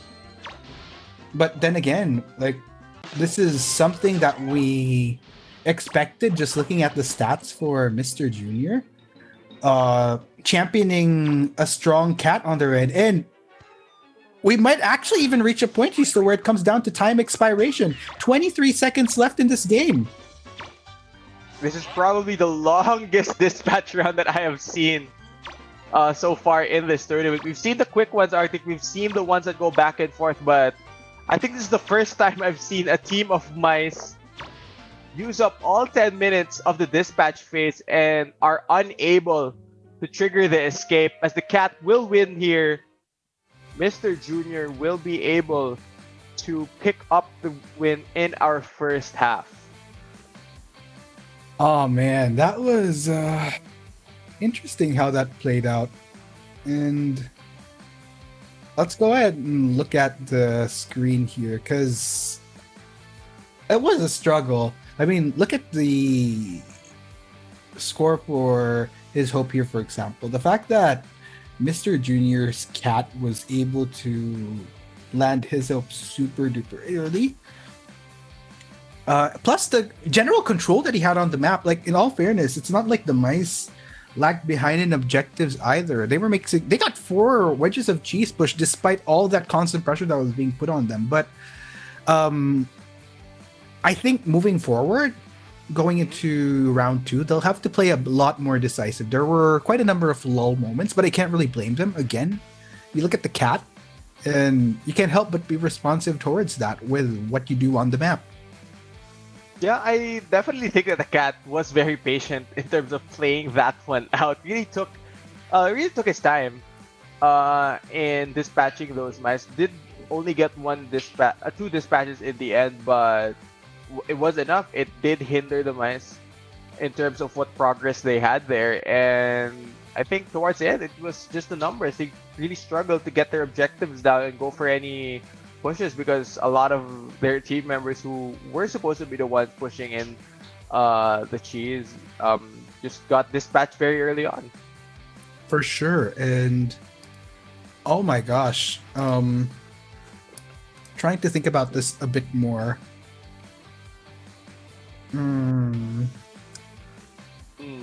They have a chance nonetheless. I think, like I said, going into this game, we expected that Mr. Junior's cat was gonna massively step up his game, because you don't get the cat overlord and, you know, not come into a tournament and perform in a way that doesn't live up to your rank. Yeah, exactly.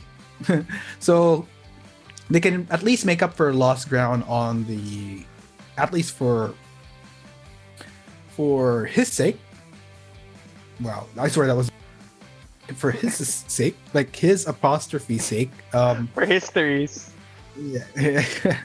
For history's sake. That will be the end of the first half. I believe we have another one to decide who goes up here 1-0 in our best of 3. Very crucial. Again, we keep talking about this, how important it is to grab momentum, especially in a competition like this, where you want to start out your team on a good half if you want less pressure on them heading over to the next half, and really just set your win conditions very, very early, as this will be the swap of sides. It will be history now on the cat side, running that classic Tom, and on the other side, pretty standard all around, except for the Pirate Jerry, which we haven't seen used to great effect so far in this tournament. I think Pirate Jerry is the mouse that struggles the most in terms of how effective he can be to contribute to the rest of his team, because his abilities don't exactly, I feel like sometimes his abilities don't exactly fit well with some of the mice that are strong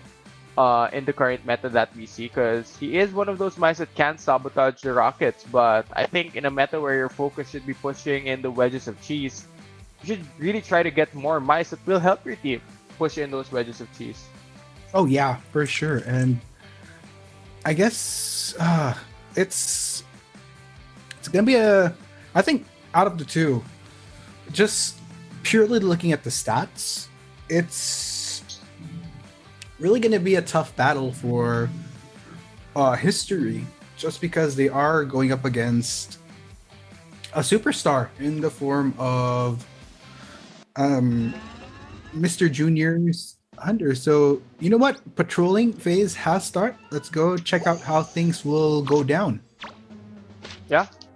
Let's see how this one will pan out for them. You're just gonna use the pipes here for those quick rotations. Of course, you can instantly get to the bottom of the ship just jumping through that pipe.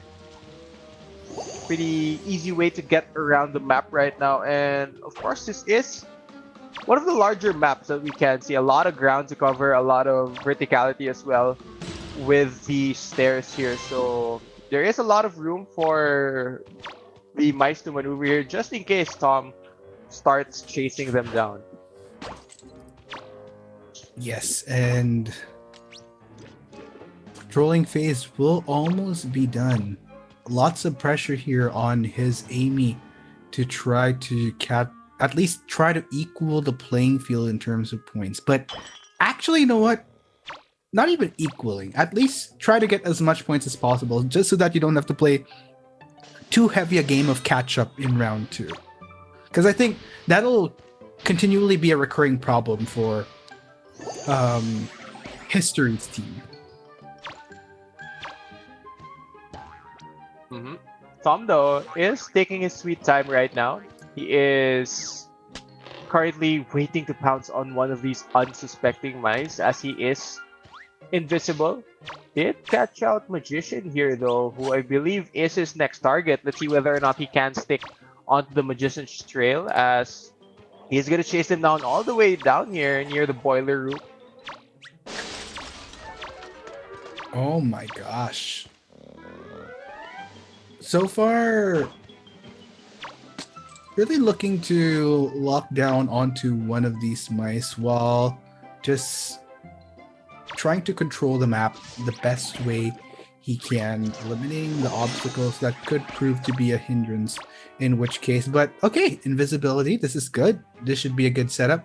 Once he finds one, should he veer towards the left, he should comfortably be able to catch out Mr. Wave here.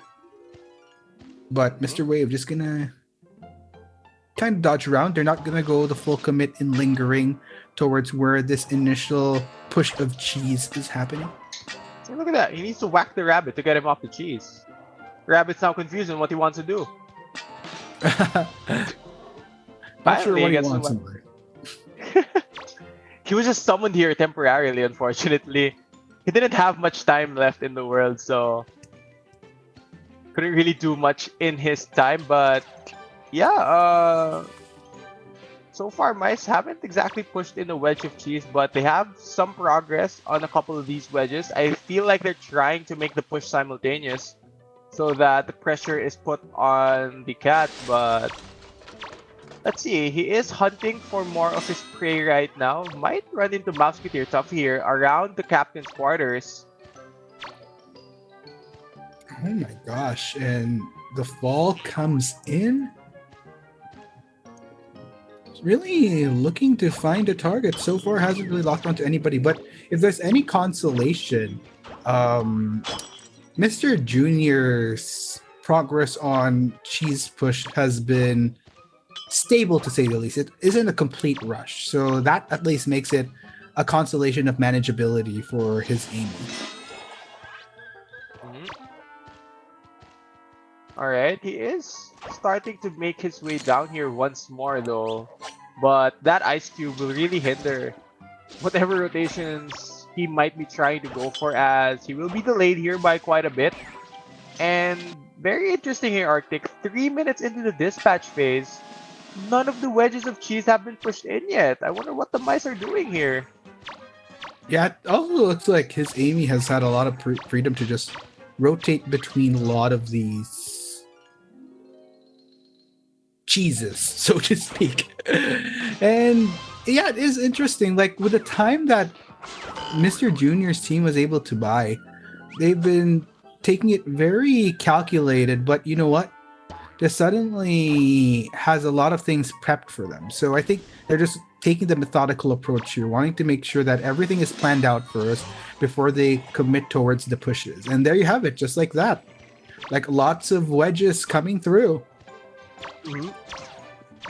Getting closer and closer to their escape right now, and Mr. Junior looking to build on the momentum that they did get in our first half. Just looking to use that and potentially go up 1-0 here. Remember, they just need at least one of their mice to escape. They just need to get the victory here.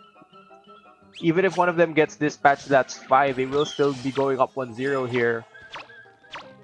So, yeah, we'll just have to wait and see how they play out the rest of this. Of course, 3 wedges of cheese left for them to push through.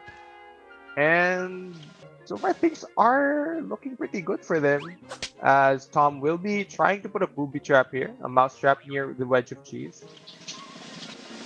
Pretty interesting, in which case, looks like the way Mr. Junior's mice are playing it is quite calm and calculated. Now, they already have 3 wedges of cheese that have gone through. So I think this is really good progress. And the fact that nobody has really had to deal with an onslaught of a chase from his Amy. So I think this is a huge win from Mr. Junior either way, even though it's not the same pace that we're used to when we're seeing the mice at this huge an advantage. But like I said, it's just very calm and calculated how they're playing it. And it's somewhat refreshing to see unfold as well. There you go, Mr. Junior looking to close this out very, very shortly, Arctic, as 4 wedges of cheese pushed through, and none of the mice have been dispatched just yet. And I feel like we haven't seen a mouse strapped onto a rocket in a long, long time here in the game. So the mice have a lot of things going well for them at the moment. I wonder how Amy here can actually stop them from escaping. It's gonna be a very tough hill to climb. I think it very will be cheese though, because like with 4 wedges of cheese push, not to mention a lot of people from Mr. Junior just barely even suffering any form of pressure. This is just a massive, and I'm kind of worried for history at this point. They really need to pick up the pace here. Like I said, all his Amy has to do is at least get some level of points just so that they don't have to play too huge a game of catch-up going into round 2. Mm-hmm. But so far, the way it's looking, it looks like they might have to play a lot of catch-up if this continues. Things aren't looking good here for history. Even if this mouse gets dispatched, all they need to do is really escape right now, and they will run away with our first game. Oh, the attention is so split right now for Tom, as the mice will finally escape. Like I said, they didn't exactly need everyone to escape right there, as they will get the job done here, and will be picking up the win in our first game with a win on both of their halves.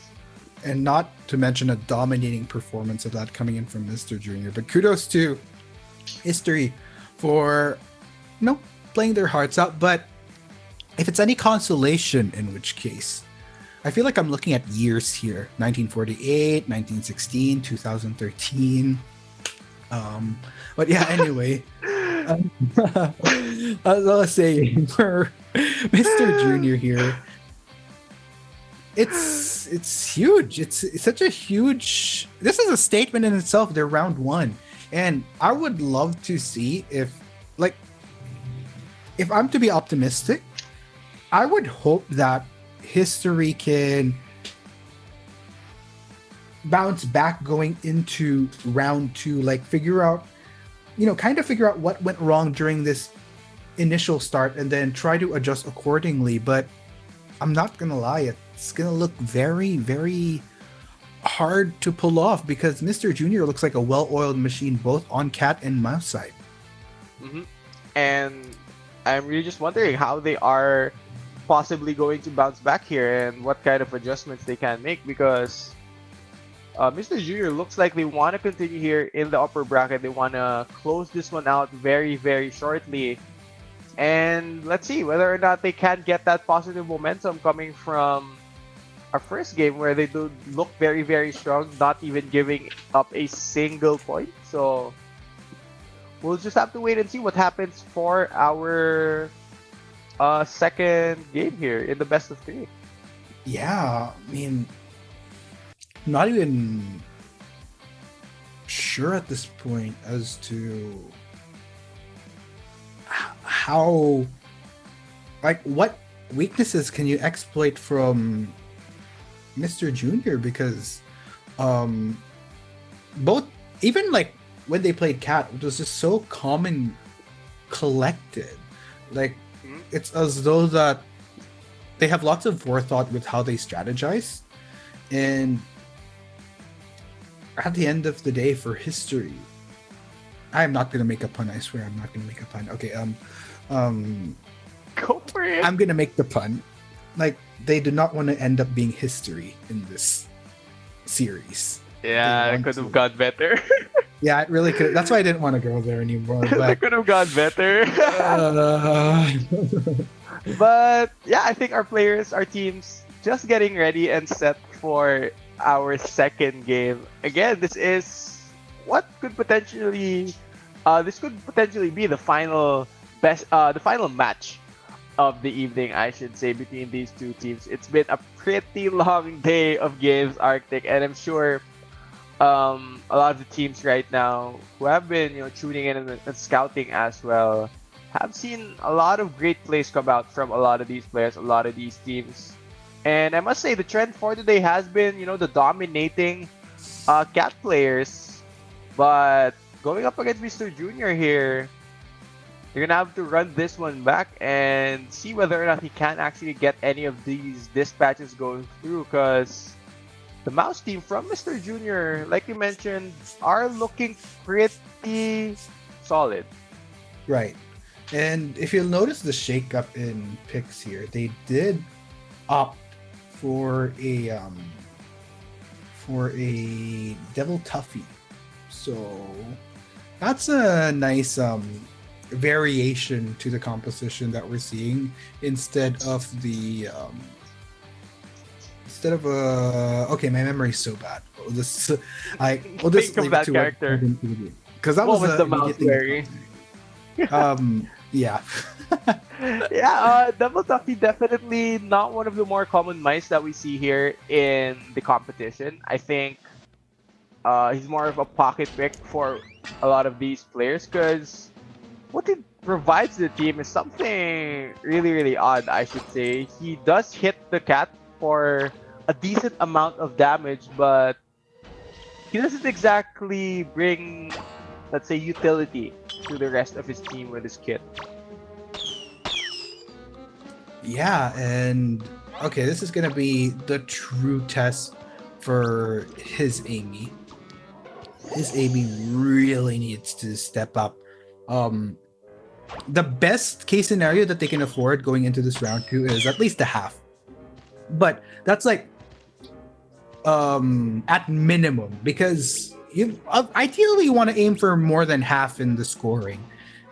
Because if you just play it safe and go halves, like it's like sure you manage to push it into a round 3, but the 7 points that you have to catch up on, that doesn't inspire as much confidence unless you can suddenly build up to some plus ultra anime arc where I don't know, like Super Saiyan, like all these different things that you can try to go for, like just bring on whatever super strengths you can muster to catch up. But otherwise, first step is to try to make the most of this round 2. It's a big jump. Making an anime reference there. I wasn't expecting that to come out from you, Arctic, but yeah, it seems like we'll be hopping over to the dispatch phase, and already Amy is starting to work even better here as Mr. Wave will get caught and potentially tied up to one of the rockets here, but Note that there is that Musketeer Tuffy who is very proficient at making these saves. Just need to wear the helmet. There you go. And go for Oh that my rescue. gosh. Pretty mobile in that Okay. helmet as well. Ooh, Mr. Amy, his Amy rather, Oh, starting wow. to gain some momentum here. Really hellbent and intent on the chase, but take note of the rest of the mice here. Oh, nice crowd control to dissuade his Amy. That should give these mice a little bit of a breather once again as they're able to establish some level of distance.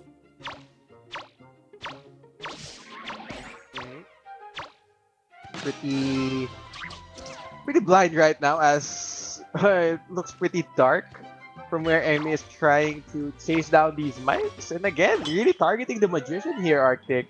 Really wants to get rid of one of the stronger mice in the game, letting them push in these wedges of cheese. So let's see whether or not he can catch his prey, because he is trying his best to get away here. Toss all those objects at Tom, finally able to create some distance here with that blind. Oh my gosh. And with that, they managed to get 2 wedges of cheese. So still decent progress coming from Mr. Junior. The difference, of course, is that his Amy at least is in a position where it's not too much of a lull. Like every now and then would be able to get wind of some mice, and I swear I gotta stop jinxing it. Oh, he can't get up the slope though. Seems to be struggling. Doesn't have the strength to do so, but he will tie up. No, actually, he didn't get to end the tie up to the rocket there. As wow, 3 wedges of cheese being pushed in here, and Amy just trying the best to get onto Mr. Wave here, but seems to have lost track. Yeah, and oh gosh, is Amy not able to get the full commit just yet? But in all fairness, his Amy has really been trying hard. I would attribute it more to how these mice are just really working as a unit. But okay, the swipe comes in once again. Gonna finally commit another mouse to a rocket chair, but that goes to say, lots of time to go for the rescue here. Question is, are any one of the members of Mr. Junior gonna go for it? Looks like we do slowly see the Mouseketeer inch his way through toward the rescue. 19 seconds left. Alright, Musketeer Tuffy is in the area. Does have ample amount of time here. You need to make that jump though. 7 seconds. 5 seconds to go. Can they get the magician out in time? 1, and that is actually gonna be the magician expiring. That is super unfortunate. Yeah, that's pretty huge now for Amy, because the magician is gone and there's still 1 more wedge of cheese to push through here. Let's see whether or not they can close this one out. It's still a 3v1 situation here, so the mice still have a decent enough shot at this. They just need to push the final wedge of cheese in, and I wonder how good the defense Amy can play here. Alright. Oh my gosh. Is Amy playing a strong defense on this wedge of cheese lodged into the bedroom? Meanwhile, not going the full commit, pretty smart, in which case is making sure to keep this last wedge of cheese in check, just to not allow the rest of the mice to get the push in, while one attempts to try to keep his Amy distracted. Look at that, detective here. Just gathering some intel while being invisible. They're gonna have to use the helmet here to get the push in for a couple of seconds. You look at that, just stacking on top of one another. And there's essentially no risk because of the ability of the Musketeer Tuffy. He's just able to wear that helmet and push in that final wedge of cheese. But now Detective is in a lot of trouble. How do the mice commit to this though? Because they need to push that final wedge in. They also need to rescue Detective, who is being strapped onto a rocket that's really, really far from where the final wedge of cheese is. Yeah, and oh my gosh, 40 seconds on the detective that is currently strapped, but um big question is what the progress is on that cheese, because in all fairness, this at least gives some leeway to work on that last push. But oh, is Amy gonna get caught in a little bit of a blind? M2X already making his way for the save, and looks like they are back up. Big question, of course, is how's the cheese in the bedroom? Yeah, I wonder why Devil Duffy wasn't pushing the cheese in during the entire time that uh, Amy was occupied with the rest of the mice right there. And I think finally they will be able to trigger the escape phase here the moment that they were able to free Detective Jerry. Now the crack is on the patio. That means there's a lot of space for both teams to work with here. And I think right now the play for Amy would be to try and get rid of as many objects in the area, not make things too hectic here during the escape phase. Let's see how this one gets played out, as the mice will be trying to make their escape here and move on over to match point. Yeah, and here we go. Looks like they're trying to muster what they can to prep for the opening on this crack. It looks like already big, strong Jerry gonna make his way to barrel through on those bricks. Still a bit of a way to go though, but here comes the rest of the team to try to supplement.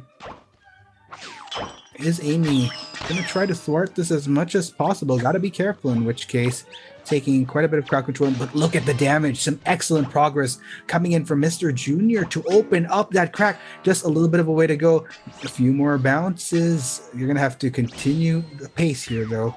And you also got to be careful. The grab comes in onto Mr. M2X, but it's all good. They managed to open in the nick of time, and it's GG, well played once again in favor of Mr. Junior for the first half. Yeah, and with that first half win, Mr. Junior looking extremely good heading into the second half. We know how well this momentum can help them heading into the next one with their cat player. So already things are looking up here for Mr. Junior. They just need to find a victory on the next half, and they will be moving forward here in our upper bracket and dropping history over to the lower side of the bracket. And looking at that game, Arctic, it looked like a pretty solid mouse round from Mr. Junior, despite them needing to sacrifice the Magician early on, who was being hounded, I should say, by Tom during that round. Really didn't leave that mouse's tail. So I think very crucial next half, I should say, for both teams. I think Mr. Junior will want to close this out now. Oh, for sure. I mean, they have all the points to make this happen. Like, all they need to do is, like, even a tie for the second half would merit them a victory, because if I'm not mistaken, by the points adding up, like, there's no way they could catch up in round 3, and it would actually, forget even about points, like just a half in itself would merit them the round 2 victory, eliminating the need for round 3. So looking pretty good for Mr. Junior again, as we keep on saying. So moving forward, take note, it's going to be a huge test for history, because they're going to be going up against Mr. Junior on the cat side.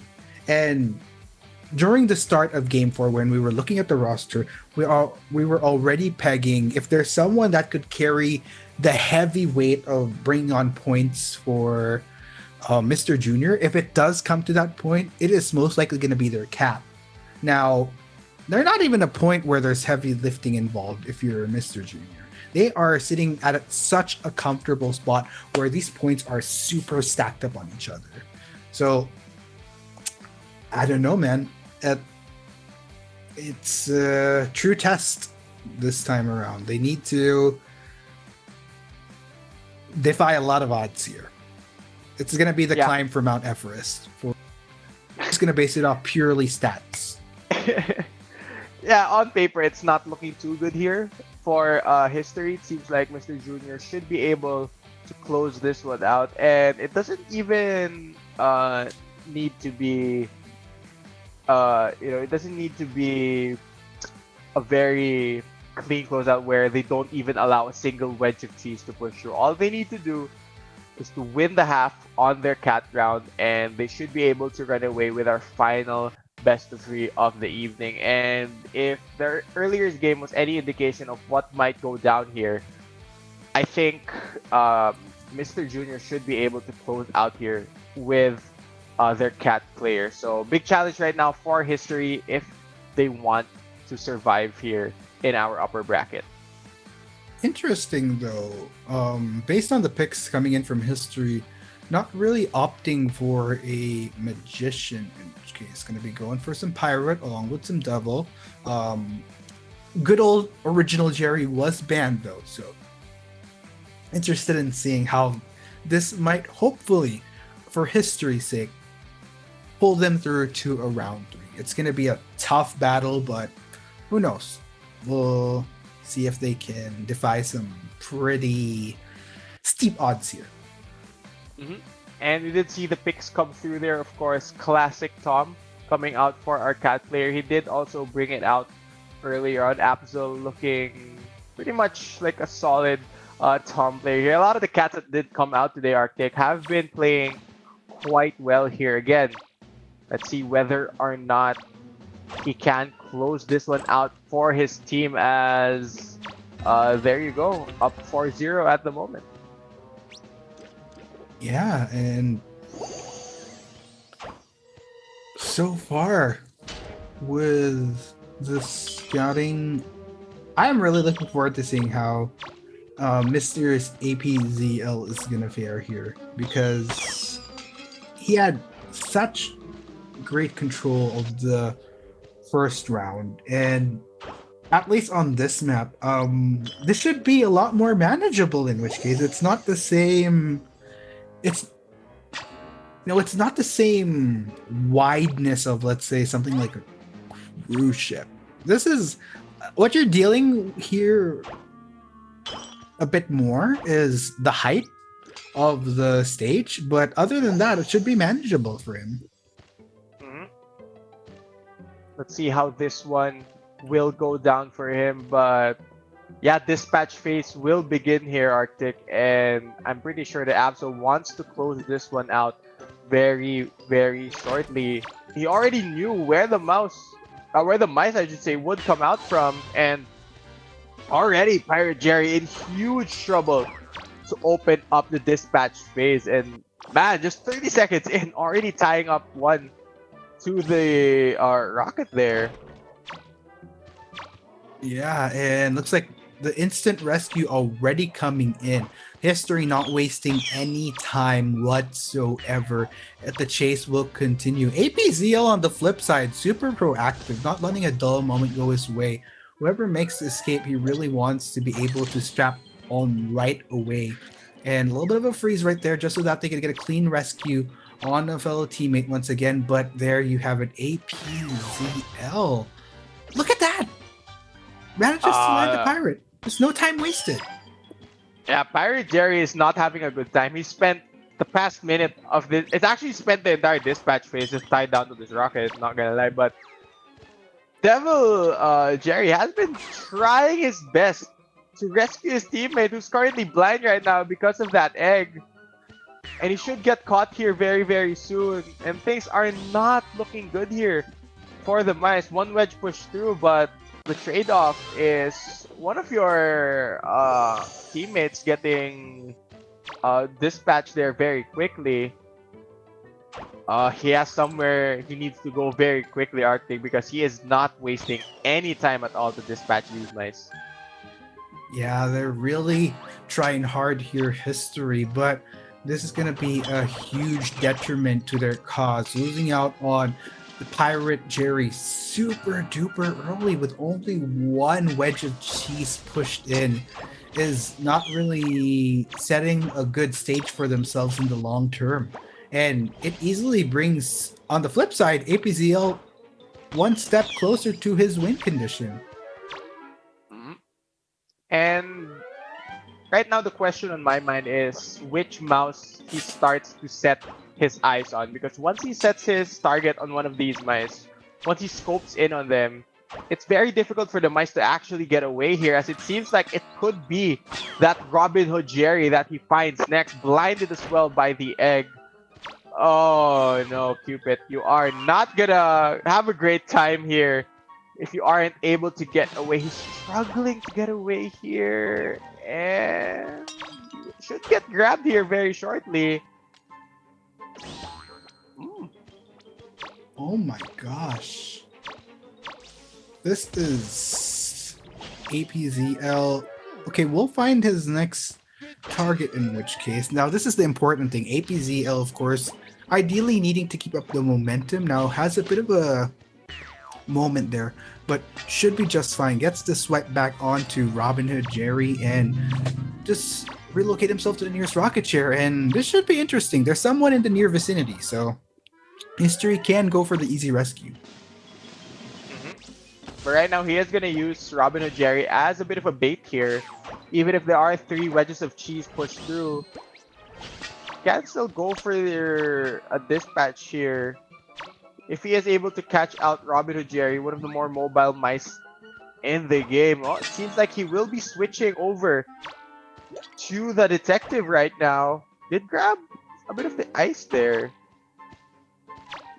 Detective's in big trouble right now, Arctic.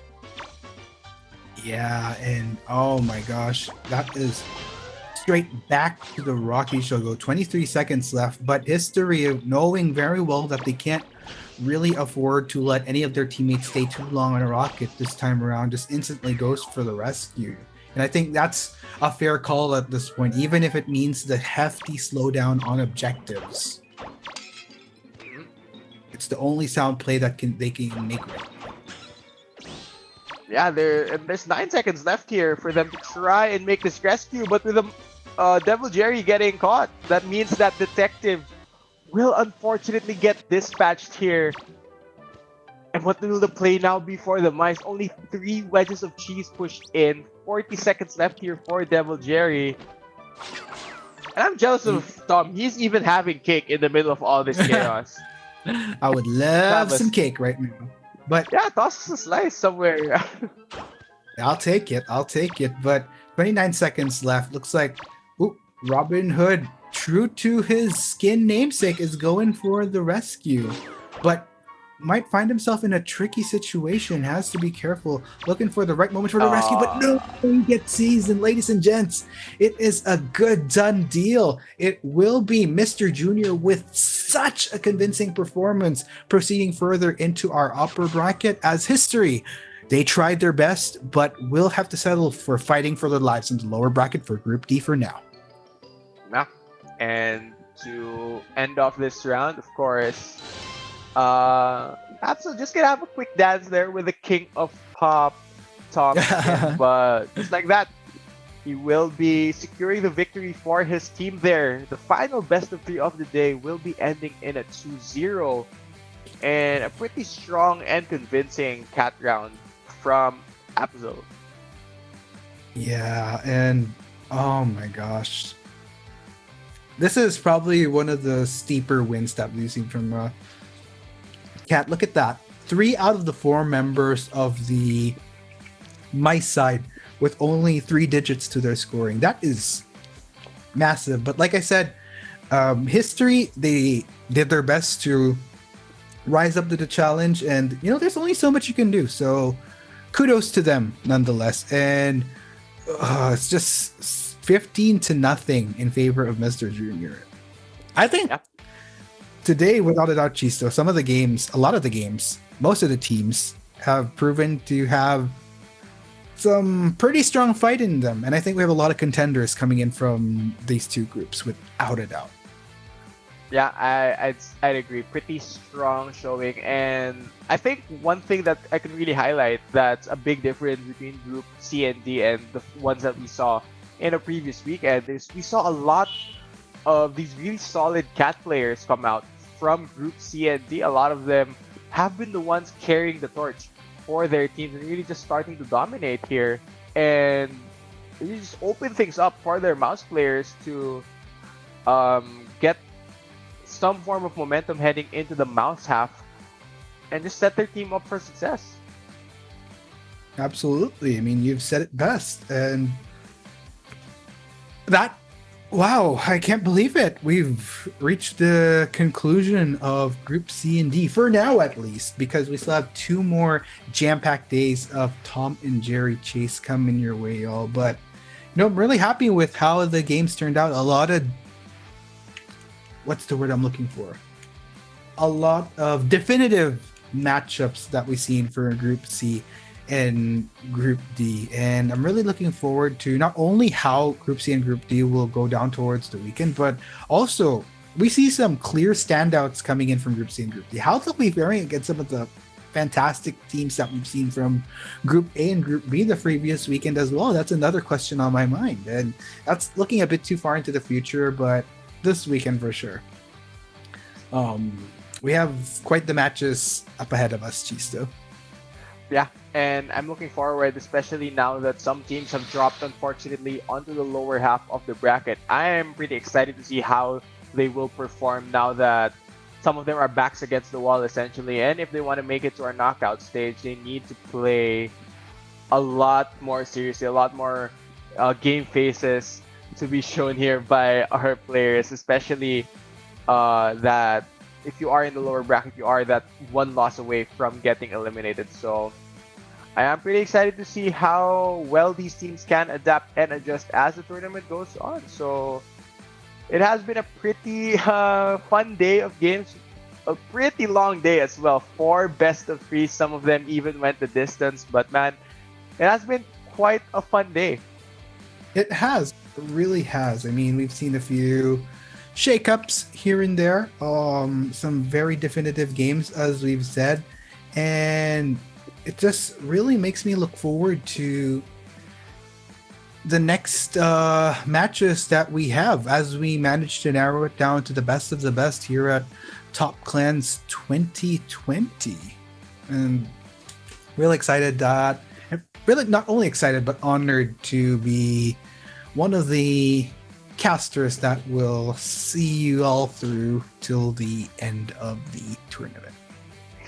Yeah, I'm pretty sure that it'll be a fun experience, especially seeing which team will eventually come out on top here. And we have seen some standouts, a couple of standouts from Group A and B, some of them as well from the games that we saw today. So I'm pretty sure that once we do head over to the knockout stages, a lot of the games might even be closer. And, it's very nice that today we got to see possibly the fastest dispatch phase that we saw. And here you go. Well-deserved MVP here from Mr. Junior's cat player APZL.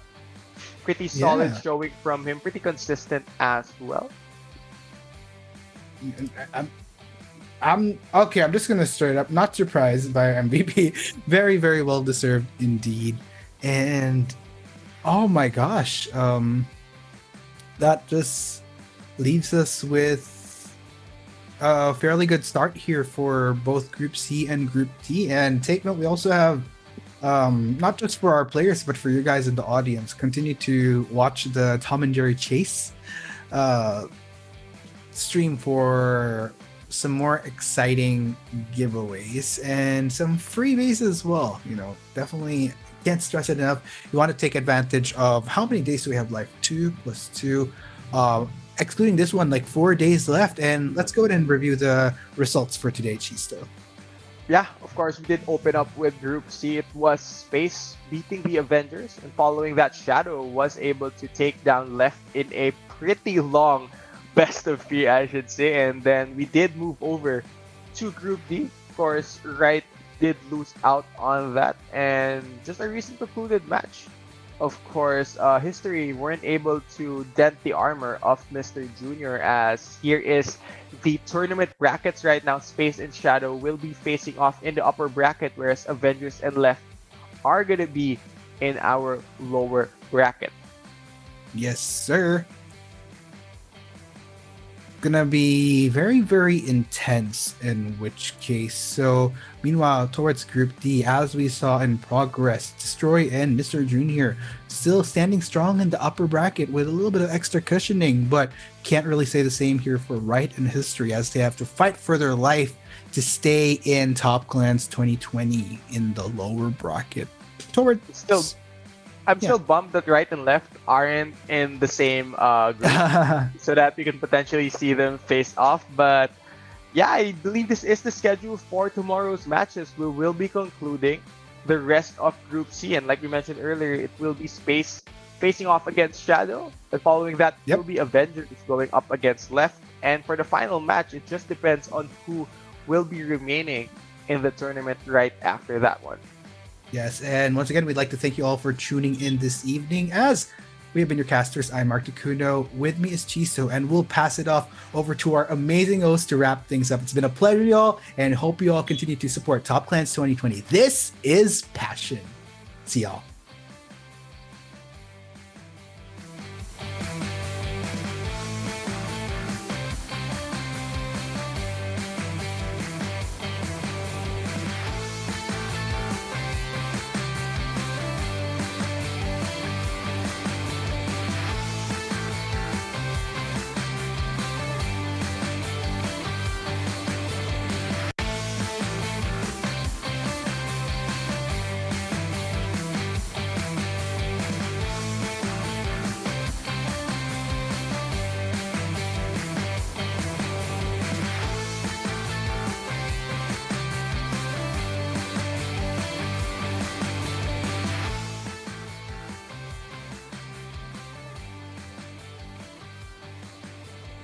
Thank you, casters, for bringing us such a wonderful game today.